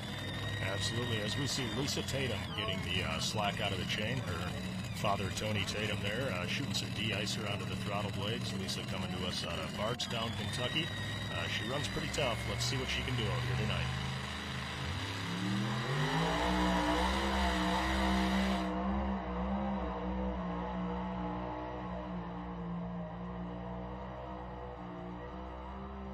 Nice looking pass running up that right-hand side. Very respectable run there down the right-hand line. You kind of see some guys jumping around a little bit, but after Alan Kane made that run down the right-hand side, you kind of see people jumping over to the right. Yeah, you gotta try to duplicate that. Absolutely. So, Michael, that we're talking about PRI, is the plan to keep it in Indianapolis? Oh, we're not going anywhere. That's awesome because I'm just right down the road in Evansville, basically. Oh. I enjoy coming up every year and hanging out with all the great things that you guys do there. You have the intro night there in Lucas Oil Stadium where we're able to kind of, have a few drinks and kind of meet some of the other vendors and whatnot. But really, the town of Indianapolis probably well indebted to PRI and what it brings to the city. Well, and I would tell quickly the PRI population, the members, those especially that are in the great state of Indiana, we built and we bought a PRI headquarters on Main Street in Speedway, about 200 yards south of the Indianapolis Motor Speedway. We're right next door to Delara. Awesome. We have a beautiful building. Brian Herta's race teams in the back of it. We have a Bell Helmets. They lease some space from us and have a retail store. It's really cool because, to me, Indianapolis is the racing capital of the world. Yeah. And it's really great to see you guys kind of planting your roots there in the state of Indiana and showing your support for what this state means for racing. We're planted there. I was born a Buckeye, but I've been in Indiana for 40 years. And, that's awesome. So, no intentions on leaving. The city's been great to us. We love being there. We put on, it's the largest trade show in the state of Indiana, over 1 million square feet. And I think last year there was 23,000 plus hotel nights. So it's a big deal for the state. They want us to stay, and we have no desire to leave. So if you're in Indy, what are your favorite places to go eat? Do you go to the St. Omo's and get some of the shrimp cocktail? I love St. Omo's, but they've got a little brother called Harry and Izzy's. Yep. And that one's just as great. Yeah, a little easier to get into it. It is. No, and there's been a plethora of new restaurants popping up all over downtown, so all kinds of good places. But yeah, Harry and Izzy's, St. Elmo's, you got to go there. That's the landmark. Absolutely. As we see here on the four-wheel drive class, we have ProFab geared up. This is Larry Peterson. Larry's had some good runs this year. Brand new truck for him this year. Same body with the new chassis underneath.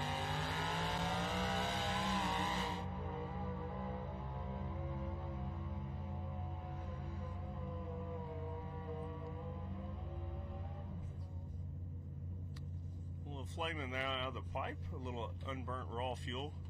Not a bad looking pass there at all. And Michael, we got to say thank you for joining us, and we're all going to look forward to PRI. Thank you so much, guys. Best of luck with the rest of the show. Thanks for being a great host here, and I look forward to seeing you guys in December in Indianapolis. Absolutely. We'll see you there, bud.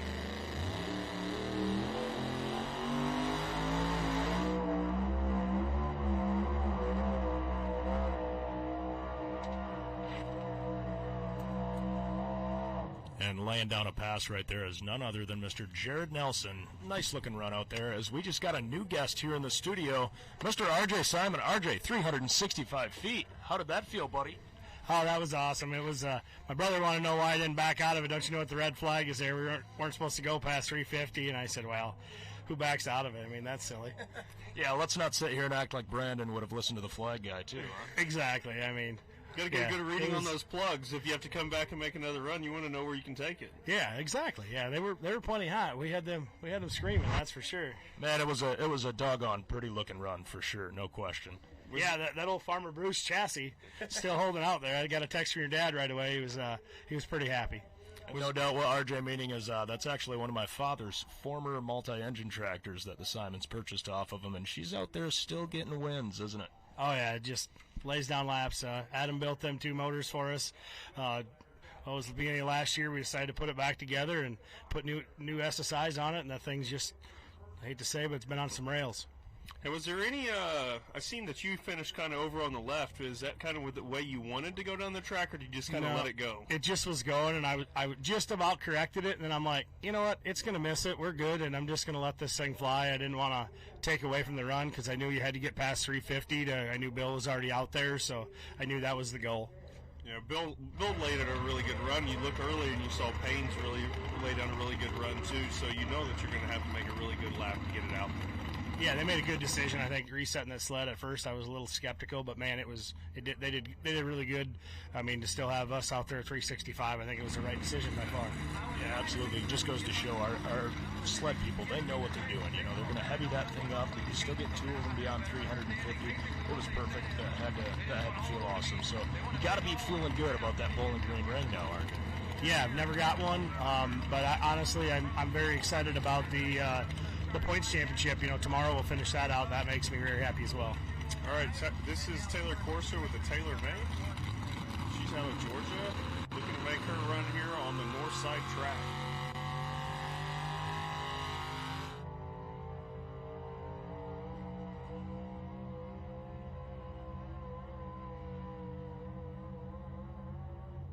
Nice, respectful What do you think of that run, RJ? Looked like a real nice pass, but just got that little bit of a kind of a surge in it in the middle. I'm not sure it's that kind of hurts it on the four-wheel drive. Four-wheel drives are tough, man. It's a real tough class.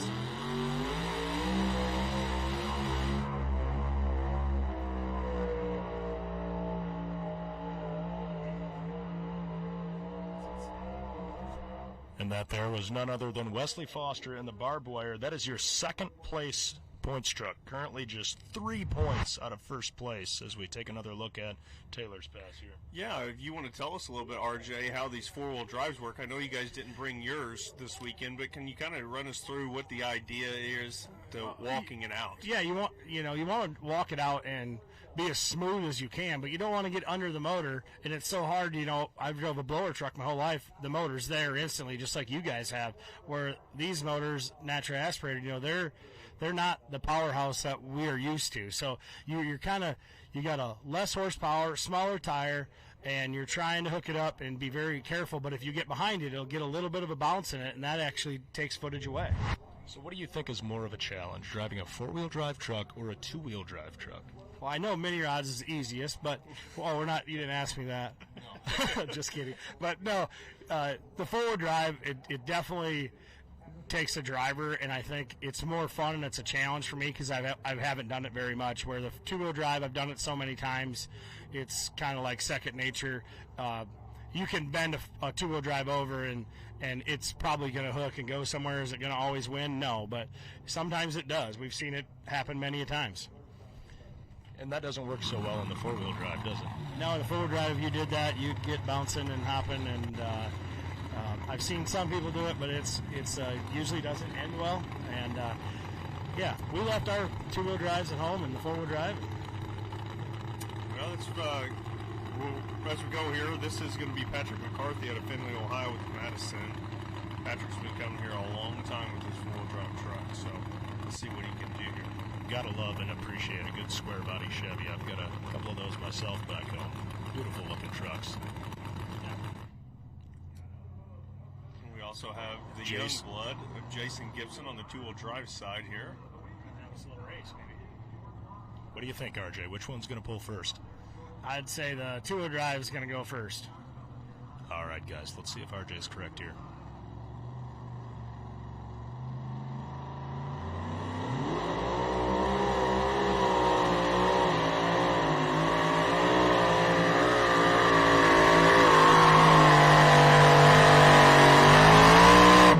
RJ, as an experienced two-wheel drive puller,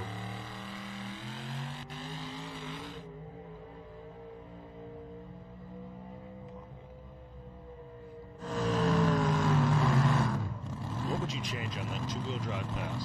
Yeah, Jason's, he just needed some gear. He definitely was in too fast a gear, which means he was trying to spin the tires faster, run less RPM, and it didn't like that. He definitely pulled the motor down to her knees, and that definitely hurt his distance. All right, well, what about the four-wheel drive pass on Madison? What did he need to do different? I would say, looking at that, I would definitely say that motor was not happy. It had a couple, pops and ticks to it, so I would think that it was something ignition related that it did that if I was a betting man, but it definitely never got on top itself like we'd like to see. Absolutely. As we take another look at the replay of the young blood here by Jason Gibson as he makes his pass, carries the front end a little bit, but talk us through that, RJ. He drove it really aggressively. He come off the line. I don't think he just was wide open instantly there almost, and that was. You would have thought that was maybe his idea. He wanted to drive it hard because he had a fast gear in it, and his goal was that was going to pull him at the other end. Well, his motor just wasn't there. Maybe didn't have enough of a tune-up in it. He had to get a little more aggressive on his timing, or had a little too much fuel maybe. Absolutely. As we still see the foreplay of the Holmans holding down first place at 335.12. Is that? I think the second place distance there is a little bit off. I know Mark was around the 331 range, maybe 332. So get that fixed. But it's great to have you in here, RJ, sporting your fire suit. Yeah, it's a good look. It's a good look. Yeah, definitely. Straight off the track. I come right out of the winter circle. I came right off the winter circle right in here. So that's awesome. Let's look at Tom LaBrue coming up here on the two-wheel drive side. The Diamonds and Dirt. This is a truck that's normally ran by his daughter. Yeah, Tom and the LaRue family have been longtime competitors in this two-wheel drive class. They're definitely not new to this at all. Tom's been doing it a long time. Now, maybe this is Sean Timbers, possibly. It's his son-in-law that campaigns this. Okay. You still see it. We were kind of wondering, RJ, us being in this. Yeah, give us a weather report.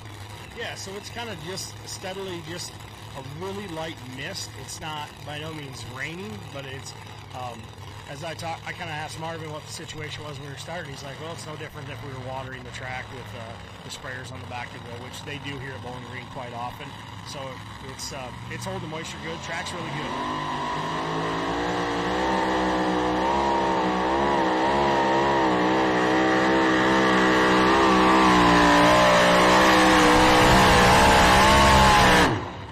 Looking pass there by Sean, as we also see him getting sucked over that right-hand side, but he just kind of lets it drift.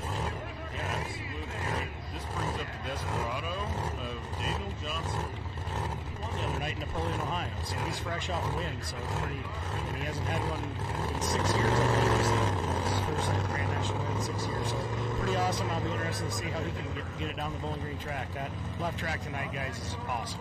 Yeah, it's a very good looking Ford pickup here. See if he can do coming off the win. You bet that he's shooting for Holmans out there.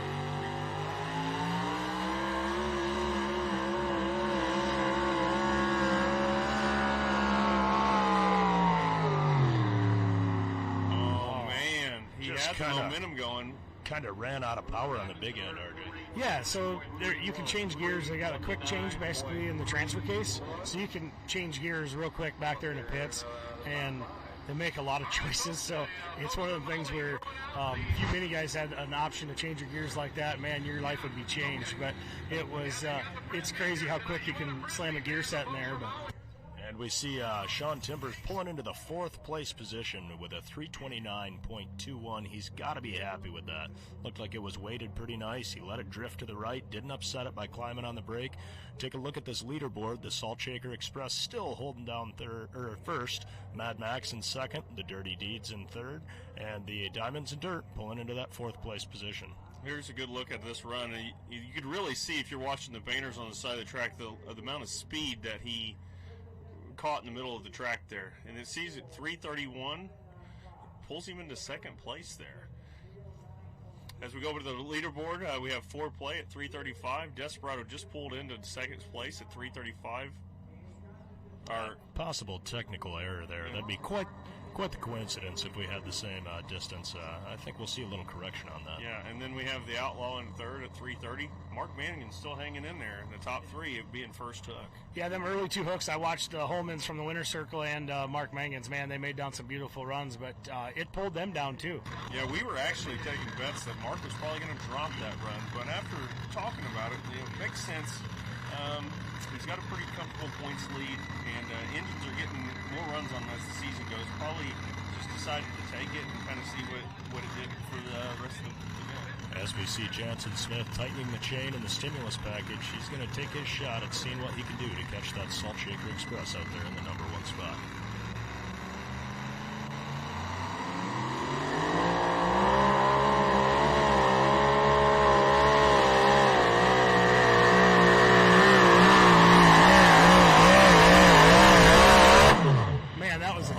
The way he left off that thing, I thought he had something going, but then it just kind of unhooked.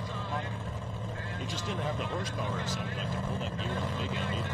Yeah, it was screaming some R's there. Actually, I would guess it hit a chip right there, the way that, the way it kind of sounded like it right at the beginning, and then it pulled down. Here comes the gun loose pull drive. Where's the 9? You can see they're really utilizing the left-hand side of the gear.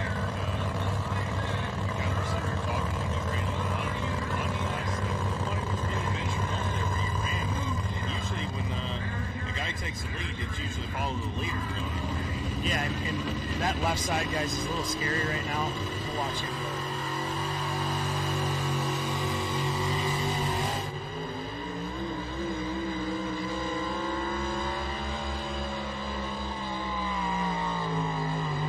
Wow, what a run. Wow, that's awesome. I think that's a new leader right there. What do you think, Adam? Absolutely. Makes you wonder if the track just made a change. It's a few guys get going here. No, Adam, let's not take anything away from him here. Yeah, that was quite the run. He did a really good job. If you watch, as we go back here, the stimulus package, he coming off the line. Yeah, Jansen, he come off the line there, and you can watch the butterflies as they'll go wide open pretty quick. And you can just see in that right bank that it's kind of starts getting a couple of flutters. It could have been something else, but right there it really pulled. And then it hooked up, pulled the front end up, and then it just didn't hack the gear. A lot of that has to do with them Nichols tires in that two-wheel drive class I've had to set. Man, they hook. They are definitely a hooker. Absolutely, as we see Ryan Reitzel backing up the line in the Lucky Strike, and we take a look at the replay of the cut loose. That is your new first place leader at 342.1 feet. It's a big struggle with these four-wheel drives to really, get going off the line. You get behind it and you bounce. Yeah. And he did a really good job of right before it started bouncing, coming with the throttle and kept it hooked up. What a pass! 342. Takes over number one spot by a lot over Jim Holman in the foreplay. So this is Ryan Reitzel with Lucky Strike. Ryan's got this truck back after a couple of years of not having it. So let's see what he can do here. Previous Bowling Green Ring winner in the two-wheel drive class. I think multiple times too, Adam. Yeah, very tough customer.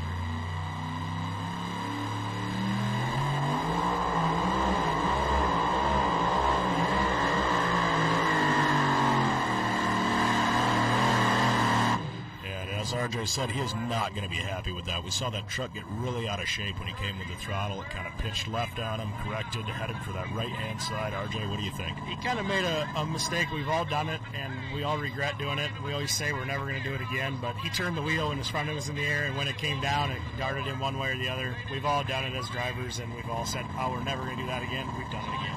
Yeah, I think he wanted to head right, but not quite that hard right.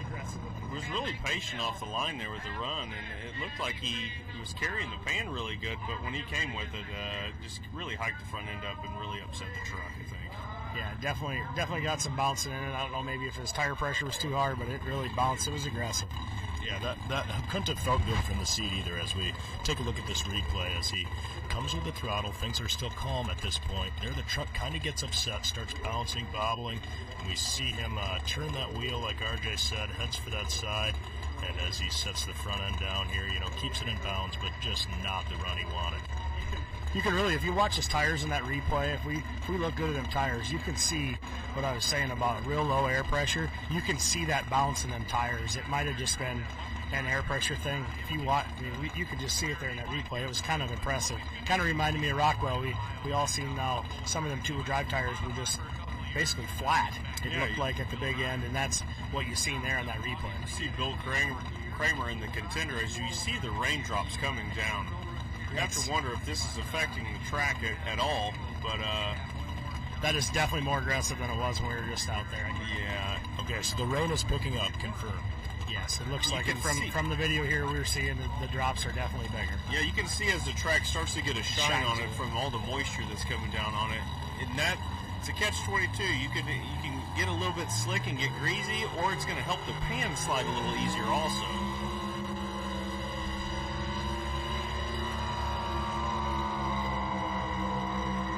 Well, I can't. He definitely wasn't there. I mean, I don't think we can chalk it up as the track's changing there. Right. Well, that was a very good run laid down by Mason there on the cut loose. Always a tough call by our officials as the weather and the rain picks up. Yeah, next one we got here is Mason Theobald in that two-wheel drive class, and those are a special set of matched tires that are out of my stable. So, yeah, those Cole Trickle got a set of them once. We all watched that. Harry gave him them. That's what I told Mason. So hopefully we'll see how he does. Mason's been pretty hit or miss with the truck. They've had a lot of success with it, and a few runs that just haven't been quite what they wanted. But the Theobald team's been running really well this year. Let's see what he does. Oh, he didn't like something out there. Do you think maybe the weather's bothering him and he got out of the throttle because he's before 100 feet and he's going to come back later? Absolutely not. You can only drop 6 in NTPA. So he could drop 6 places right now for mechanical, and I would say the gear, it didn't hack the gear. Them special set of matched tires, I'm telling you. Can you tell us about that maybe in a two-wheel drive sometimes? If you get the truck so locked in, when you come with the throttle, sometimes they do not respond. No, believe it or not, they don't. And he might be, everyone runs a different combination. They might be running a little lower overdrive, which in that aspect might not get after it as quick. I know he did. I thought he did a great job driving. I was really surprised it didn't come upstairs. But if we know anything about the Theobalds, they're usually not too shy on the RPMs. Yeah, I don't think they're done. We're going to see him come back and make another stab at that for sure. And something tells me the RPMs are going to be a little bit more upstairs. Yeah, it looks like he's going to drop it. He can drop 6, so I think he's going to go back, reevaluate it. And who knows? It could be something ignition related. We've all seen that lately on ignition stuff that just takes away and possibly a bad coil, a weak coil, maybe doesn't get the fire like it needs to be. Because we don't ever see a Theobald motor not turn some RPMs and make a lot of noise. You always cover your ears when they're up. Let's put it that way. Yeah, I think we're going to feel it here in the trailer when they come out here and make another stab at it. Yeah. Absolutely, we sure will. And this is a good truck out of Virginia up next. Peyton Davis with the Punisher. Peyton has taken some time off here the last couple of years, and they come to a few pulls. Always a tough running truck. Very good. Very good driver. Very good family. One thing I was going to tell you guys before, so the left side right now, you can see it a little bit there. The left side has got a lot of crown to it. There is, right where you can see that truck, it's leaning to the left. And that is why, in the mod, you see, we didn't go over there. Right.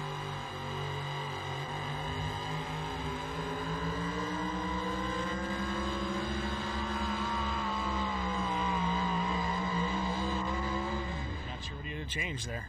It was a really good run. Did a very good job of driving away out, keeping the truck hooked, but just didn't get the speed through the middle. So that left side, as RJ was saying, being so crowned, in the modified class, you can't run over there even if you like how the track looks because it's going to pull you out of bounds with your front end in the air. But these four-wheel drives, obviously, can afford that risk with their front end being planted on the ground because a lot less risky to go out of bounds in one of those. Yeah, you turn the wheel, and it usually will drive where you point it. So that's one nice thing about a four-wheel drive is you're not worried about that. And you don't have to worry about where you're putting your weight. You're putting it in that front weight box. Absolutely, much like a mini rod. we see the Punisher make this pass here in the replay. Yeah, not much you think you could change here. Maybe a little bit gearing related. Possibly you could maybe get him a little bit more speed through the middle, but a good run nonetheless for Peyton Davis. Absolutely.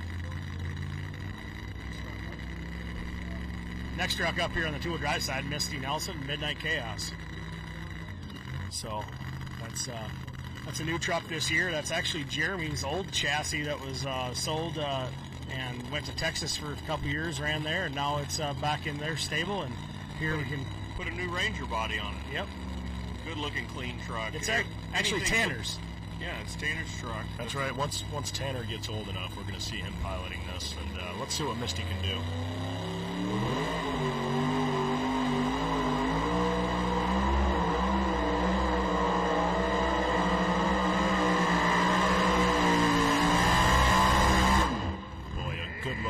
There. What do you think, RJ? Yeah, it was a nice pass, but I was always taught you shouldn't pull back on it. It I don't think that really helped her when she was going upstairs there, leaving the line. I think she should have just held it there for a minute and then maybe kept going on it. I think pulling it back actually hurt some momentum, guys. Kind of gets the pan maybe going up and down.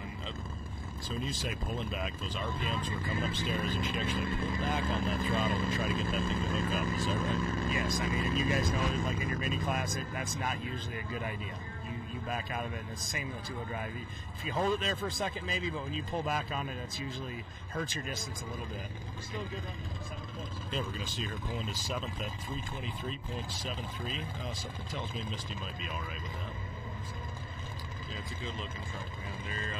Anything from the Nelson stable is going to be good. As we go to the leaderboard here, Salt Shaker Express still up front at 333.2. Mad Max in second, 332. Dirty D's at 330. Diamonds of Dirt, 329.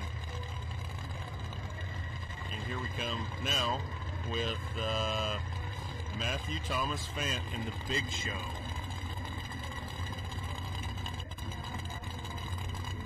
Now, RJ, with these four-wheel drives, I know a little bit. Some guys use a pedal clutch, and some guys use a centrifugal style clutch. Yep. Can you tell us maybe the advantages or disadvantages of each? I like the pedal clutch. It's working out good for me on my four-wheel drive. Obviously, I drove it with a centrifugal clutch, but it's basically the same thing as my two-wheeler would be, or there's no pedal in it like that. And I like the pedal clutch. It seems to be working out good for me. But one thing, fans, not trying to go off top of it, you see him backing in. He was kind of struggling there, and the back end was bouncing. That's because that's how light the back end of that truck is. He was struggling backing it up because the back end was literally coming off the ground. He couldn't back it up.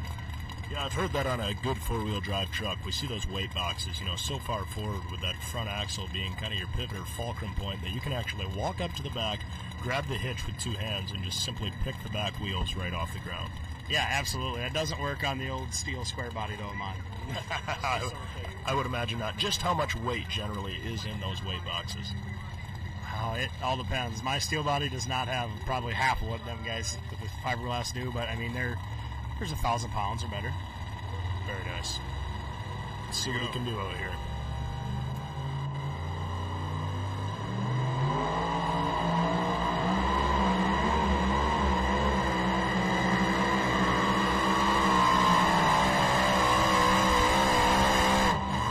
We just raced tractors in Pulltown as we could hear a two-wheel drive also making a pass out there. I believe that was the Sauced Up, driven by Frank Keener.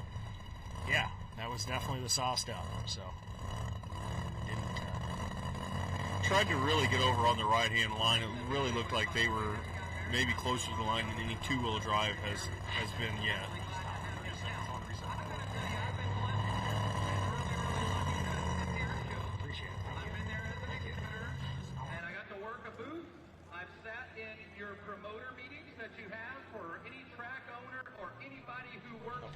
I didn't know these two Collins are in here, though. They're fucking amazing. They're still hot? No.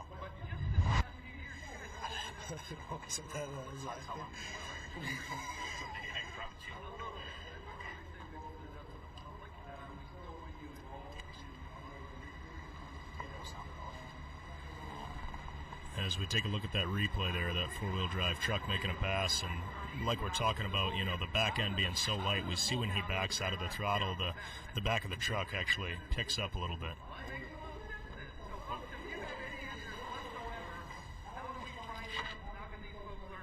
As we still go back to the leaderboard here, Cut Loose out front with a big pass at 342. Foreplay second at 335. Desperado at 331. Outlaw at 330. And Renegade at 325. That rounds up the top 5. Big Show just ran, pulled himself into 6th place position there. Get a nice shot there of our Case IH sled out there. Look who's up next. This is a veteran truck here for sure. This is Randy Petro's old Kathy's Complaint, piloted by Jesse Petro. Man, this thing is he knows how to get it down the track, that's for sure. If there's somebody that can do it right now and take over that lead from the salt shaker, I'd put some money on this. So RJ, if you were to have a choice where you were running, would you like to be at the beginning of the class or the end of the class at Bowling Green? That's a tough one, Adam. 60-some two-wheelers, I don't know. That's definitely a... If you would have told me that first place hook was still going to be holding first here, how far are we down? Halfway? I would have said baloney. And the Keeners, I'm getting word, pulled 312 and put them into 17th place. Let's see what Jesse can do.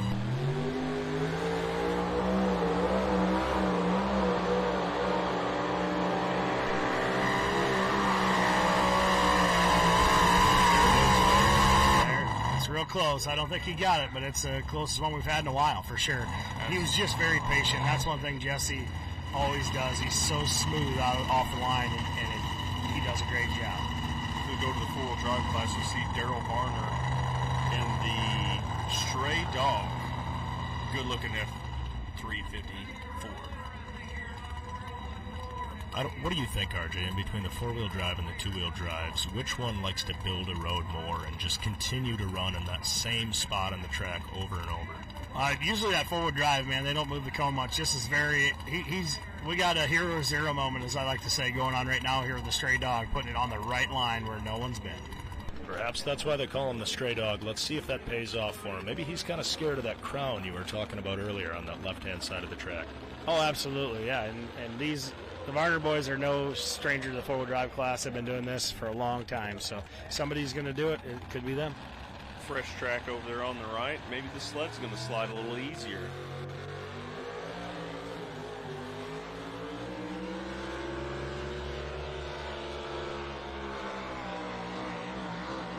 Not quite, but did you see that little hiccup at the beginning when we watched the replay? There was just a little hiccup, and he pulled back on the throttle to get rid of the bounce. That's usually the only way you get the bounce out of a four-wheel drive, guys, is to pull back on the throttle and then wait for it to go away and then go again.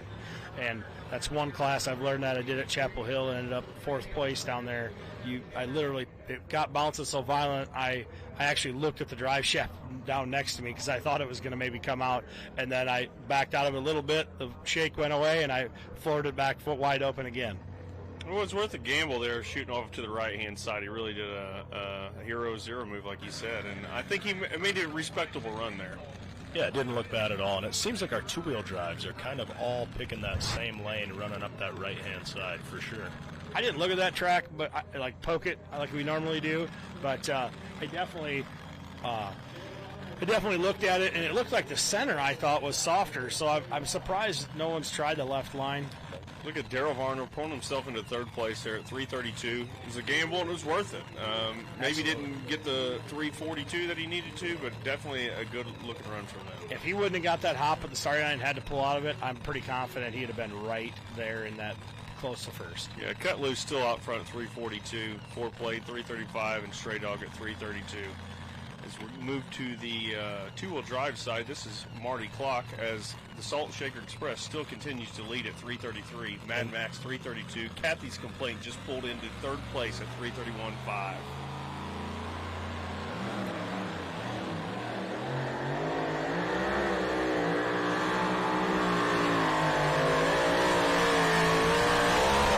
As we see the Just Like Clockwork driven by Marty Clock, what do you think, RJ? Did he get a little behind it out of the hole there? Absolutely. He just got behind the throttle. I think if he had a do-over right now and he pulled him right back, you'd see him bend that over significantly fine. So, difference in a two-wheel drive, if you get, say you have a lot of weight on the nose and you get behind it, it's still going to pick the front end up super high because the tire speed's just not there to keep it down. And right here we see a familiar truck that we're starting to see more of that a lot of people will remember, none other than Scott Phillips driving the Yankee Blue. RJ, what's this guy been up to? Oh, he's been dirt car racing. Actually, he's been up racing. He's been having some guys race his dirt car, and he's done it and raced it, and he brought this thing back out, and man, has it been on some rails. He's definitely. Yeah, you can see here Marty just kind of gets behind it and really up and down. He still pulls into 312 with a very up and down run. I bet he would like to have that one back if I was going to guess. Yeah, I bet he'd move about 200 pounds up, and then he would probably get after it a little quicker. Yeah, so Scott Phillips, though, this truck has not ran for 12 years, and he brings it back out this year, and he's actually doing very well in points as he sits third, only 26 points behind Mark Mangan in the number one spot. Yeah, some brand new sunnies he got in that thing. Let's see what Scott can do. Running right in the center of the track, it looks like.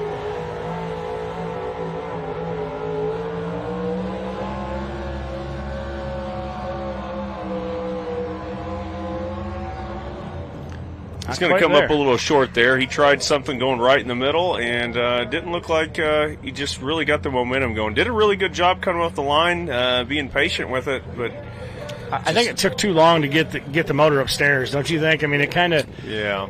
Yeah. We look at Tim Beatty driving the Sawmill Express out here.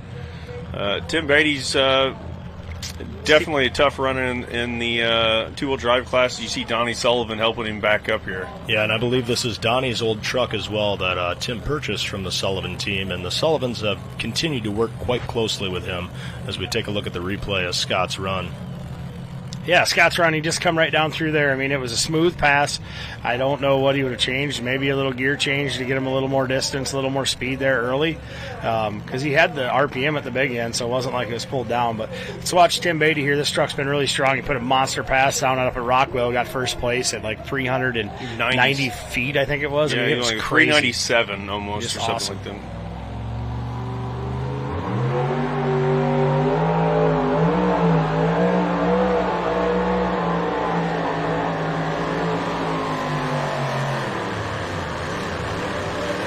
Oh, maybe just didn't quite have the power to hang that gear on the big end. No, I think he had it in a proud cog, and that's one thing that the team there, that Sullivan Beatty team, they've been doing that, but it's won Donnie a championship, and it's got him hanging right up there in the front again this year, so it's something that's working for him, so, you know, hats off to him, but right there, I mean, he's still close. I'd say he's still in top 5, guys.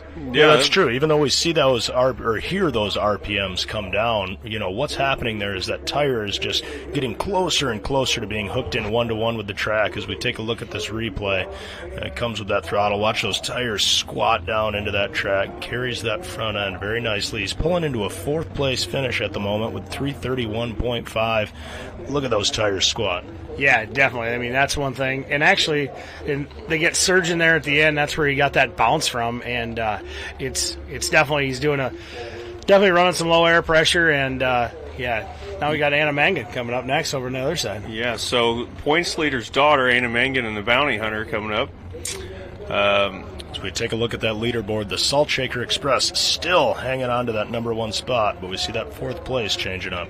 Guys, would you have thought that first place would have been holding up in a class of 60s trucks? I mean, honestly. No, I wouldn't have. I think they're inching a little bit closer run by run, but that Salt Shaker, though, wouldn't he do that as a few years ago? He did the same thing. He was first took and won the class. Absolutely. You see Mark looking in here for his daughter, Anna. Very good couple of trucks that the Mangan stable has. I love these 4-wheel drive trucks. They got that IQ3 race pack dash, but they still love that old school tachometer front and center just to kind of keep an eye on RPM. Why is that, RJ? I'm running an RPM data logger. I don't have a big tack. I'm not sure. That's just something some guys do. I don't have that though. I guess they just want to watch the RPMs. That's what they're watching, when to leave, when to let their foot off the clutch if they're running a pedal clutch, I guess. So that's the main thing. But she does a great job driving it. Moved over to the right just a little bit here. See what happens.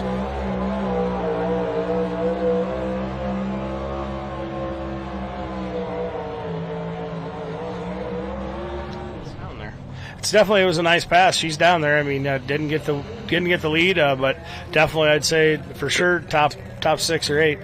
Absolutely. And I'm getting word that the Theobald truck that we took a look at earlier and we didn't get to see make a full pass is going to be making their way out onto the track to try to give this a second shot at it. So what we saw earlier is possibly ignition issue, possibly just locking the tires in too hard to the track, couldn't get them broke loose. What do you think they changed, RJ? I would say they probably changed something ignition related, but I'd have a hard time believing they'd change gears, just because usually the Theobald team, as we all know, it sure seems like they run a slower gear than the rest of us. They like to turn RPMs. As we see the bounty hunter there pulling into 7th place, and take a look at that leaderboard. First with the cut loose at 342, still hanging on to first. Foreplay is second, 335. Stray Dog, and then the Desperado. Let's see what the Theobalds changed, if it worked, and if they're going to get down through there and take a shot at the salt final shaker. Attempt.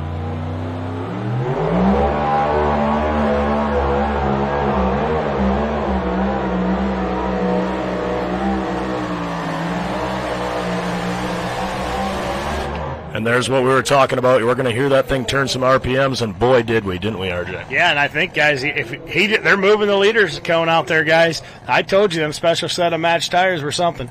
Yeah, he's got those special Simon tires that you guys sold to him. Isn't that right, RJ? Yeah, that's correct. So I'm thinking I get the winnings from tonight, but we'll find out. I'll go back to Doug and figure it out. Yeah, I don't know what kind of deal you guys negotiated there, but well, I wanted to see how they did first, So if they took the lead, we definitely know that the price went up, guys. If everyone knows me, it's going to be Doug's going to regret it. Yeah, you can see here he come off the line really hard, kept the front end down, a little bouncing going on, but picked the front end up nice. We can't hear it on the replay, but when he was making his first pass, we see he pulls into first, new leader, 333.97. Adam, what kind of RPM do you think they were turning? I want to guess it's somewhere probably in the 95 to 9200 RPM range. I think they run a little bit shorter strokes, so they got to get the motor up on the RPM. So Wicked pulls into first place at 333.97, just barely getting by the Salt Shaker Express at 333.2. Yeah, gets him by just over 6 inches, basically. Look at the top 5 to 6. I mean, the numbers are really stacking in here. It was just a nice run. I mean, you knew when he left the line as hard as he did that he was going places, and wow. Yeah, look at that. What do we got? The top 6 here, all within like 10 feet. No, we got the top 10 within 10 feet. Yeah, you can. Oh, yeah, the top 10 within 10 feet. Yeah, that's kind of crazy. But I mean, really, just the top 6 are like within 3 feet almost. It's impressive. It's an impressive deal. I got a hats off to that Bauer crew because that's a good sled setting. So this is Wesley Keys with the Black Ice, the final chapter, a very good looking Chevy. It's a good-looking truck. Very nice.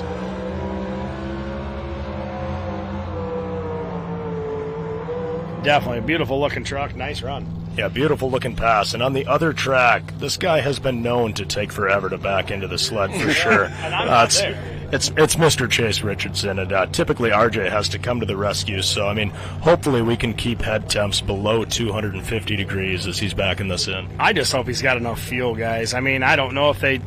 Usually in pulling we don't do pit stops, but maybe he'll pull into the winner's circle, fuel it up, and he'll finish his run. You never know. Very possible. Now, all nonsense aside, this is Mr. Chase Richardson driving the Suffering Sanity truck. He's currently in 5th place in points, just 8 points out of first. Yeah, that two-wheel drive points race, man, it's tight right now. And a little bit different combination as he's running very, very little blower overdrive. I don't even think 30% overdrive. And in the two-wheelers, you can run, what is it, Adam, as unlimited. Much as you want? A lot of guys get close to 70 over, between 60 and 70 over, some guys in the 50s. So let's see what Chase can do here.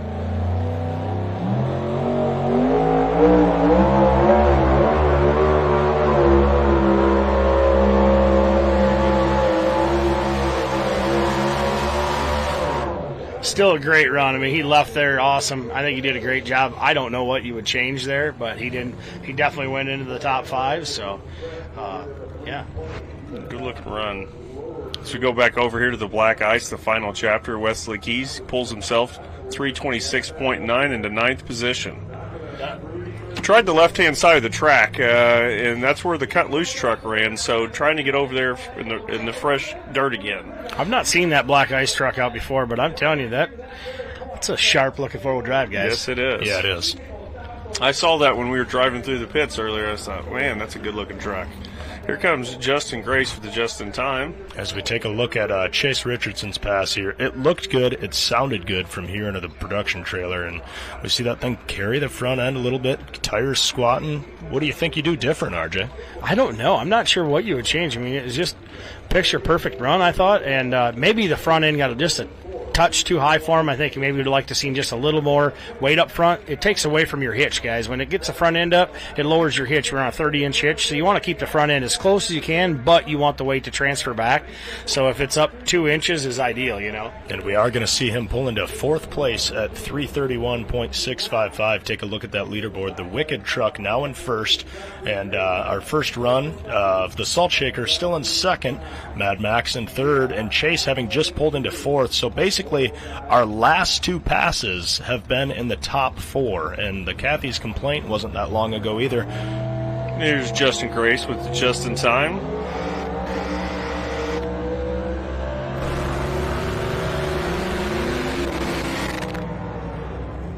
Oh, something unfortunately didn't go good there for him. He had to get out of it, or did it get under it? Maybe, I don't know if it got under it there and he just pulled back on it or what happened. But it's hard to tell from this angle. But he's definitely frustrated. I get his frustration. It's hard to.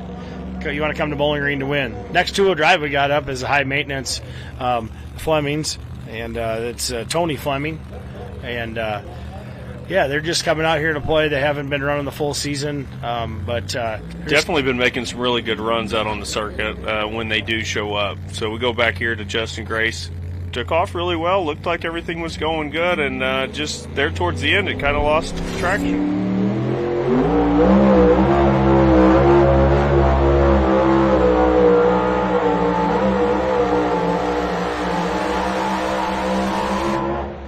That's not what he wanted to see. He definitely wanted to go a little further than that, but it was a respectable run. It definitely carried nice and left good, and we could hear it in the trailer pretty sound. So he was definitely leaning on that thing. Yeah, the front end kind of bounced pretty hard there a couple times right off the line, and the pan's starting to smack the ground. It kind of the front end was going with the pan there. So what do you think, RJ? So not necessarily this last truck, but the 2 trucks prior we see pull into number 1 and number 4 spot. Do you think the track's getting a little bit better?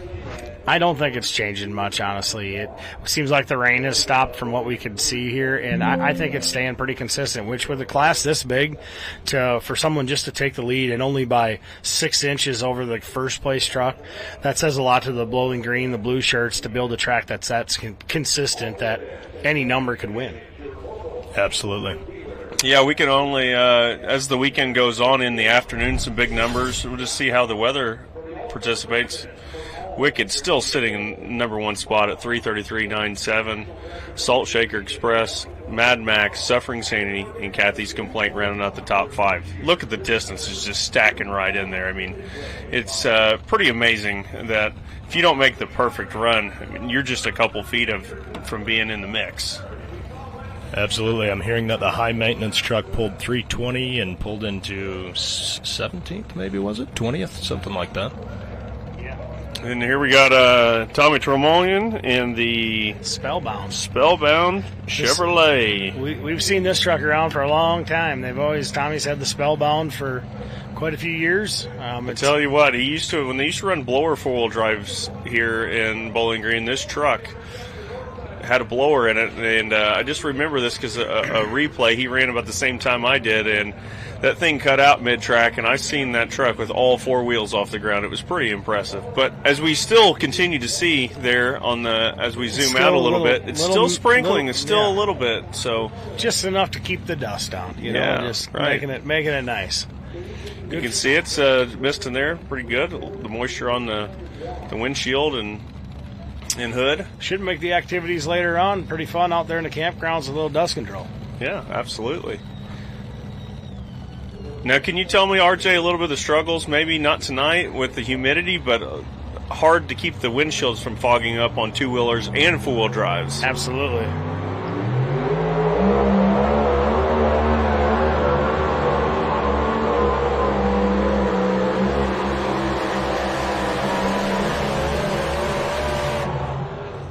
And up believe that was the Shameless truck. And we got to watch that again. We got to watch that again, guys. That's a new leader in that Shameless truck, I believe. He's right there. It's hard to tell from the angle of the flag, but sure, with that different camera angle, sure looked like he got past it, but we'll just have to wait and see on the distance. Oh, no, you see your other angle there. I don't think he did. I lied. Apologize. Yeah, I think that maybe Tommy didn't have something quite right on his engine. You could see a little more fuel coming out of the right header, and it just... A beautiful shot here of our north side grandstands that we were talking about earlier. Here comes David Hunt in the Shameless, and makes a very respectable run, keeps the front end down early. Got a couple little bounces and hops there that I think he wish he could have took back. But yep, 332.3, pulls him into fourth place. I mean... Man, this just stacking up so tight in there. I mean, I don't know if it's been a while since we've seen a two-wheel drive class this snug. Right. Yeah, absolutely. The you see Tommy Tormolians just pop up there at 315.4. That puts him in 17th. Probably not the run he was looking for there. I'm sure he'll regroup for the next session that they pull in. Back to the leaderboard, cut loose, still out front by a decent amount of 7 feet. Yeah. And you got Wicked just barely squeaking by the Salt Shaker Express, hanging on to that number one spot. But as this class gets deeper and deeper, it's going to be interesting to see if anybody can get past it. Yeah, it's crazy to look at like the distance in between first and second in the four-wheel drive class, and then to think about how many of our two-wheel drives we have stacked inside of that same distance. It's impressive. Yeah, you almost have the top 10 stacked in the difference between first and second in the four-wheel drive. It's kind of crazy.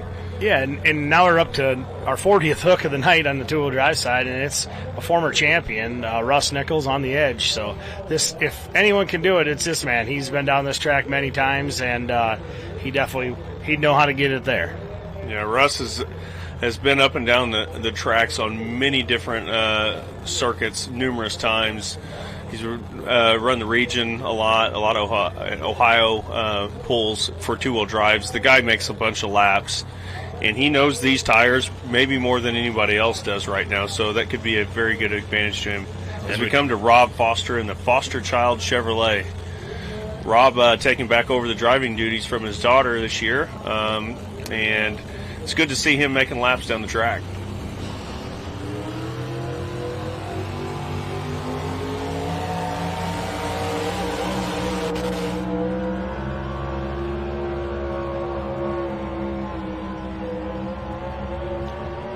That was a great run, and I was told if he doesn't do real well, Jeff Schaefer was going to get the driving duties again. Yep.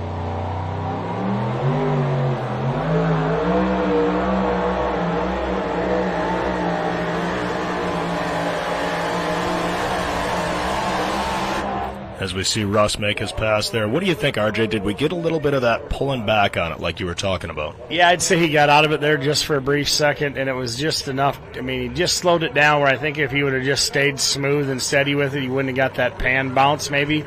But it's real hard to tell there. I mean, there's so many factors pull into a two-wheel drive with weight, gear, tune-up, placing on the track. I mean, two-wheel drive is, in my opinion, one of the toughest classes out here. Well, it also probably just feeling it get off the line, it almost feels like it's skating because there is so much nose weight on the front of the truck. Yeah, as we take a look at that replay, we see him start to come off the line here. It's fairly smooth with it. There's possibly that little hesitation we were talking about with RJ as he goes 331.36, pulls into that 8th place spot.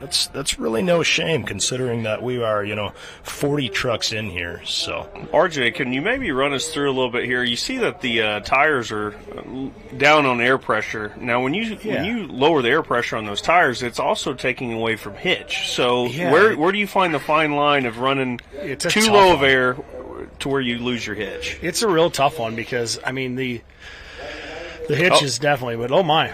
Rob Foster just brought the Foster Child into second place. I know it was a nice run, but 336.390.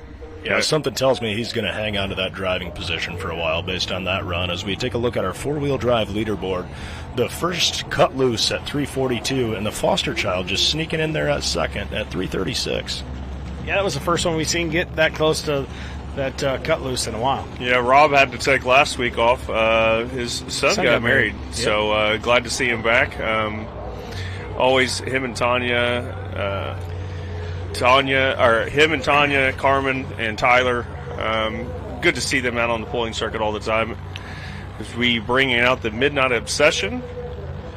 Hey, this truck here is the old Theobald truck, so maybe he's got some notes. Maybe Doug went back and gave him a few notes. Yeah, we've got a Theobald truck out front right now, I believe, so maybe this previous Theobald truck is capable of that as well. And, I mean, to see the Bramers backing up there to the sled also in the corn fed.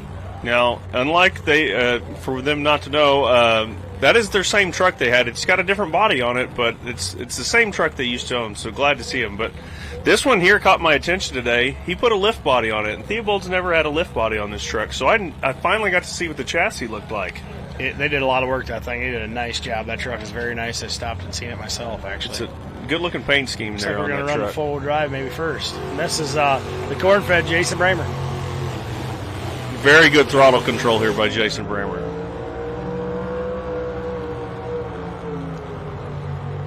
Yeah, he's wish he would have had a little different gear choice.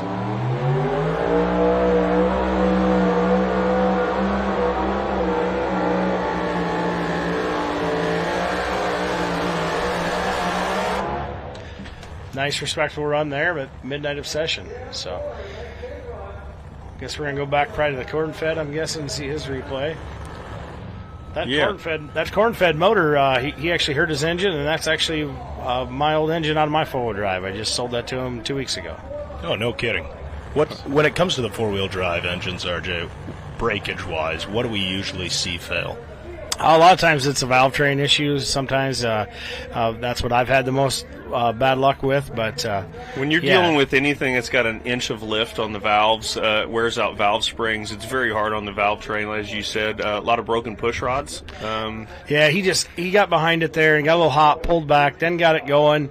And I'm sure he just wishes he would have either got going a little quicker or just had a little bit less gear. You can see the tires almost lug for lug it. Right, you can see here he kind of had on the two-wheel drive side, he kind of was pointed towards the right-hand line and had to make a correction as he left the line, goes over to the middle of the track.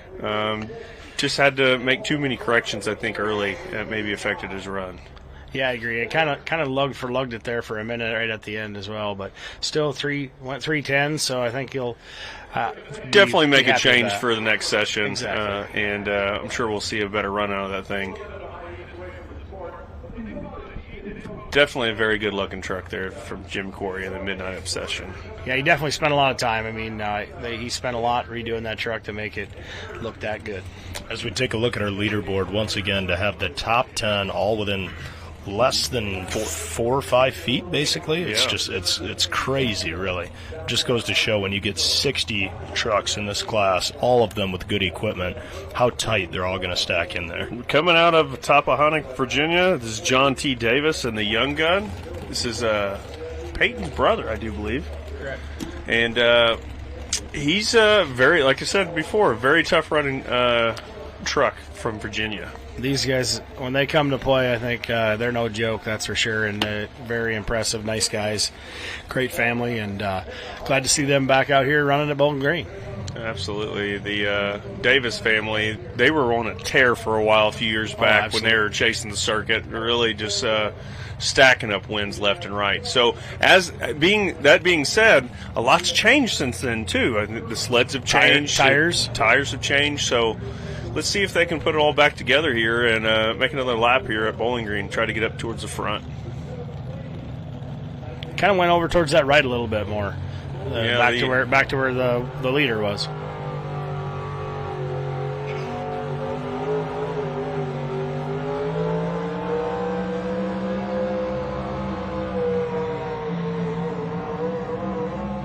It's so hard when you're in that seat, in the forward drives. You think that, okay, it's going to go wide open any second, and it sometimes doesn't. It takes just longer than like our blower motors. It's not right there. Right.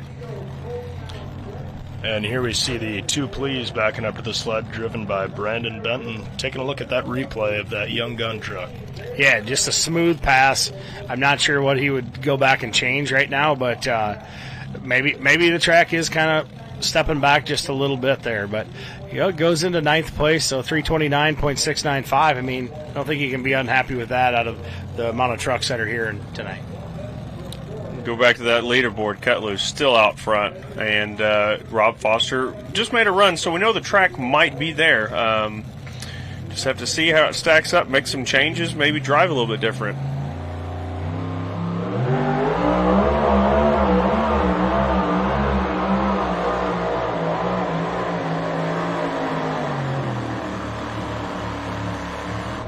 And the driver of the Too Pleased truck might not be too pleased with that run. Wasn't bad. Looks like it'll live to see another day. I see what you did there, Tyler. That was nice. Good job. Yeah, thank you. It was very good. Yeah, I'd say right there that he tried driving it hard off the line to compensate for the bigger gear he was in, and it just didn't quite hack it. Absolutely. As we can hear the announcers behind us quite often here, they will go to the north side and get them to yell, and go to the south side and get them to yell, so we can just see our fans really getting into that as we watch this replay here.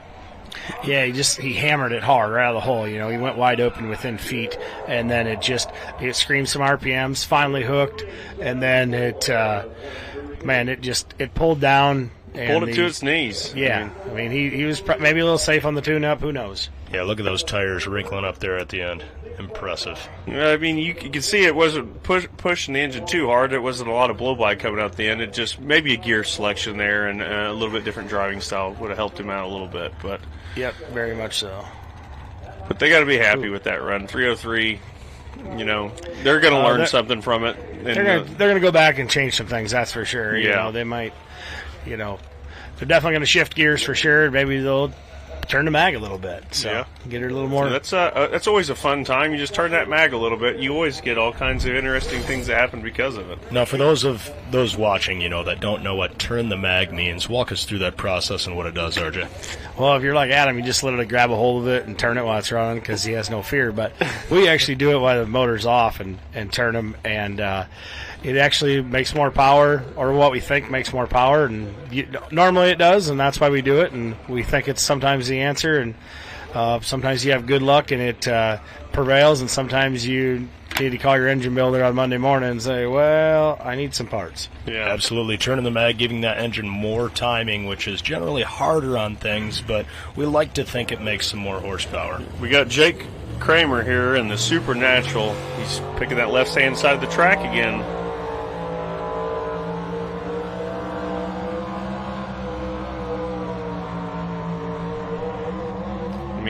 One thing do you know about Adam? Do you know these Kramers are still running a torque converter? Really? Yeah, I'm pretty sure they're the only two trucks on the Grand National circuit that are running it yet. At least they were at Benson. I didn't look at the trucks lately, but it was kind of interesting.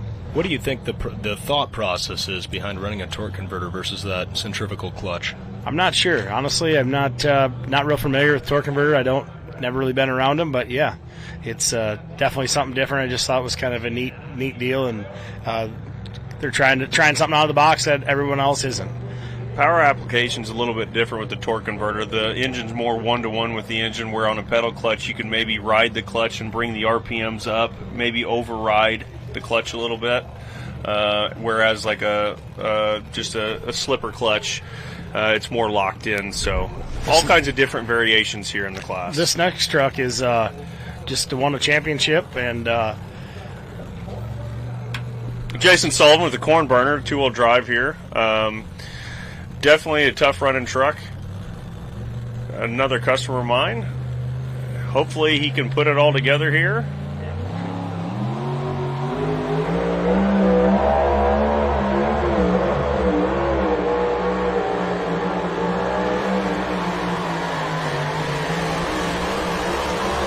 Yeah, Jason Sullivan, never being a stranger to lean on his equipment there, made a strong-looking pass. What do you think, RJ? Yeah, he's never his driving style is basically get right after it. He does a great job, and it works for him.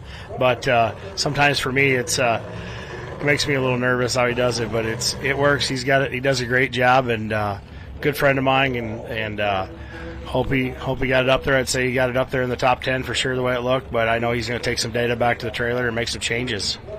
6 trucks. Yep. Here we go. We've got Jake Zering in the Rule 19. This is your second place in points right now, Adam. Yes, it is. He's only 19 back. So he needs to get that thing in that front place to gain some points. As we watch this replay of the corn burner, Jason Sullivan, he comes with that throttle. See the front end pick up. What do you think's going on there, RJ? Yeah, it just bounced. There was the first, second, third bounce. And I think it's going to do it another time. I just think he wished he just had a little more weight on the nose or another one back, one of the two. But I'd say one more up just to kind of get that bounce out of it and not have it.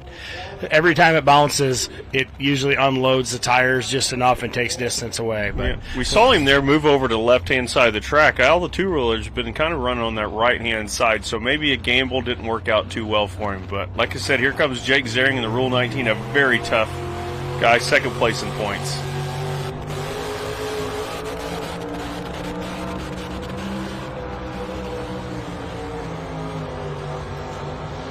I'd have to think Jake's going to be a little upset with that. It sounded like the engine was maybe fluttering a little bit going down the track. And on these aspirated engines, you need them to be hitting clean on all 8 through the whole run. So, yeah, definitely. He's going to, it was there for him tonight to gain some points on Mark, and it would have not been a lot because I think Mark's still sitting, in third or fourth, but definitely would have helped him out. So he's definitely going to be disappointed and wished he would have had that motor singing a song. And I'm getting word that Jason Sullivan went 323.875, which put him into 13th place. In Rule 19, he just made a pass. He went 316.550, good enough for 20th place. So definitely going to mix up the point situation there with Jake, which Mark just gained some more on him, so that's he didn't need to put himself any further behind. So Mark's doing a great job. Next one we got up is the Buckeye Hauler. And Buckeye Hooker, too. Sorry. And this is, I think, Matt Seitz. That's right. This truck used to be Jeff Schaefer's. Correct. And unique-looking truck. We've got an Ohio native here, hence the name of this truck. You don't think he's a Hawkeye fan? I don't think so, RJ. I didn't know. But then, using those long, funny car-style headers, boy, they do sound good.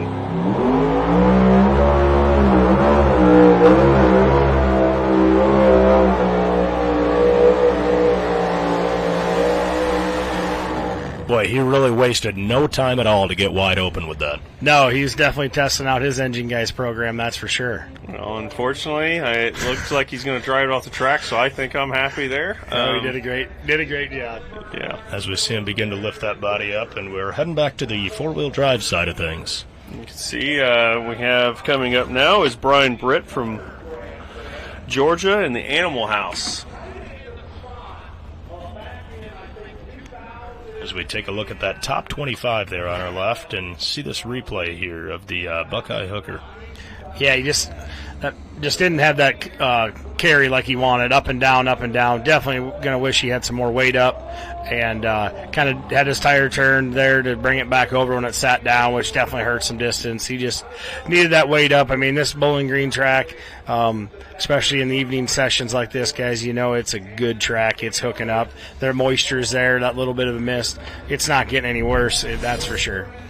A nice shot here as you see these things backing up, and like RJ said see that shine. Before, they see when he backed up how it scooted the rear end of the truck over. Very difficult to drive these trucks and get them backed up to the sled. You can also see that shine on the track. That's how much moisture is there, which you can get hooked into this track so quick, and that's why you see a lot of these guys almost sometimes get a little behind it on these four-wheel drives and hooking that good. It seems to me like after watching a few trucks here that a few of them would be getting after it a little bit quicker if the track's there. I mean, I think a lot of them are being patient, but that track's really pulling them down at the end. Yeah, I think if somebody comes out here and really kind of gets after it and gets it going a little quicker, they might have keep it from bouncing. Keep it from bouncing and get after it a little quicker. Maybe a gear choice change. Maybe slow the gear down, believe it or not, and get the RPMs up early. You might be tough. Yeah, and you talk about how hard it is to back these trucks in. We had to see him take 2 attempts there to get backed in square, but we all know just how important it is to be backed in square to that sled so the rear end of your vehicle's and shifting around when you go to take off. You can still see that's a steel body there, steel cab, so that's pretty cool. Yeah, CRJ, you're not that special. Yeah, I know. There's other people out there. But. Well, it just goes to show you there's a lot more to it than just weight. I mean, yeah, you can make any setup work, I do believe. Absolutely. Didn't waste some time.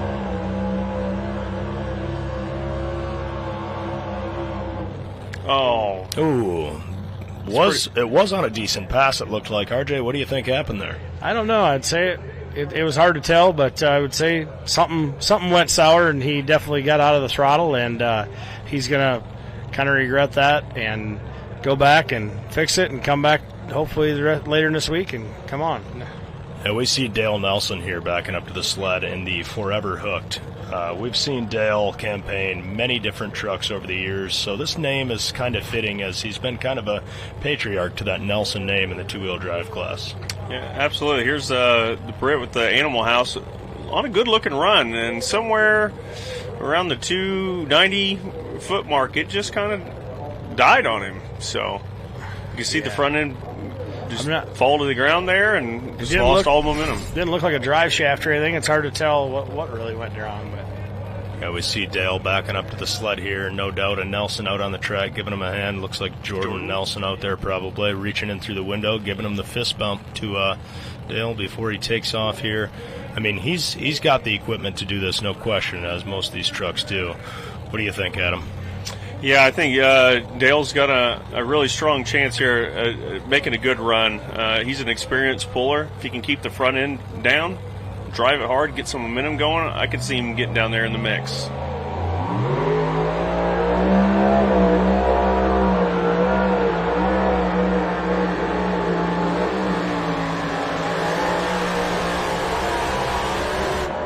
It's a good-looking run right there. It did everything like I thought he was going to do, just didn't get there, didn't get far enough. One thing about it, I think he got every inch out of that run he possibly could. He dug some holes. You heard that motor kind of come upstairs at the end.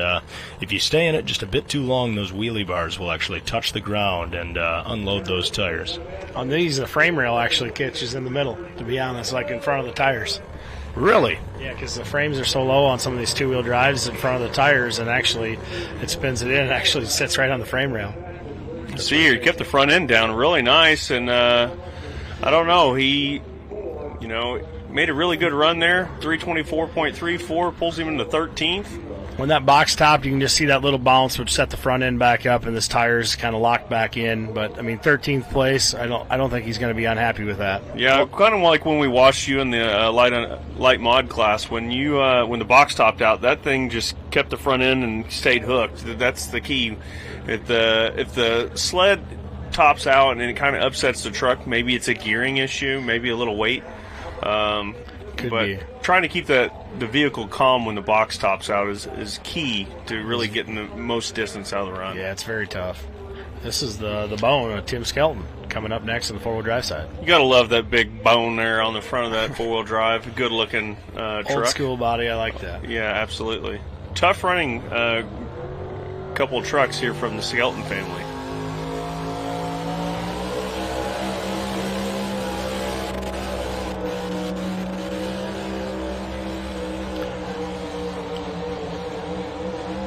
Did you guys see the dust at the beginning? That was his clutch. Yeah. That's how hard he was running his clutch. Right. So in this class, they can use a harder or softer disc. Obviously, the softer disc is going to show a little bit more dust than the harder ones, but it also helps keep the truck hooked up a little bit better. Now, when it comes to a clutch like that, RJ, how long can you run a clutch before you need to change it out in a four-wheel drive? You can run it all season, but you better check it every pass and just make sure your air gap's good, and you just keep snugging it up and every time and make sure it's good.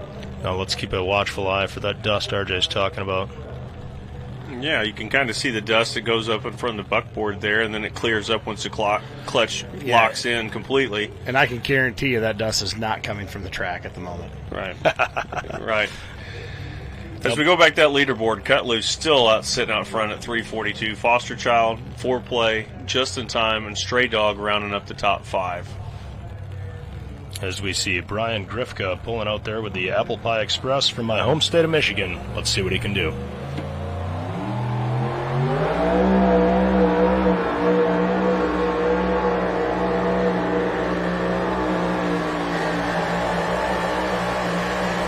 Now, I could be wrong, but looking at the wheel tubs on the back of that two-wheel drive, he may be running the little bit narrower Mayhills or Pioneers. It's hard to tell. He could be, but nonetheless, it was actually a very nice pass. I mean, it was it carried the front end nice. You know, sometimes you think with the steel body or older body like that, you might have a little less front end weight, but it was actually a very impressive run.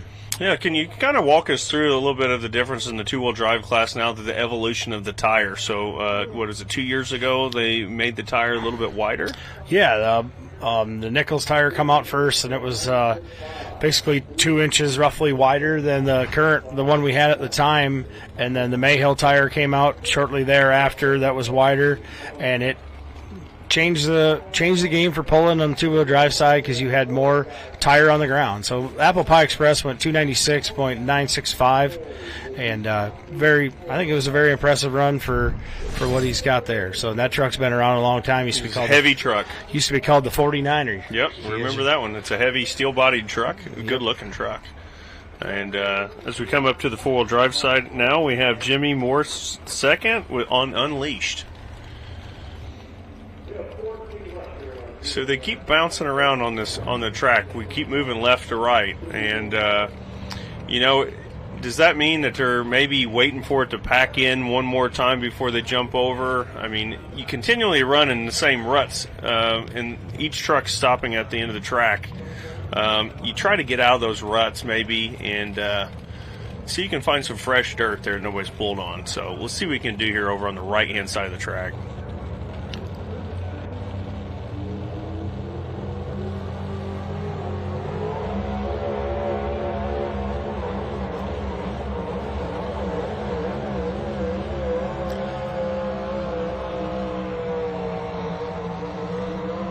He tried the method I thought maybe someone would try to get after it, but it was too much. Just bounced all the way through there from start to finish pretty much. Yeah, and in the seat of a four-wheel drive, guys, when they're doing that, it's hard to equate, but it's violent. You know? Absolutely, as we see none other than Mr. Donnie Sullivan backing up to the sled here with the big stick. Donnie is currently sitting third in points, just 6 points out of that first place spot. So Donnie's out here trying to gain some points, maybe looking to pull into that number one spot. So look at the bouncing on this four-wheel drive. Are you just waiting at any point in time for a drive shaft to maybe come out the bottom? Or I'd have been nervous, let's put it that way. But still, respectable run goes in the 16th, you know, I mean. But, yeah, it's the damage. If the damage doesn't happen there, it's the damage afterwards from a bounce like that scares me. Right, I hear now you. We got Donnie with the big stick, and he's your former NTPA Grand National Champion from last year. Last year, so he's definitely has won the Bowling Green Ring here, won here last year. Let's see what he can do.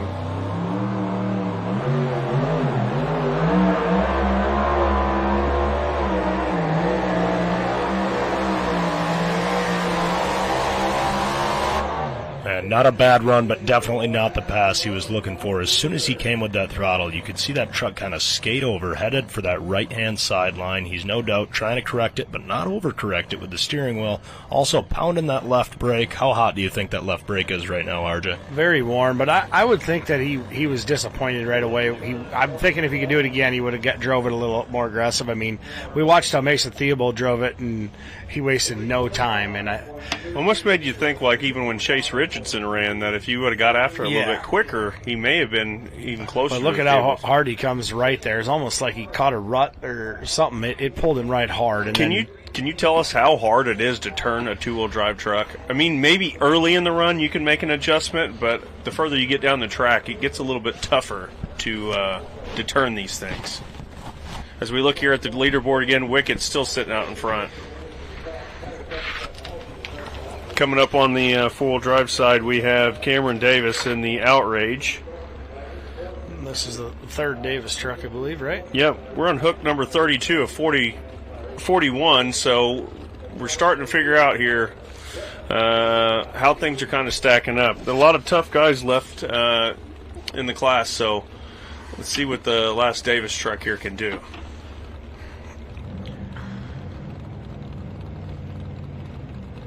Another beautiful looking Chevrolet truck. Very nice truck. Yeah, you can see the fuel just popping out of the header pipes. Nice. Well, it's a little cool night out there, you know, and making some good power too, as Adam knows. And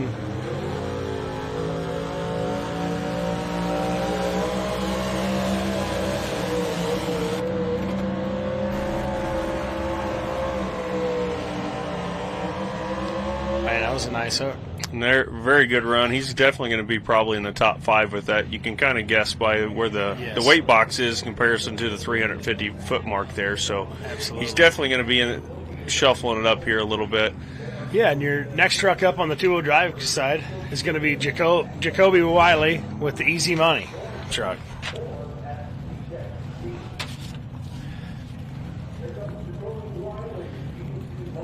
As you see here on the Cameron Davis's run, a very respectable run down the right-hand side of the track.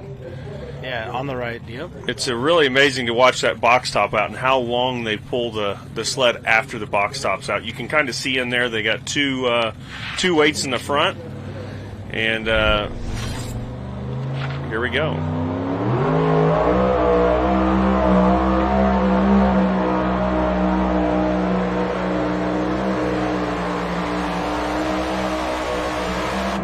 Not a bad looking run there. That was a very, very pretty pass there laid down by Jacoby Wiley, and he did a really nice job. And I expected it to go a little further. I'm a little surprised with the distance. If you would have, mid-track, it looked like it was going places.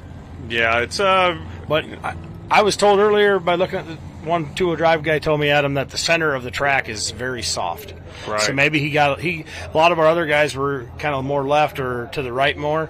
Maybe he got into that softer stuff there. And right. I've yet to see maybe one truck. Is there one pass all the way over on the left-hand side of the track? We'll see. Kind of saw Jason Sullivan move over there a little bit.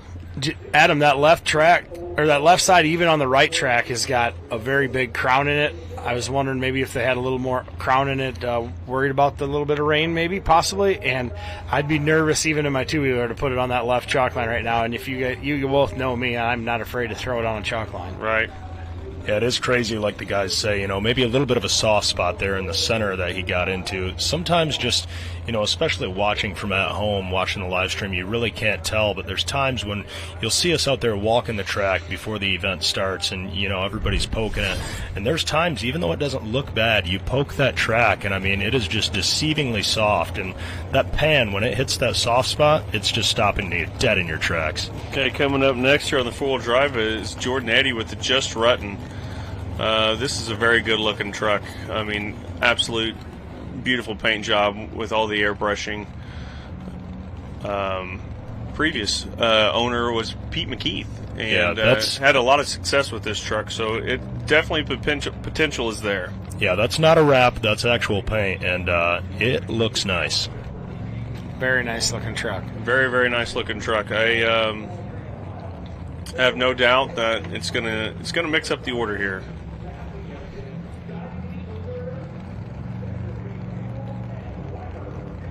So we see how difficult these four-wheel drives are to get backed in perfectly straight.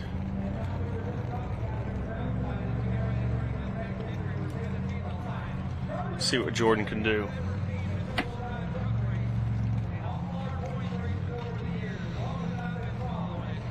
So you kind of see there, it's kind of interesting that the center console right there in between the legs like that. Yeah, a centered-up driving position, which some of these trucks are centered and some actually sit off to the right. I like in the four-wheel drive, you sit off to the left side. It's really kind of nice backing in. You can turn right around to do it. I kind of wish my two-wheel drives were that way, to be honest.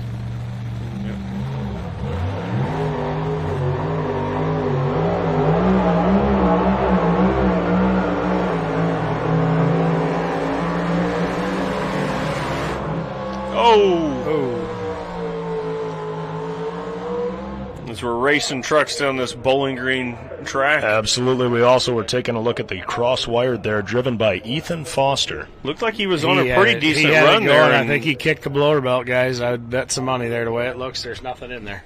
Oh, man, he is not going to be happy with that because, it looked like it was moving pretty doggone good. Definitely moving. If you look up there towards the front, you can kind of see that blue belt. There's Wesley, there's Miles, and Steve Foster. You can see the disgust on Steve's face. As in, because the truck was moving pretty good there, so. He's right there. I don't know. He's in the top 10. From a different camera angle here that we can see off screen, it does appear that the blower belt is still intact. It's not. It's broke. I was just seeing some blue there and thought it was on. So it's a nice carbon belt. Yeah, those are cheap, right, Adam? And guys, that belt looks awfully brand new. Yeah, so it makes you wonder there what happened. That looks like a brand new belt in my mind. Usually after runs. Yeah, typically, I mean, a broken blower belt nowadays, blower belts are so good, that doesn't just mean slap a belt on. Usually something, as a whole, is not happy that caused that to break. And for that belt to look so new, you almost have to wonder the last time this truck went down the track, did it also break a belt, and that belt was brand new first pass, and there's some sort of gremlin causing that breakage to take place. Yeah, and a lot of guys will come to this pool and they'll put new stuff on because they don't want those failures. And it's very unfortunate for him. You can kind of see here, he was moving down the track pretty good. And you can really see the pull the front end up there. 22nd place, 318.940. That's unfortunate. You can kind of see the thing right there. There was a lot still more left in that truck. Still digging. Then the Just Rutten just went 327.770 into 12th place. She did a real nice job driving that thing. Absolutely. Yeah, we love that angle from our camera crew catching both of those trucks with all the bleachers in the background. That's a nice shot as we see the Maniac pulling out onto the track. Look at this old school Ford too. Absolutely. We gotta love this, guys. This is old school. Old bull nose, I think they call it. So you see, hopefully we don't have any sleepers out there in the crowd. We know that there's a few people having some beverages out there. Every now and then, if you catch a sleeper out here, you'll get the announcers yelling at you. It does happen from time to time, but I mean, this is a very long week, as a lot of these people that you see up here in the stands, are spending the entire long weekend out in the campground, so they never leave the grounds, much like us competitors. You got to respect a four-wheel drive with some cab lights on it. Yeah, as we also see Jeremy Nelson out here in the Midnight Gambler. Beautiful looking truck, very unique, kind of that delivery sedan body compared to all the other trucks. Yeah, the Dodge panel van, it's a real cool. It makes you wonder, I mean, Jeremy's been sporting this look for a long time in the Nelson family. How much do you think he's giving up weight-wise by having that big old body on that truck? Oh, man, he's a body guy. I think he's done enough work to that thing. I think he's got it. I don't think it's as much as you think anymore. Gotcha. Let's see the Maniac here.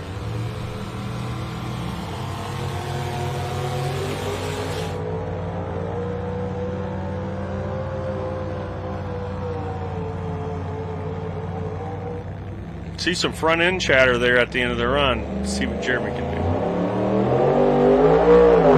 Oh, man, we could feel that from inside of our studio here. That was quite the pop, as you can see him working those throttle blades. Guys, what's the consensus? Was that a burst panel? That was a burst panel early, so it makes you wonder if something like that happens, maybe if it dropped a valve, but you don't see any smoke out of any of the pipes. Yeah, perhaps dropped a valve. I got my eyes on the linkage of the barrel valve there to think that, maybe something leaned out so quick. For it to pop like that so fast, I mean, you can look down there at that. Find you can see right below the SSI how Yeah. that burst panel's wrapped around the bolts there, so it was a very hard detonation. That early in the run, something definitely went south. Does it look like that fuel pumps maybe turned or did the Tanner's pulling the fuel shutoff? Did the fuel shutoff, was it not wide open? Oh, that could do that. So basically, if these engines go lean, they're going to detonate like that. And for it to happen so soon, in our minds, we're thinking something physically happened to lean that motor out. So Yeah. it's sounding like he's going to drop 6 is what they're telling me in my ear, which is quite impressive because basically what that burst panel is designed to do is instead of causing all this trauma to the engine, the burst panel is made to be uniquely fragile so that it will blow before the motor sees extreme detonation. So to hear that they're going to drop 6, to me that means they're going to pull this back to the starting line, slap a new burst panel on it, and try it again. Yeah, but I hope they thought this out. Find the issue. Yeah, they need to find the issue, but early in the run like that, with a detonate, there's not a lot of heat in the engine, so you potentially can get by with maybe minimal damage with that early of a detonation. Usually at the end of the track, when the engine's hot and they detonate, they pinch rings, they bend wrist pins, And they they kinda- smash out bearings. They kind of thrashed on that motor. That thing was all apart They rebuilt that engine here in the pit area before they pulled tonight. Makes you wonder. You can see the air, the fuel discharging out of the burst panel there by the front of the engine. You can kind of see the fuel shoot out right by the mag there. Yeah, just right by the mag in the front of the blower. You can kind of see that line of fuel and air. That's the burst panel going right there. So with the fuel coming out of it, I'm telling you that it still has fuel in there? Well, that would definitely make you believe that the pump is still working. Some fuel, but perhaps not enough. Yeah. Right, so good point. We'll have to see here. Maybe it could be something simple, a misfire in the ignition. Very rarely does that happen.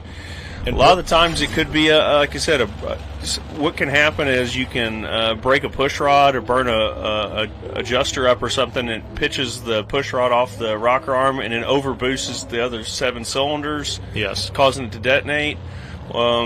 Could have dropped a valve, which I didn't see any smoke out of any of the pipes, so I doubt that happened. And I think this is actually Daniel Bosch here in the Midnight Raider. These guys are not too far from me in the state of Michigan, so typically we would see Jim Bosch piloting this truck. His son Daniel has driven the truck before, and I guess Jim has given Daniel the nod, saying, hey, son, get out there, make a pass. We know this truck's capable, no pressure. It's only Bowling Green. Long-time four-wheel drive pullers here. Very, very, very good truck. Bless you.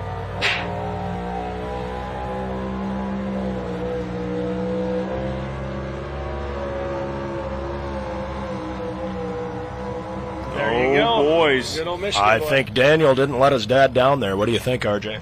I think he definitely might be taking over some driving duties there. Now we got next two-wheel drive up. We got the Boogie Woogie.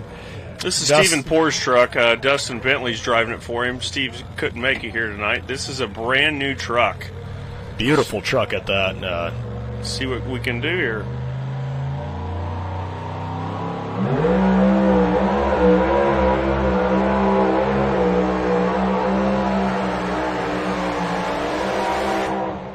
I think we heard that thing pop as well at the end. I tell you what, I think he'd make a pretty decent mini rod driver because he drove that quite aggressively. Yeah, he definitely got after it quick, and the belt seems to be on it. So that wasn't a. He shouldn't have drove it quite that hard. He should have waited just a little bit, got that thing to hook up, and got it rolling. I think. You can see the moisture coming out of the injector out there. The belt is intact. The belt is intact, so it'd be interesting to see what exactly happened there. Yeah, you got to be a little bit patient when you got the motor hopped up. If you looked in there, it says 8,500 there on that tack. So the motor was turning good RPMs. Not quite sure what made that thing shut off, but come up to the throttle a little bit hard, and it really upset the truck. Oh yeah, he wasted no time. I kind of like that approach. I can respect it. It didn't work out here tonight as we watch those tires, getting compressed as this thing kind of gets a little out of shape with that driving style in the beginning. Did a good job keeping it from running out of bounds because it really made a hard move to the right there. And definitely wishing he would have had a couple 100 pounds up, though. Yeah, you can see the tire smoke coming off the wheel well there. That's the bodies hitting the tire pretty hard, but something just cut it off there at the end, so I'm sure they'll go back and look at it. Coming up next is Mick Broughton with the shock treatment. It's a good-looking old truck. Definitely a looker. Yeah, kind of got that patina look to it as we it's becoming more and more common. It's a wrap. I think they actually have a wrap business, and they do custom wraps, so it's pretty cool for them to show their skills on their own truck, and it looks very nice. Yeah, I'd say they did a nice job with that. Could have fooled me, that's for sure. No, probably going after Jim Bosch or Bosch's truck. The Midnight Raider laid down an excellent run the pass before this, so the track is there.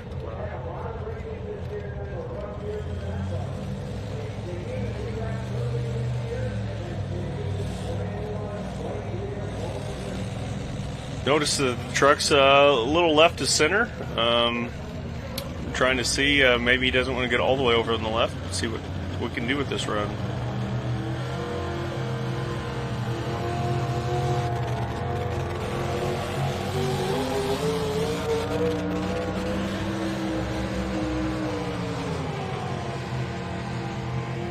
And he was very patient with it there, leaving the line for sure. And like you say, you know the track's out there because the truck before you just pulled into second place. So, and now we see Mr. Tom LaRue out here in the two-wheel drive, the Think Tank. That's right. Think Tank, Team United.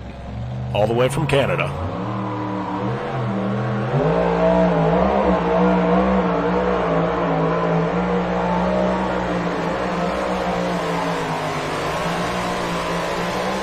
Man, the move that truck made, you almost got to think he got into a rut there from a previous vehicle because it made a hard move to the right.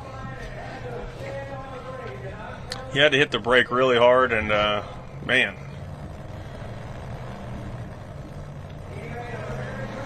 All right, guys, well, we've got to say thank you to Mr. R.J. Simon coming off a win and coming in here to cool down and chit-chat with us and talk two-wheel drive and a four-wheel drive pulling. It worked out convenient that you won that class and could come in and commentate on two classes that you compete in. Yeah, no, it did, and thank you guys. Thanks, Full Pull. Thanks, everyone, for watching, and, yeah, appreciate it, and hope to see you guys again. Try to get that ring there, buddy. Absolutely. Get that ring. I couldn't believe that you'd never won a Bowling Green ring with all of the success you've had in the sport of pulling across multiple classes. I think this is your year, RJ. Yeah, I've never won a ring, and I've never won a championship. So now I'm that put me, I think, 6 points in the lead over Bill Voorhees. So I need to make a nice A to B tomorrow at noon, and it'll be my first championship I've personally ever got. Wow. Well, let's get that ring. Let's get that championship. Thank you, sir. Thank you. Good job, buddy. Thanks. All right, we're back here. RJ has been a great ambassador for every class that he pulls in. Been doing it a long time. As we take a look at Tom LaRue's pass, going 317.7, puts him in 23rd place. Yeah, made a really hard move there. He had to get on the brake really hard, and I think that definitely hurt his run. Which, I mean, 23rd place, but he is the 52nd truck out there to make a pass. So 23rd, I understand that doesn't sound that great, but that still puts him in the top half of all of our trucks that have currently ran. As we take a look at this leaderboard, the Wicked truck still sitting in first, Salt Shaker Express in second, Mad Max hanging on to third, the Shameless truck in fourth, Suffering Sanity driven by Mr. Chase Richardson in fifth, Kathy's Complaint in sixth. As we take a look at the Rock four-wheel drive truck out here. Ted Skelton. Very tough running four-wheel drive, like I said before. Look at the motivation from his son. Get it done, Dad. Oh, these guys are intense. They love this class. They really do, and very good pullers. You can bet he's going to make a good run here.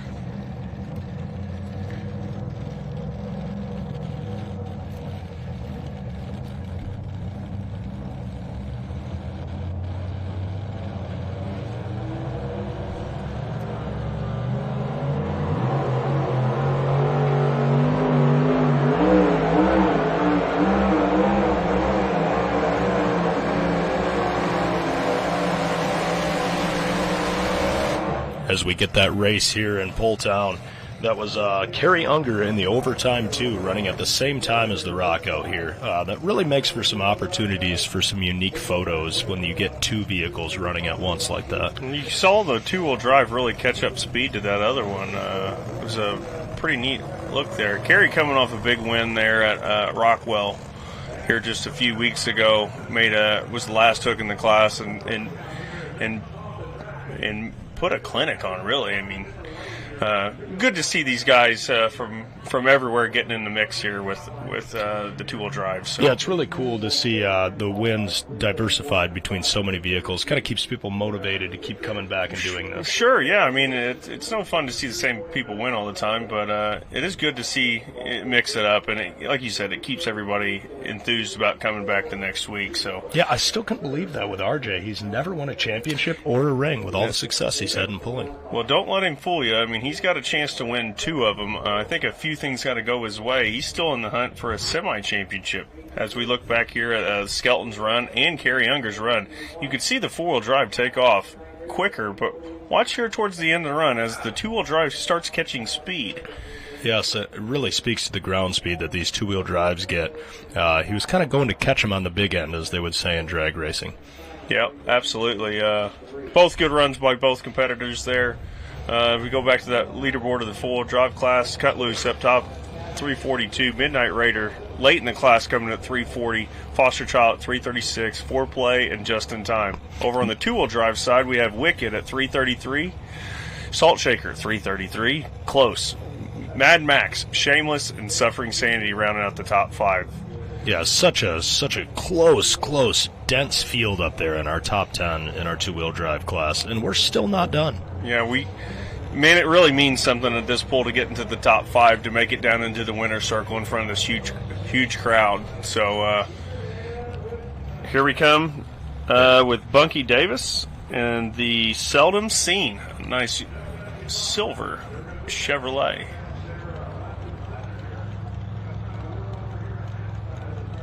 As we see, guys keep moving around here. He's moving over to the left a little bit more than the last vehicle. RJ spoke of the crown of the track over there, and on the two-wheel drive side, we've got the Hang Time truck driven by Nathan Faust. Nathan, a longtime puller for the state of Wisconsin. This is a new truck for him. This is the second season on it, I do believe. Take a look at Mr. Davis's truck there, the seldom seen. Nice, clean look. I think we're going to take a look at this Hang Time two-wheel drive truck, though, first here. Let's see, maybe they're going to be racing again. I think generally they try not to do that just because it keeps the action more constant if they don't run at the same time.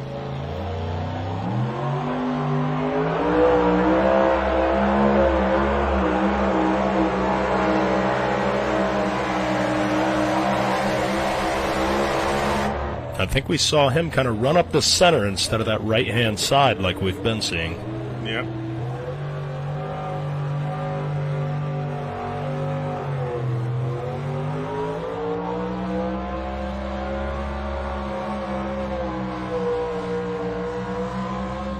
And the patience of Job out there on the starting line as he just really waits with it.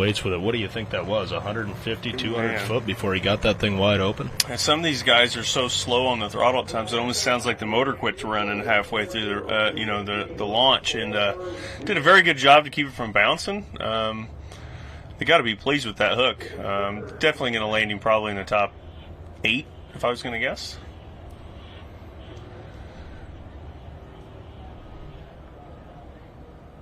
As you see the dirt there at the end of the track, the scraper tractors will grab that dirt and go to fill in the holes. Here's Nathan Faust. Take a look at this replay as he goes 318, pulling into 23rd. Probably not quite the run he was looking for. Like we said, he kind of ran up the center of the track where most of these vehicles were headed off for that right-hand side that are, finishing a little bit better. But it's such a tough call to make because you just don't want to get on that chalk line. You don't want to touch it for sure, but even if you get close and you got to ride a brake, it's going to hurt your distance. And here, once again, we see 1st through 10th, all within a little over 4 foot, basically. You see 333, 333, 333, 332. They're just right there at a game of inches. As you see, Bunky Davis going 333.845, pulls him into 5th place. Nice run. That just goes to show how much of a driver's game that is. You'd think, you just got to hammer on these things, and that's how it would work. He was incredibly patient with that, and now he is sitting well. He's sitting well, yeah, absolutely. We were looking there at Nathan's run in the two-wheel drive class. He moved over to the center of the track. The last couple of trucks that ran kind of got over to the right-hand side. It really affected their run, so maybe moving over a little bit. He thought maybe he'll get out of those ruts, and just the distance wasn't there. Man, you talk about beautiful old-looking Ford trucks. Take a look at this thing right now. This is Mark Nessler with the Groundhog, a great-looking old Ford pickup. I really like those body styles. I don't care if you're a Ford, Dodge, Chevy guy, you gotta respect the way that thing looks. Get the nice we got Jake Shepard here with the alcohol edition retapped. That's right. Jacob picked up a Grand National win, 2 of them actually, his first and second win at Brandenburg, Kentucky. I might tell you, he kind of knows what he's doing now, right? Yeah, I think he's figuring things out, so sure he'll make a very respectable run. The Groundhog taking its time to get backed into the sled here ever so perfectly because everybody knows just how crucial these hole shots are in these classes. See there with the little LED lights on the front, looking good.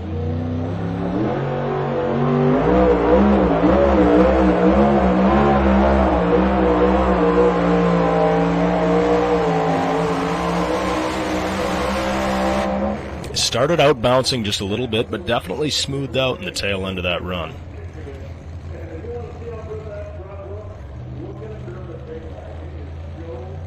Let's see what the Groundhog can do here. It's a good name for a truck. Beautiful truck.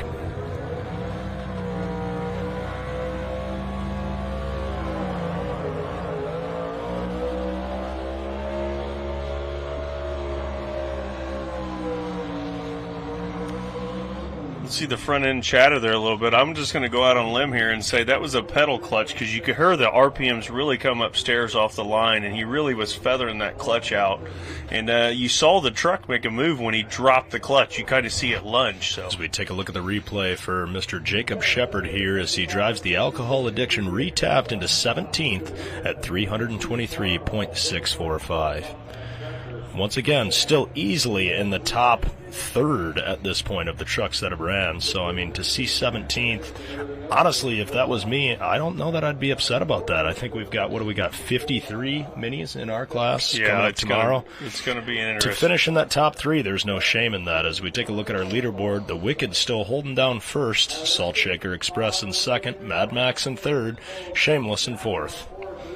So we go back here. You can kind of see, you'll see the truck make a bounce here when he drops the clutch right there. It kind of makes a lunge, and off he goes. 308.570, 33rd. Not the pass he was looking for, but hopefully the Groundhog's going to live to see another day. Absolutely. So as we get here closer to the end of both of these classes, you have to wonder, the track has seemed like it's hung in there pretty well. The distance have kind of backed up a little bit on the two-wheel drive side. Is there still a run out there? I think there is. And we've got none other than Mr. Matt Kane coming up next in the Dark Horse. And, I mean, we know that truck's capable. The Mad Max truck is up there. As we take a look at this replay, watch the front end chatter on the Groundhog here. It's quite impressive as you see that front tire work around, kind of throwing up dirt. Hopefully he didn't break any drive line, so it looked pretty vicious at the end. Instead of Matt Kane, we've actually got Jeremy Nelson dropping back with the Midnight Gambler to make another pass. You could kind of see him back there the last couple of trucks. You could see him working on the truck. So keep in mind, we've seen Jordan, kind of putting his hands over the header pipes. They're wanting to make sure that they don't have any internal breakage. We saw this truck break a burst panel 6 trucks earlier. Hopefully they found something and we don't see this truck detonate again. This is a risky move. At any other pull, maybe you wouldn't go for it, but it's Bowling Green. Let's go.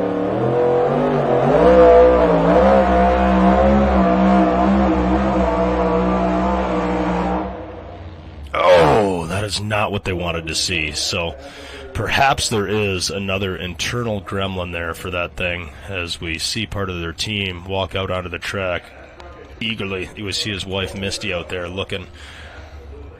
She's trying to figure it out. Oh, there's a broken blower belt. All right, so there's probably some gremlins inside that thing. As we see Misty holding the laptop, I would almost predict that in between their first and second attempt there, they actually, pulled the data card out and downloaded the run from their first pass to make sure that there wasn't telltale signs in the data telling them that something was wrong.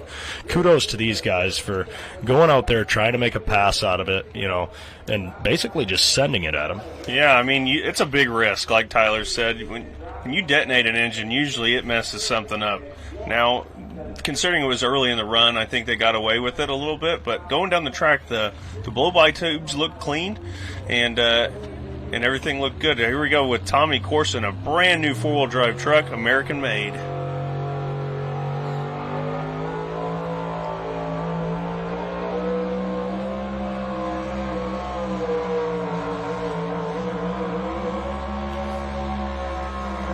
Oh, wow. I think we just had a runaway truck there. Yeah, no question. That is not how that was supposed to happen.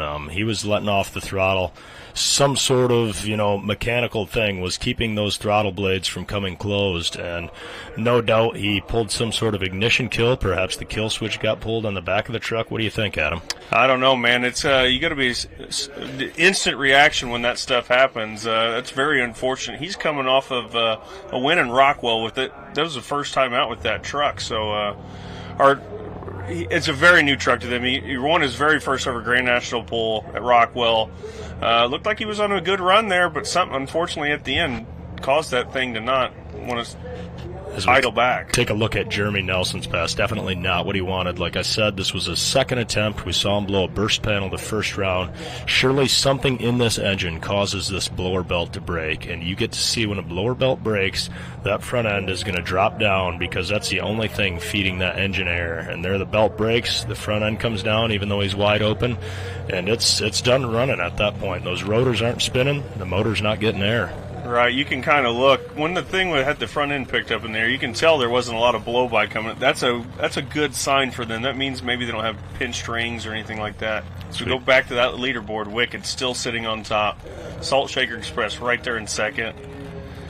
Like you said, pay attention to this truck when he stops. It keeps digging in the ground. And he pulled into 6th place. He's got to be pretty pleased with that. Absolutely. With a 333.2. Yeah, watch it right here, and it just keeps digging. Yeah, so no doubt he's pulling back on the throttle here real soon, and the tires just makes you wonder spinning. If you watch the front of the truck, the body's moving up and down. I wonder if something got caught with a linkage or something, maybe pulled the throttle cable and maybe kept the blades open a little bit. Very well could be, as we see him pull into 6th place now, just behind the Seldom Seen with the 4-play above them, and the Foster Child in 3rd. Here comes Matt Kane with the Dark Horse. The Kane family built some beautiful air compressors that a lot of us pullers have, and you can go to a ton of different stores all across the country and purchase their factory product. direct. Yeah, I have an Eaton compressor. It's a screw air compressor, 10 horse. That thing never is shy on air.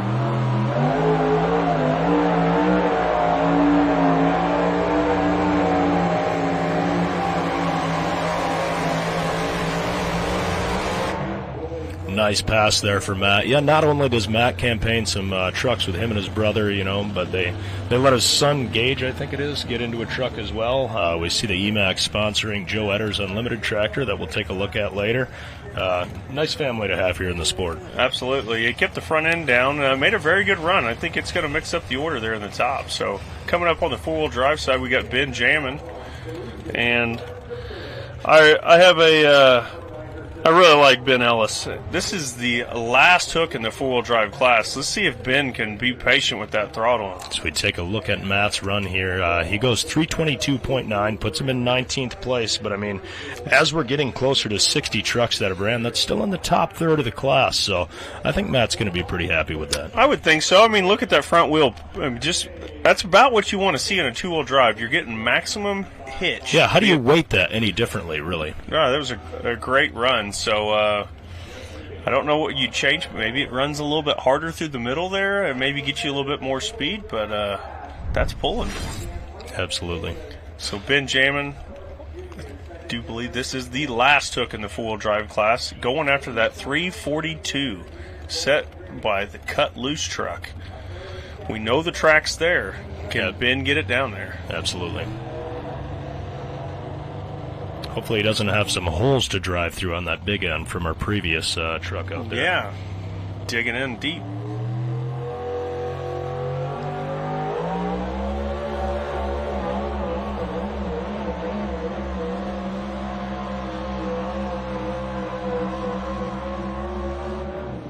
I think we saw a little bit of that clutch dust RJ was telling us about earlier. Yeah, that was surprising to me. Ben usually is very patient with the throttle. He looked like he tried something there, tried getting after it a little bit quicker. Probably not the run he was wanting to make, but he's going to mix up the order here a little bit. And so this is your last four-wheel drive truck, so if he doesn't take the win, which he's not going to. You can see that leader flag way out there. That means we have Mr.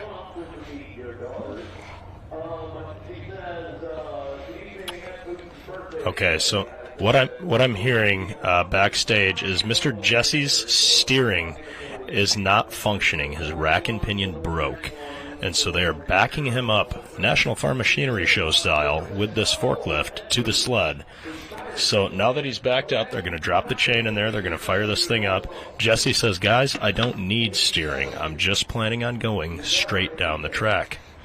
Well, let's hope they got that steering locked straight, if I was going to guess. Yeah, we don't want the tires to be dancing side to side.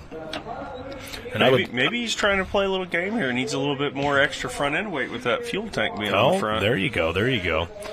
And no doubt there's nothing unsafe about this, as we have Marvin keeping a watchful eye on this, making sure everything goes smoothly as they get this truck started up here for Jesse. And in a bold move, I almost feel like he should just take the steering wheel off and hand it to one of these gentlemen. Well, that'd be pretty... I've made the last 2 passes I've made without the steering wheel. It definitely is interesting going down the track. But right, Jesse is a creature of habit. He's hanging onto that wheel, even though it's not going to do him any good. So hopefully he doesn't need that steering, and he goes straight as a laser in the Buckeye hauler.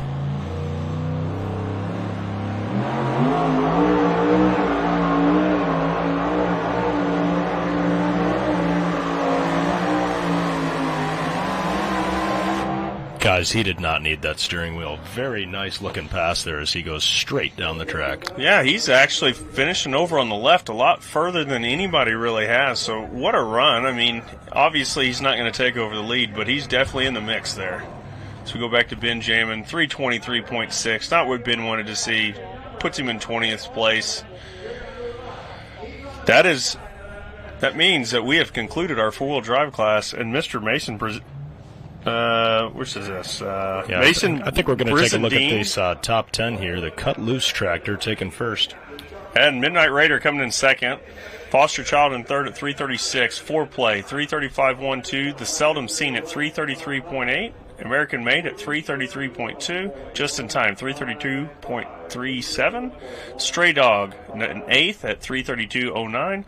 Desperado at 331.1, and the Outlaw hanging in there from the number one hook Absolutely. at 330.8. So just 12 feet separating your top 10 in that class. I mean, that seems impressive. Absolutely. We were both wrong when we thought Mark Mangan was going to drop that, and I'm glad Absolutely. he kept it.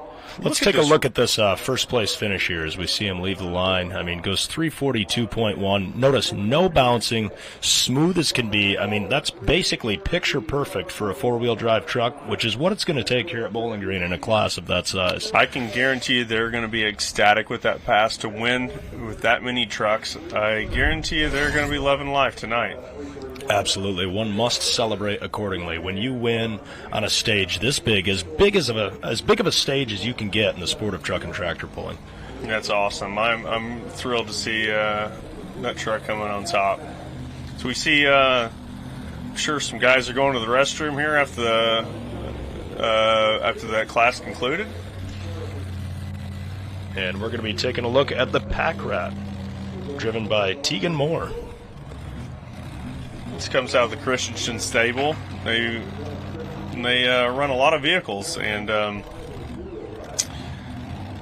very tough in the Minnesota area. Yeah, they've got a couple two-wheelers. They've got a multi-engine tractor. Very well diversified in the sport.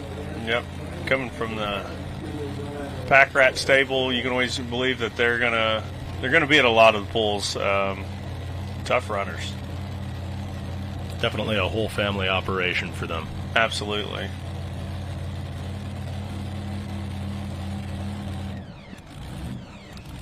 Gets backed in straight here to the sled. Utilizing a Chevrolet-based engine here on this ride. Yeah, we don't see any plug wires heading through the valve covers there, indicating it's not the standard hemispherical head that we're used to.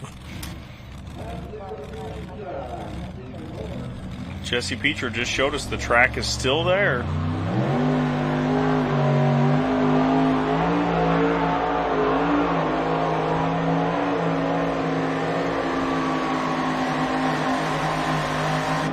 Boy, from a weight standpoint, I don't know if you can get any more perfect from that. They were literally burning it in, hardly moving, and the front end was still hanging in the air. Yeah, RJ said maybe being in the middle of the track, being a little bit softer there, making good-looking runs, but just can't get the speed through the middle of the pass. And I'm getting word backstage that we've already had 110 hooks here tonight as we head to our first Light Super, I believe, Adam? Yes, correct. This is Brandon Phillips with the Insanity. Now, they've just brought this tractor back out. As we take a look at this replay Watch her come with the throttle, carry the front end. She goes 293, puts her in 50th place. Running up the center, perhaps where we're suspecting maybe the track's a little bit softer and maybe not where you want to be finishing based on what we've seen. But look at it carry the front end. It's still just always impressive to me as they're basically barely even moving and the front end's just still hanging in the air. That's how locked in these things are getting. So this is a lightweight super stock class, and this is the closest thing in comparison to a mini rod that I believe. Brandon Phillips brought this tractor back out. Haven't ran it for a little while, but it looks like it's got a fresh paint on it. It's looking really good. So Phillips family has been around the light super stock class for a long time. Let's see what Brandon can do here. These are alcohol burners, so the white smoke will clear up.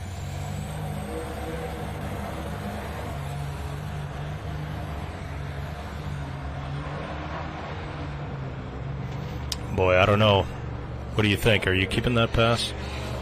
I'm going to say Brandon's probably going to keep that, I would think. He made a very respectable run. These alcohol tractors can be finicky at times, you know, so I'm sure there's some changes that he can make, but I believe Brandon probably is going to take that. And now we see the Thriller truck backing up to the sled, driven by Leanne Tremolian. If you look at this two-wheel drive truck, it's a left-hand drive truck, so she's sitting out off of center. You don't see that very often. That's correct. If we take a look back here at Brandon Phillips' run, came off the line good. You can kind of see somewhere down through the track here, you can kind of see some fuel. I'll be surprised if he took that at 285.2. He dropped it. I'm getting word that he dropped it, coming back last in the class, exercising that option as our test puller. And the sled may be a little bit tight, too, so they may even make a sled change here. Let's see what Leanne can do out here in the Thriller.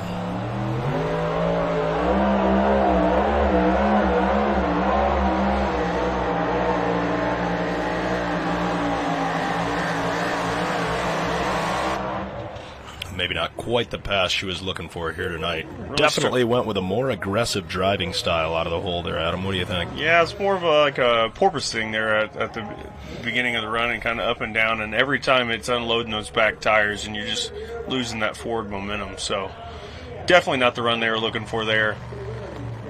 Like you say, being left-hand drive, sitting, no longer centered, that would be quite interesting as we see the Cheezick team here at the starting line keeping a watchful eye on this pulling track, no doubt as they're discussing some potential sled changes perhaps as we take another look at Leanne's run, and we see that porpoising Adam was talking about as the front end comes up, the rear end's kind of bouncing, and each time that takes place, when you're not being smooth, it's not going to cut it in this group of 60 trucks as she goes 305, pulls into 43rd place.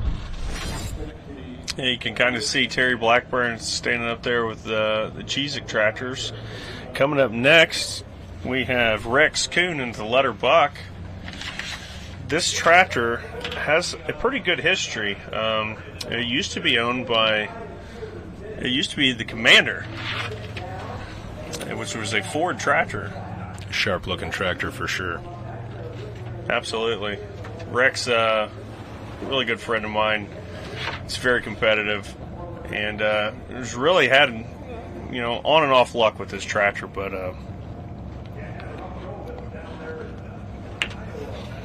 you see the raw fuel coming out of the pipes there. And these alcohol supers, 3 turbochargers running on alcohol, 505 cubic inches. And I'm going to say this is what we call kind of our mini rods of the tractor classes, meaning that these things almost have more horsepower than what they can handle based on how much they weigh. Right. And 2-bar cage it only has to be a 2-bar cage. A lot of guys are using the 2-bar cage because of the weight savings. And Rex has been doing this a long time. Let's see what kind of run he can make here. You got to wonder, the first one went 285. I don't believe that they have done any sort of changes with the sleds, so let's see how he fares here. Yeah, fair to say if the distance doesn't get down there a whole bunch, they might be looking at resetting, so.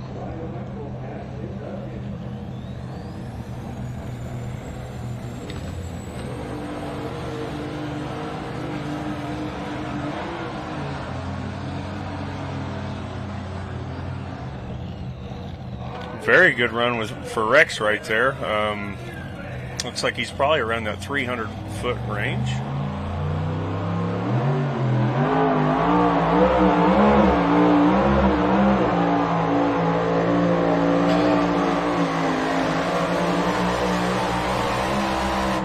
And folks at home, we just took a look at our last two-wheel drive truck of this class. That was hook number 60 of the night, which was Ryan Reitzel in the At It Again two-wheel drive truck.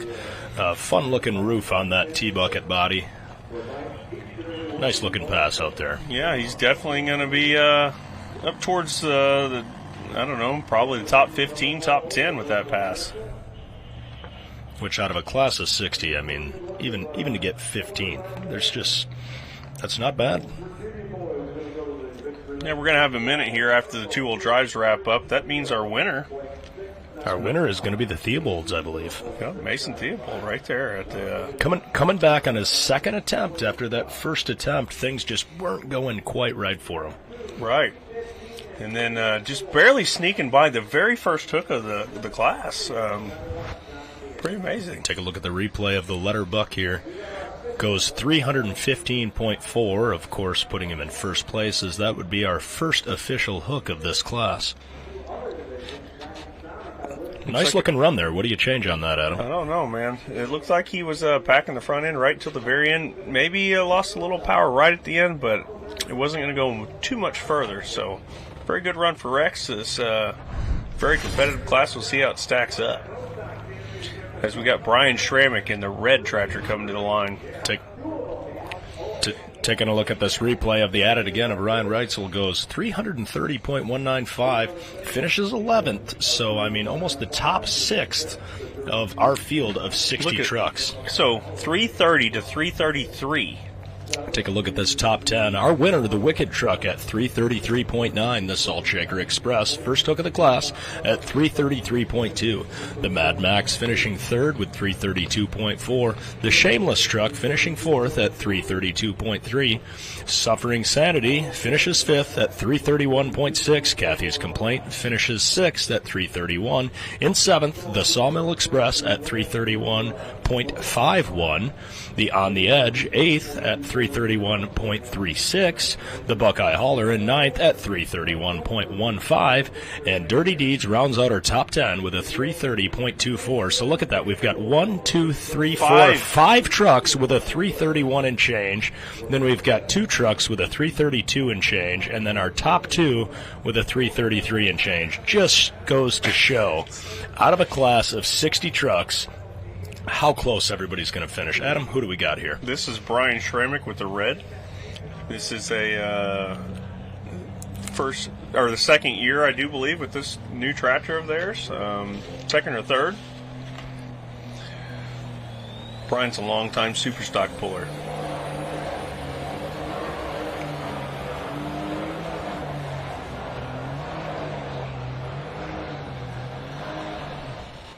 Not a bad looking pass there for Brian. No, I think the not being able to carry the front end the whole way, the up and down, definitely got to him.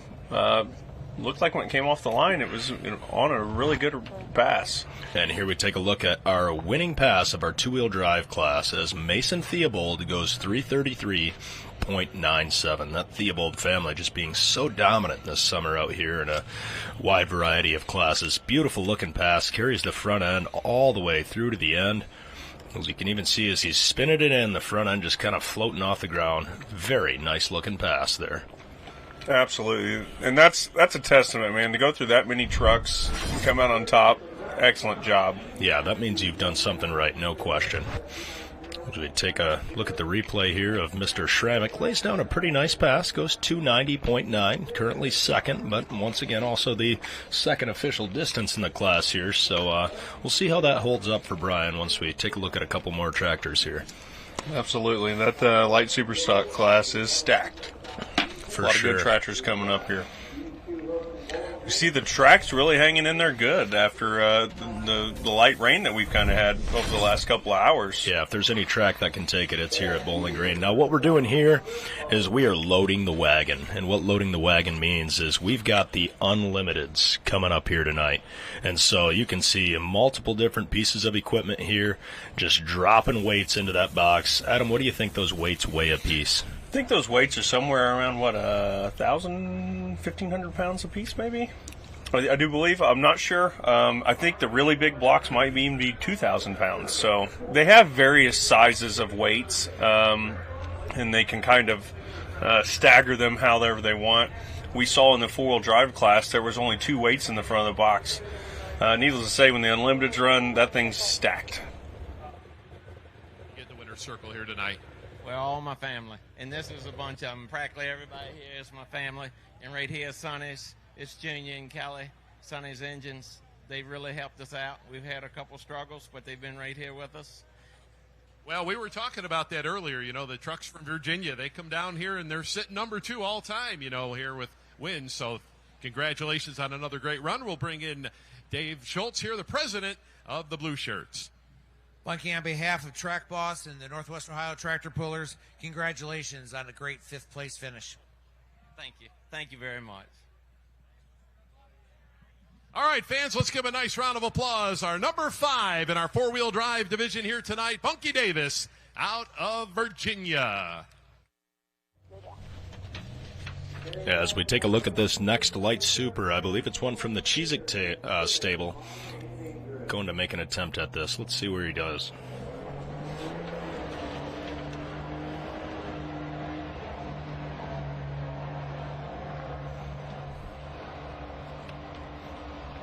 That was Mr. Terry Blackburn in the Considered Armed and Dangerous. Nice looking pass, and of course the Blackburns are no strangers to this light super class. Always so competitive in either the light or the heavy super class.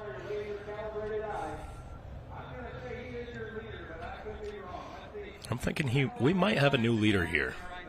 I think he was chasing a 315, obviously, and just from my vantage point, I think he might have it. And guys, we are getting started with the Unlimited class. These are the big dogs. First one out is going to be Mr. David Richardson with the foursome out of Litchfield, Kentucky. So we're going to watch him go through here as we see Mr. CJ helping them start all 4 of these engines. Taking a look at the replay here of Mr. Terry Blackburn. There's a reason why this man is the points leader. That's a classic run by them. Absolutely. 318.35 going 3 foot further than Rex Kuhn. Yep. Nice run. That's a new leader for sure. As you can see here, you see standing off to the side. They have to they start one engine and they engage the clutch with a bar. There's a throwout bearing on the clutch can, and they pull the handle up, engages the clutch, and that's how they start each engine after the first one is started with a blower starter. So David Richardson here being the first hook in the Unlimited class. So our Unlimiteds, I mean, we're weighing 8,000 pounds. Obviously, we have dimensional restrictions. But as far as horsepower and the way it's generated, this is, bar none, the most wide-open class that we've got. There's no engine quantity restriction. There's no cubic inch limit. You can run Roots chargers. You can run screw blowers, and we're going to see all of that in here tonight. Yeah, you'll even see some have both on each vehicle. So Mr. Richardson coming out here, started out the year really strong with the win at Hutch. It's kind of been off a little bit in the last couple of passes, but I'm sure they're making some changes here. This is the biggest pull in the world, and they want to come out on top. So Mr. Richardson, he has 4 engines with what we call a 1471 supercharger. That first number 14 being an indicator for the overall length. We're even going to see guys in this class that run an 1871 supercharger in addition to the screw blowers that we've mentioned. So Dave's our test hook. He's going to have the option. Let's see what he can do out here tonight.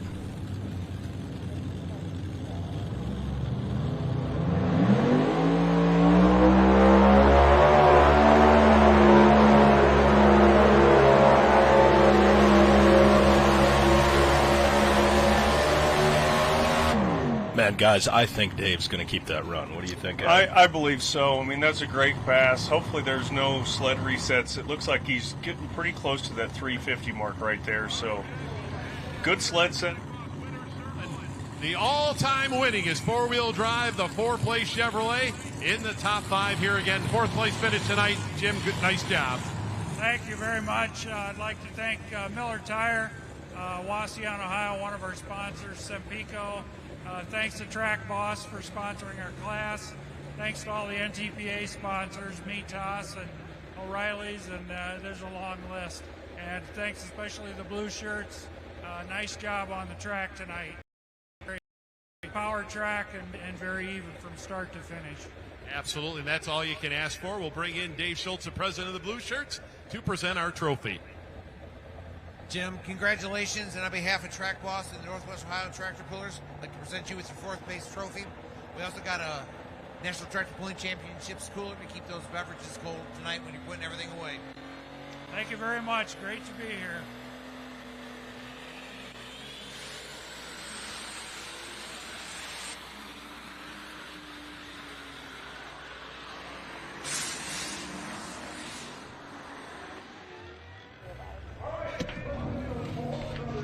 That right there was Marcus Weddleson on the gunpowder and lead, making a really good pass, hiking the front end up early. And does he have anything for the Blackburns? What do you think, Adam? Did he get it out there? He's got a Blackburn motor in that thing. I would think he's getting close. Let's take a look at this replay of Mr. David Richardson, and I am getting confirmation that he did take this pass as he pounds down through there with a 341.12. Arguably picture perfect as he just carries the front end, perfect weight transfer onto those rear tires, putting all the horsepower from those 4 power plants down to the ground. I don't know what he could change from that. I'm curious to see how that holds up. Absolutely. Marcus Weddleson, 311.42, 311.42. And Rob Foster finishing up number 3 here tonight. And Rob, well, done a nice job on a truck you really haven't driven a whole lot, and really getting used to it here. Real good to see. Yeah, it's a good piece, and we're trying to get together with each other, the truck and I, and we're doing better. And I want to thank each and every one of these people for supporting me and backing me. And John Cassins, I believe he's on the other side, and his wife Diane for supporting us. And Mike and Ellis Day and Cubby at home, they support us. And all these great fans for coming out on Thursday night. Sempico Lubricants and Performance Pros and all the great sponsors that NTPA's been getting for us, and of course all these blue shirts. The track was awesome from start to finish, so thank you. All right, well, we're bringing Dave Schultz here, president of the Blue Shirts. On behalf of Track Boss and the Northwest Ohio Tractor Pullers, congratulations on a great third place run. Thank you, and thanks to Track Boss for all their years of participation and sponsorship here. Thank you. We also have a National Tractor Pulling Championships cooler for you. Keep those beverages cold. Thank you. I appreciate it. Thank you. All right, fans, let's give him a nice round of applause. We saw Marcus Weddleson there go 311 feet. He had to pound on his left brake there towards the end of the track, and we've got Ricky Rose out here trying to chase down Dave.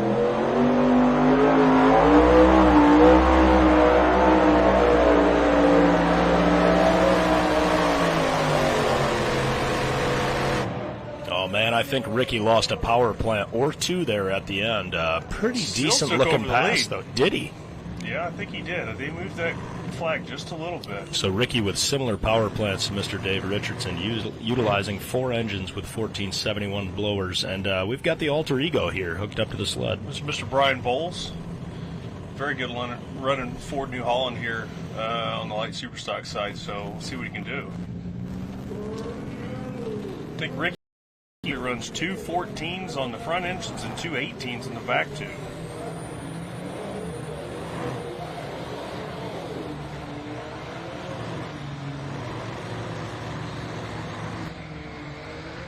Nice looking pass there by the Alter Ego. Man, I think he really would have had something in it if he could either had the hitch down a little bit more or if he could muster a little bit more weight up front. Getting pretty close to that right-hand shock line, maybe hitting that brake a little bit as we take another look at Ricky's pass here.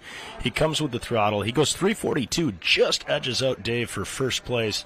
Nice-looking pass, carries that front end nicely, and I think it was roughly about here. I just asked you, where's Dad? But you said he's back in the pits. He won't come out, huh? He's back in the pits tuning on it for tomorrow night, see if we got something for him again. All right. Who would you like to thank for helping you get here tonight in the winner's circle? First and foremost, my daughter here tows me around everywhere. Mom and Dad for all the help they give. And Maximum Tire, the Hot Shot Secrets, all the sponsors that go with this. The Blue Shirts for putting on such a great pull and a great track here tonight. Absolutely. We'll send it over here to Dave Schultz. Congratulations on a great second place. On behalf of Track Boss and the Northwest Ohio Tractor Pullers, nice job tonight. Thank you very much. We also have a blue cooler coffee mug for you. Keep the coffee good and hot in the morning. The distance for Brian, the alter ego. We are with Brian Bowles coming in. We're going to look at Ricky Rose's run here. Picked up the front end early. Nice hook. Yeah, new first place leader right now.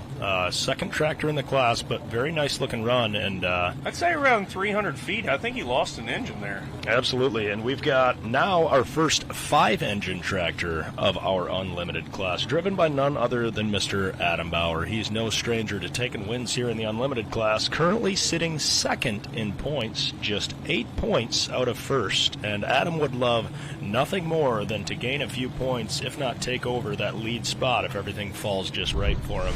Adam with 5 engines, it's got a bit of a unique setup, as you know, traditionally we're used to seeing that 5th motor sitting well behind the front 4 motors, but here in the last couple years we've seen him and Mr. Purser, you know, they're taking that extra engine and they're just dropping it in between those front 4, and the thought process is guys, with these Mitas tires we need the front end weight, so he's keeping that 5th engine as far forward as possible. You can see he's got his front 4 slid as far forward as possible. He's got his fuel tank up on the front.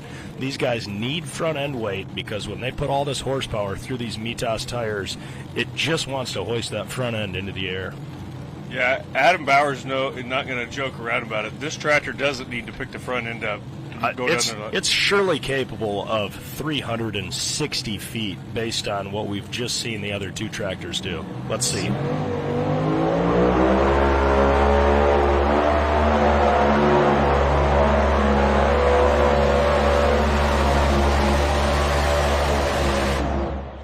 And I tell you what, that's quite spectacular as we see an awful lot of fire out there on the track. But no doubt our safety crew making their way to the tractor looking to put these alcohol fires out. Adam is no stranger to carnage. He's no stranger to leaning on things and just pushing everything as hard as he possibly can. And I don't know if he damaged 1 or 2, but let's take a look at a light super. Larry Phillips, Pine Grove, Kentucky, on the extremely insane. Ooh. And I tell you what, we see the extremely insane living up to its name here tonight in Bowling Green, as it's getting pretty out of hand, and that's why we've got the light supers, because they're light. They don't have the weight to just anchor these things to the ground. They're going to get out of hand. We're back-to-back here on each side of the track, all kinds of excitement going on. You got Adam Bauer over here, flames everywhere, and obviously some damage. Then you got Larry Phillips on the other side of the track getting the front end way high. Multiple fire extinguishers here trying to put out these alcohol fires. It's still burning underneath. We see Mr. Bauer there climbing back into the seat of a vehicle that's still on fire, but he's no stranger to this. This isn't the first time. What do you think happened there, Tyler? You think we got like some damage from an engine and it lit the blow-by tubes? Well, I don't know. We saw an awful lot of sparks as well, which clutch. Yeah, that's what I'm thinking. Perhaps some carnage in a clutch. Maybe that carnage then ripped a fuel line, exposing a lot of raw fuel. And, of course, raw fuel plus sparks equals fire, which we saw. So just a possible scenario. Worse, the blow-by tubes have a lot of alcohol in the steam. And when something lets go... Let's take a look at this replay here. Look towards the back 2 engines nice in between looking pass. You know, he only went 337, so let's watch this. That one's breathing hard. You can see it out underneath as we go into slow motion mode here. Clutch. Okay, I'm thinking clutch. Yep. Because we see something pop there causing all of this. Yeah, see when we see this... Thing you do. We also have a coupon for one of these blue coolers. Go back and keep those beverages cold. Thank you. All right, fans, let's give a nice round of applause. Our winner here tonight, track boss, 4-wheel drive class out of Virginia, Mason Brizendine. All right, and here we just see this fire as that alcohol gets ignited by that carnage, and just what a bad deal. I mean, Adam's no stranger to this. He's seen this before. You're thinking clutch is what happened here, Adam? I mean, there's an awful lot of sparks coming out of this. On this side of the tractor, you see sparks. Absolutely. Either this side or the other side, I guess. But that back set of engines, you can definitely see sparks. That's usually a telltale sign of clutch. I mean, this is going to make your stereotypical wild rides and wrecks for sure. We see the oil, the fuel kind of coming out onto this thing as we walk this back in reverse in slow motion. What a fireball. Look at those sparks, though. I'm thinking he probably maybe runs a titanium clutch can, and those sparks were coming from the clutch can. There's the point at which it occurs, right as we switch from frame to frame and see that ignite. And you see the blow-by tubes, they're huffing oil and alcohol out of them, and that's steam. It's got alcohol in it. As you get a spark, you're going to get fire. So once one engine goes, all 5 of them are going to go.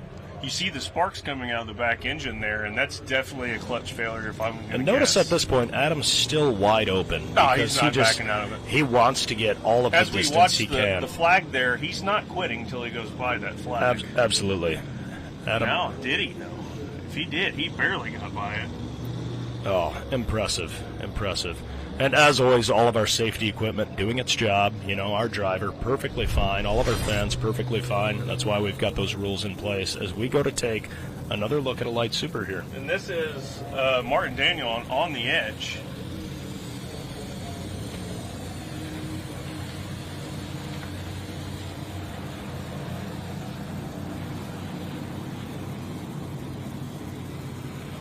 Excuse me, that was Daniel Northcutt on the edge. This tractor's owned by Martin Daniel.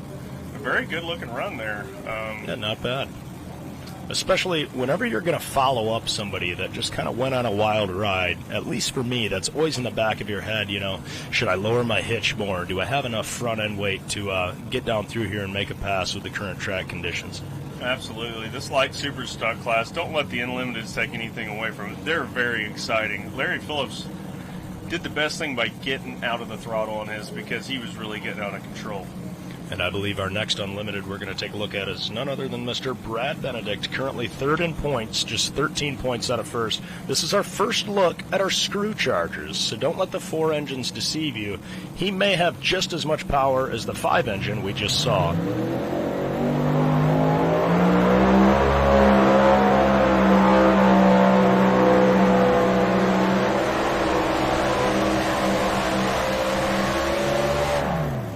Man, what a pass. Look at that thing just buried right down in there with those big Mitas tires. We see the oil out on the track. Those 4 engines breathing hard as he really leans on them. So the type of blower that these are is just more efficient compared to our conventional Roots chargers. So these things, maybe we're a 1471 is making 2,800. What do you think we're getting out of these, Adam? 3,300, 3,200? I hear some words on the street, you know, you hear those things, but they make about 600 to 700 more horsepower.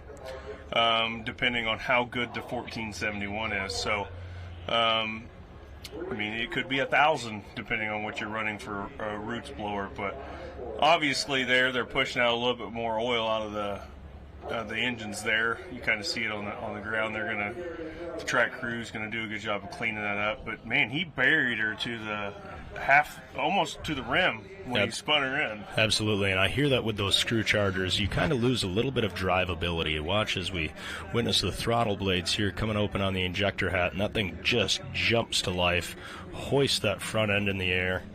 And this is a good-looking run. It was a great-looking run. I don't know what you change. You see those motors breathing hard, already gathering some oil on the fenders as he's just... You can kind of see the camera shaking from how loud these things are. We can feel it in here. And watch this rear tire just sink in almost an instant. Yeah, that's really... the Unlimiteds are something else, man. That was a very good run, but he's right there at the flag, so... And we're going to see him pull a 331.865, which is going to put him in 4th place position. And honestly, sitting here, what do you change about that? I don't know, man. Look at this. Giddy up, sitting on front at 342.79, foursome at 341.1, cross thread at 337, and then Mr. Benedict coming in there, 331. Just, do you think the track's going away a little bit? First hook, kind of helping him out? Possibly so. On the light super stock side, we got coming up now is Zach Linville on the Ridge Runner. Could run a John Deere here. Fairly new to the class of the last couple years, really making strides with this tractor, putting together some really good runs.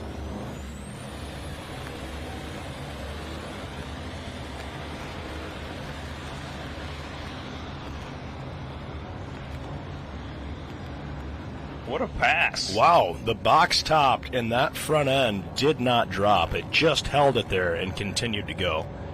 Absolutely. Great run. He's down there close, but we'll see where the... And here we see the Theobalds pulling out onto the track. But first, the replay. Watch this front end just hang in the air when the box tops here. What do you do different on a pass like that, man? That's about perfect. Box tops, front end, just stays, carries it. I mean, that, to me, is about picture perfect. I don't know how you can change a thing about that and expect to do better. 314.9, that puts him into 3rd. Great run. Really just a testament to how competitive this class is as we take a look at that leaderboard. That's Consider Armed Danger sitting out front at 318.3, Letter Buck at 315.5, Ridge Runner at 314.9, Alter Ego at 312.29. As we take a look at the Theobalds, we see a little bit of moisture on the fenders, indicating that the weather is maybe not quite in our favor. Now, albeit only 3 engines, once again, these are the screw chargers we've talked about. So Doug has 3 screw-blown engines, and he's got some movable weight with only 3 engines to hopefully nail the ballast on this tractor to make up for a little bit lesser horsepower compared to these other tractors in this class. Sounds like he's got them tuned up. Look for this thing to sing a song right now. Oh, yeah.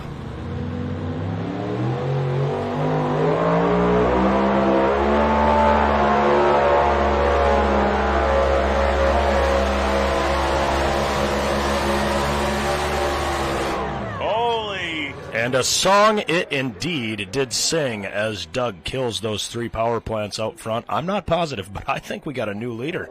And that is a look of confirmation that we do have a new leader. When you stand up and you've got both hands in the air, you just took the lead, no question. 3 engines, and what a run, man. He just nailed the setup on that, drove it really good.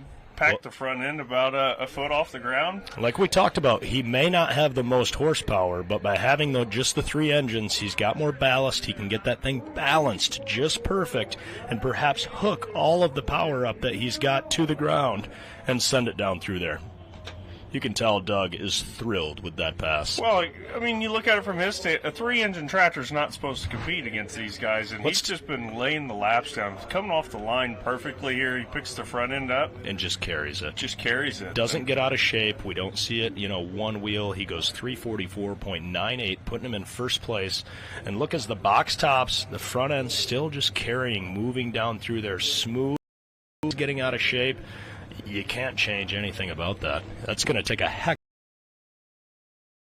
That was a heck of a run. So, full-blown wicked just taking over the first plate by a little bit over 2 feet, 344.9. Giddy up in second, 342. Foursome, 341.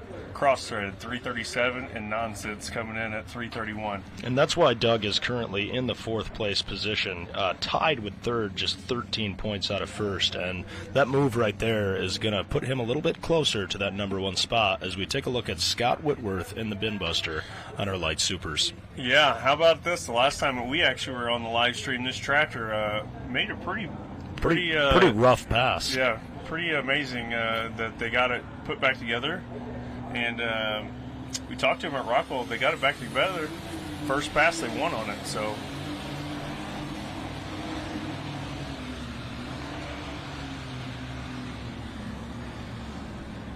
Maybe not the pass. Take a look at the Whitworth pass in the Bin Buster. Yeah, that's a very good run. I mean, picked the front end up. I think you can see him pounding a left brake there as it's kind of wavering to the right a little bit. Yeah, I mean, it's drifting to the right. You got to make the adjustment. Every time you hit the brake, it's going to take distance away. So, like leaderboard, considered armed dangers still sit out front at 318. Letterbuck in second at 315.5. Ridge Runner 314.9. Alter Ego 312. So. As we see the gambler, Mr. Mark Cole out of New York, backing up to the sled. You can see it raining very lightly. We're seeing a combination of screw and roots. The back two motors have a screw charger. The front two have a roots charger on them. So perhaps relying on some drivability of the roots chargers and then the raw horsepower of those screw chargers to carry things on the big end. Yeah, these screw chargers are hard to come by, so he may be just waiting it out until he can get a couple more of them. Depending on how he runs his tractor, he may run it other places, but this thing's really been coming around the last couple of years and really competing at a very high level. Let's see what Mark can do here. We know it's there. We just saw the Theobalds take over first. And, I mean, he's got another motor. Yeah, exactly.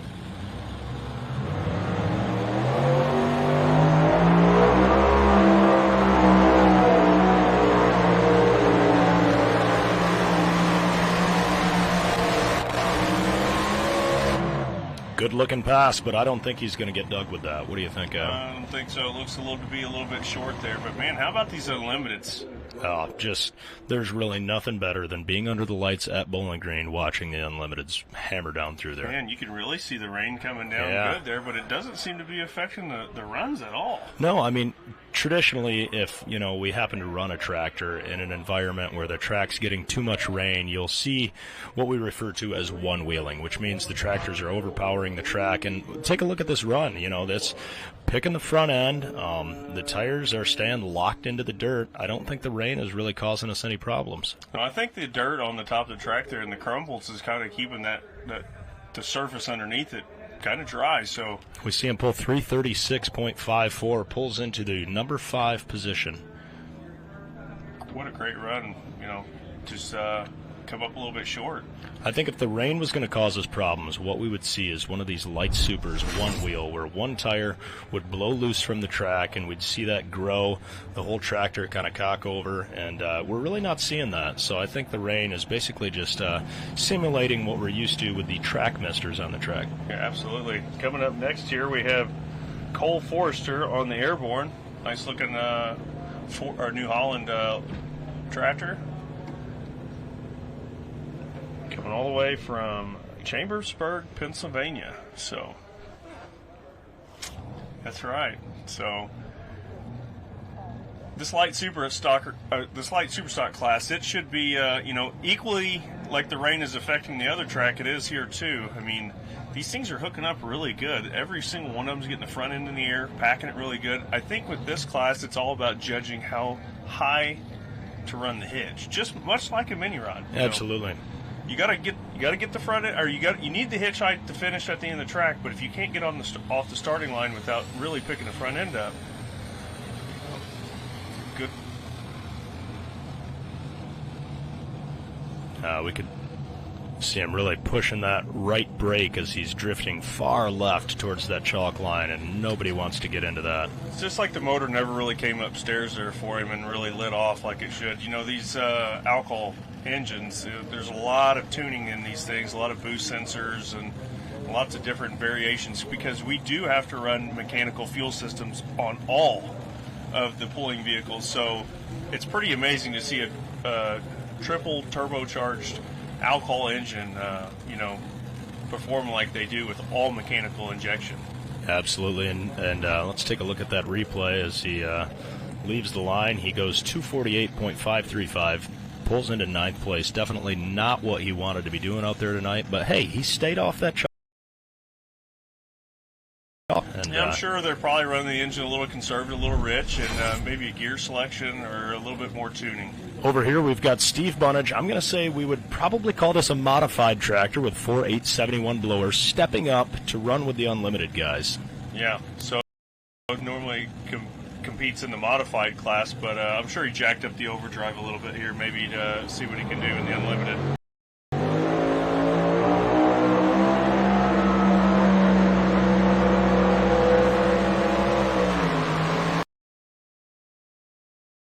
we saw him blow possibly a burst panel there on that back right motor as we see him eagerly assessing what's going on here. Yeah, man, did you really see how hard he was turning the tire there right before that engine let go? I mean, the wheel speed was not an issue. It just never really transferred for him. No. Set him back in the seat, it looked like. Hopefully that rain isn't causing him any issues out there. That'd be a shame. The crowd out there, they're getting wound up for this stuff. They're eating it up. Absolutely. So, coming up here on the light super stock class, our side will be Reynolds. All right, take that back. It'll be Brandon, the 2012 John 7310R John Deere. And I believe, was it his father that kind of got a little bit out of He had 2 passes now to assess. He was first took. Of course, he dropped out. He'll be coming back at the end of the class. His dad got a little bit out of control, so let's see what Brandon's going to do here. Look at that weather. I feel like you can kind of see a little bit of the rain there. Maybe not from this camera angle, but when we had those lights there in the background. So let's take a look at this replay of Mr. Steve Bunnage as he drives this thing hard off the line, and it just never really picks that front end up. And look at that wheel speed, man. He's turning those back tires hard. You can see the air and fuel, no doubt, leaving that back right engine as something went wrong for him there. Not the pass he was looking for as we take a look at our leaderboard for the Unlimiteds with the full-blown wicket in first at 344. Just 2 feet behind them is the Giddy Up tractor with the Foursome and the Richardsons in third. Cross-threaded of Adam Bauer in fourth. The Gambler in fifth. Nonsense in sixth. And the Takes a Look In that we just watched is seventh currently. Yeah, 8 foot between first and fifth there. It's pretty amazing. First and sixth, really. That's right. Hopefully this Phillips tractor can just make a nice tame A to B pass here and not get out of hand for him. Yeah, I mean, Brandon's been doing really good. He's third in points. He's 12 points back from the lead, so he needs to make a pass here to catch up with the considered Armed and Dangerous that's currently leading right now. So see what Brandon can do.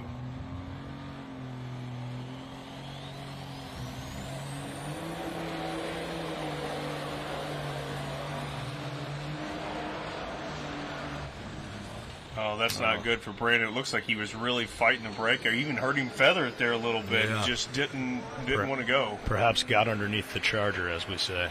Yeah, really heading to the right hard. I don't know if they gambled there, moving over to the left like they did, but it really drove him to the right side of the track. And it just, you could hear him feathering it. I'm sure he was hammering the brake, and he just had to abort the run before he ran out of bounds. A lot of credit for winning. It's great. The Blue Shirts just did a fantastic job on the track. I mean, consistent from front to back. With that many trucks, they kept it in it. I want to just thank all the sponsors. There's so many, Case IH, on down the line.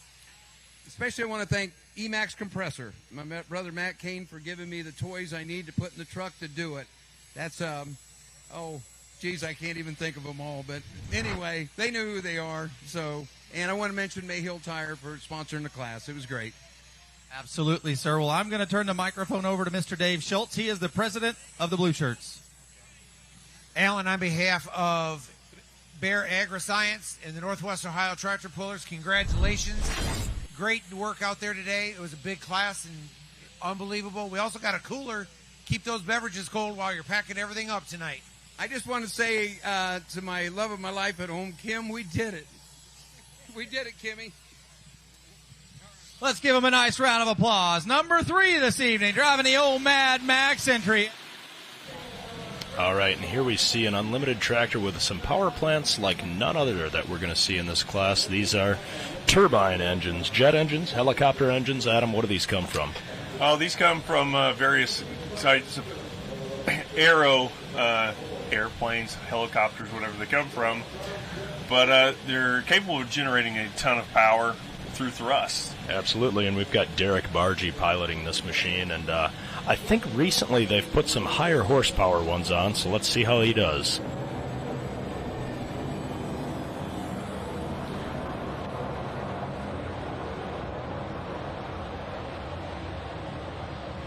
That's quite impressive right there. You see out of the stacks, there was almost a little bit of flame coming out of him. Yeah, and I think, you could see him kind of hit the kill switches on those. I think he was riding that right-hand brake. He's happy with that run, man. You get a fist bump in there. Yeah, man, it's hard to tell. A lot of those turbines are decommissioned engines, so you're only going to get such good ones, you know. So if we look at Tyler Reynolds here, the Digger's Deer, and the light superstock class, look at the rain coming down. Still doesn't seem to be affecting things too much, but I mean, I've only got. Look how the stacks of this thing when it takes off. You see the sparks and the heat coming out. Those things are.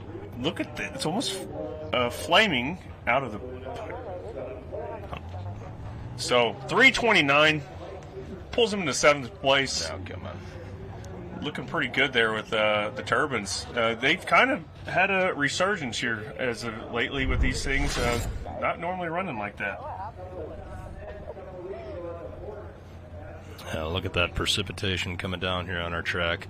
I've only got 2 more unlimiteds over here, Adam. How many more light supers do you got? We still got a handful here. We're going to have about 6 or 7. So, hopefully we can get this show in. Yeah, it's a shame. Hopefully the rain doesn't mess with us anymore here. Just pulling those turbos up. Get some wheel speed. Wide open.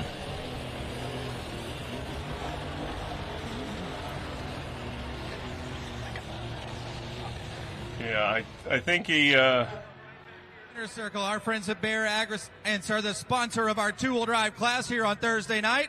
And Chase Richardson, you find yourself here in the top 5. That puts you in contention for that championship ring. Congrats. Thanks, Miles. This is an extremely difficult class. Everyone's really good, so Winner's Circle appearances are definitely a win. Well, you did that last year on Saturday afternoon, which might give you a little bit of a heads up on everybody coming back in here. Let's talk about this big group of folks behind you as you continue to have a team growing around you. Yeah, for sure. Competitively, obviously, it's Brian's truck. He was supposed to drive it, but he's roped me into it. Now he won't drive it, but maybe we can talk him into it Saturday. But thank you to him and Brad. Obviously, they make this go as much as anyone. Chad Mayhill Tires, best in the business. Has as much to do with this as anybody, so special thanks to him. And then our crew, UD Motorsports. And then I also want to shout out these guys, all right? They call them influencers. I don't know what that means, but there's guys on the internet that do dumb stuff. They traveled all the way from Miami, Florida, here this week to take on the National Tractor Pulling Championships. Handshake bets, guys. They will be in the campgrounds, on the grounds here. Say hello to them. They're having a great time. Just don't do anything stupid on the internet. My guess is they'll be back here next year. They've had so much fun in Bowling Green, but we're proud of you. You're doing an awesome job with full pull and everything else. Did well all day. Thanks, Dick. I hope we get up here another time or two again this week. Sounds good.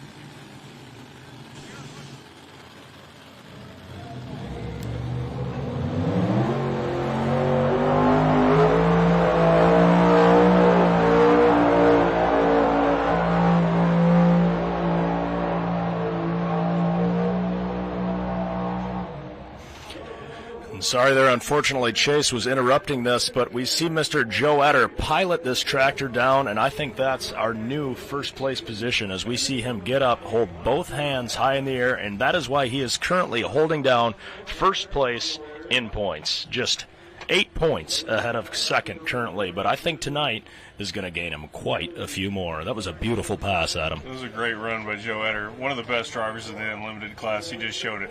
You can kind of see what it did to the TVs. That thing was making hay, boys. Here we go with Cody Cheezick, considered armed and dangerous, excessive force.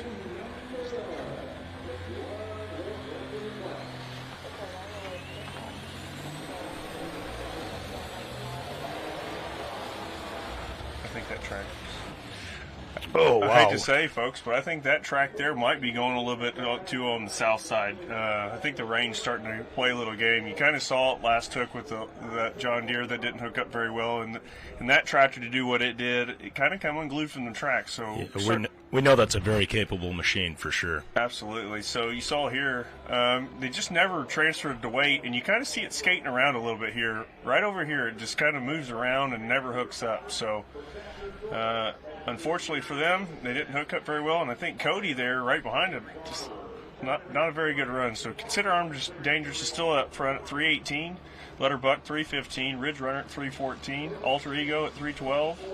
I want to take a look here at Joe Etter. I swear he pulled into number 1 spot as we see him walk those engines wide open. Carries that front end nicely. Indeed, he goes to first at 353.235. And if you're getting a little bit of weird feedback on those cameras, what I'm actually hearing backstage is that those mags have so much electricity that when they go to cut those things off, and just as they're hammering by, it can mess with the visuals of the wireless aspect of that. We see Emax sitting first at 353, and second, the full-blown Wicked. Let's take a look at this pass here. Cody Cheesy started hanging off to the left, just kind of got away from him and kind of one-wheeled and took him to the left, had to abort the run.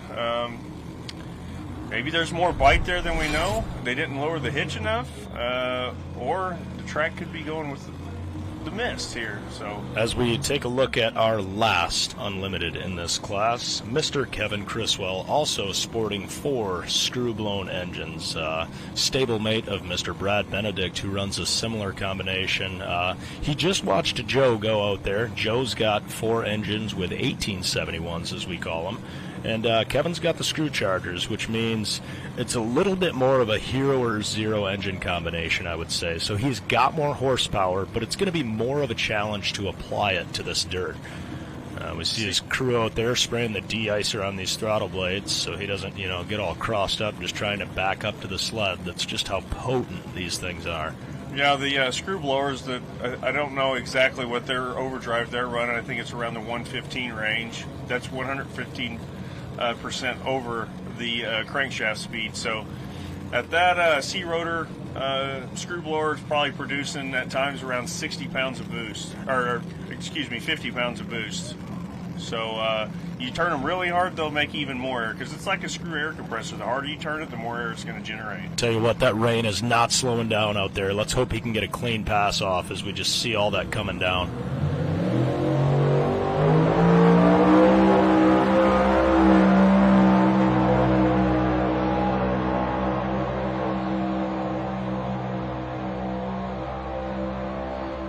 I don't think that's the pass he wanted. We could see him drifting hard for that right-hand side. No doubt having to use an awful lot of left brake to keep that thing in. You can see just how hard those motors are being pushed. All that oil coming out of the breathers. What do you think, Adam? Yeah, I mean, that was really good on him to keep it in bounds. I mean, it's calling on a lot of power there. And, we have Brent Payne on the Galat Light Super. New tractor that's your beautiful tractor. Absolutely gorgeous. See if the track's going to play games with these guys. Man, they're really Oh, man. I hate to accuse Mother Nature of this, but I don't think it's there. Is it, Adam? No, I don't think so. With the amount of lug that these guys run on the tires for them being so lightweight, and if the track gets a little bit greasy, they're just not going to hook up. You take a risk of raising the hitch too high and really getting in trouble. You try to lower the hitch to kind of take some of the aggression away from it. If the track's just not there, they just don't like it. So you can kind of see as we look underneath the tractor how shiny it is. I think that's, it's just starting to slick over a little bit. Yeah, and perhaps with our unlimited tractors weighing so much more, maybe it doesn't affect them quite as much. I'm not going to say it didn't affect them some, but I think the light supers are just a lot more fragile when it comes to that track conditions. Yeah, I mean, the sleds, as the horsepower has increased over the years, I think that the... Guys, I'm getting word from backstage as we're sitting here talking about how, because of Mother Nature and it isn't quite fair for our light supers. We're going to take a look at this last replay from the Unlimited, but they are calling the event. The light supers are not going to finish this. Man, Kevin Crystal gets dangerously close to that line over there. Keeps it in bounds to go 339.9. Good enough for 5th place. I don't even know what to say. We've been trying to win a two-wheel drive hook for so long. I know my dad's been doing it for a really long time, and I'm just very thrilled to get that done tonight and try to. We changed the truck a lot, and we've been really struggling with it, but there's no place better to get it turned around than Bowling Green. Absolutely, and the roots and the history of the family here, you get to be the guy that says you're the first winner of that team in the two-wheel drive class, which is pretty remarkable. Yeah. I just couldn't do it without, everybody here standing next to me, and we put some new tires on. Big thanks to RJ Simon. He got that done for us. RJ just has connections everywhere, doesn't he? Who else do you want to thank tonight? Just everybody standing next to me. Modern Machine, Nichols Tires, DMP, X Hybrids, all May Hill for sponsoring the class, and then all the blue shirts and everybody here who helps put on the pool. Absolutely. Well, here's what we're going to do. I'm going to hand the microphone over to Mr. Dave, and you're going to get to take a bunch of stuff home, and then we're going to have to coordinate a picture to get everybody in the frame there. Mason, on behalf of Bear Agri-Science and National Tractor Pulling Championships, congratulations on first place in the two-wheel drive category. We're also going to send you home with a cooler. And congratulations. It's great seeing all these generations of your family sitting here in the winner's circle in Bowling Green.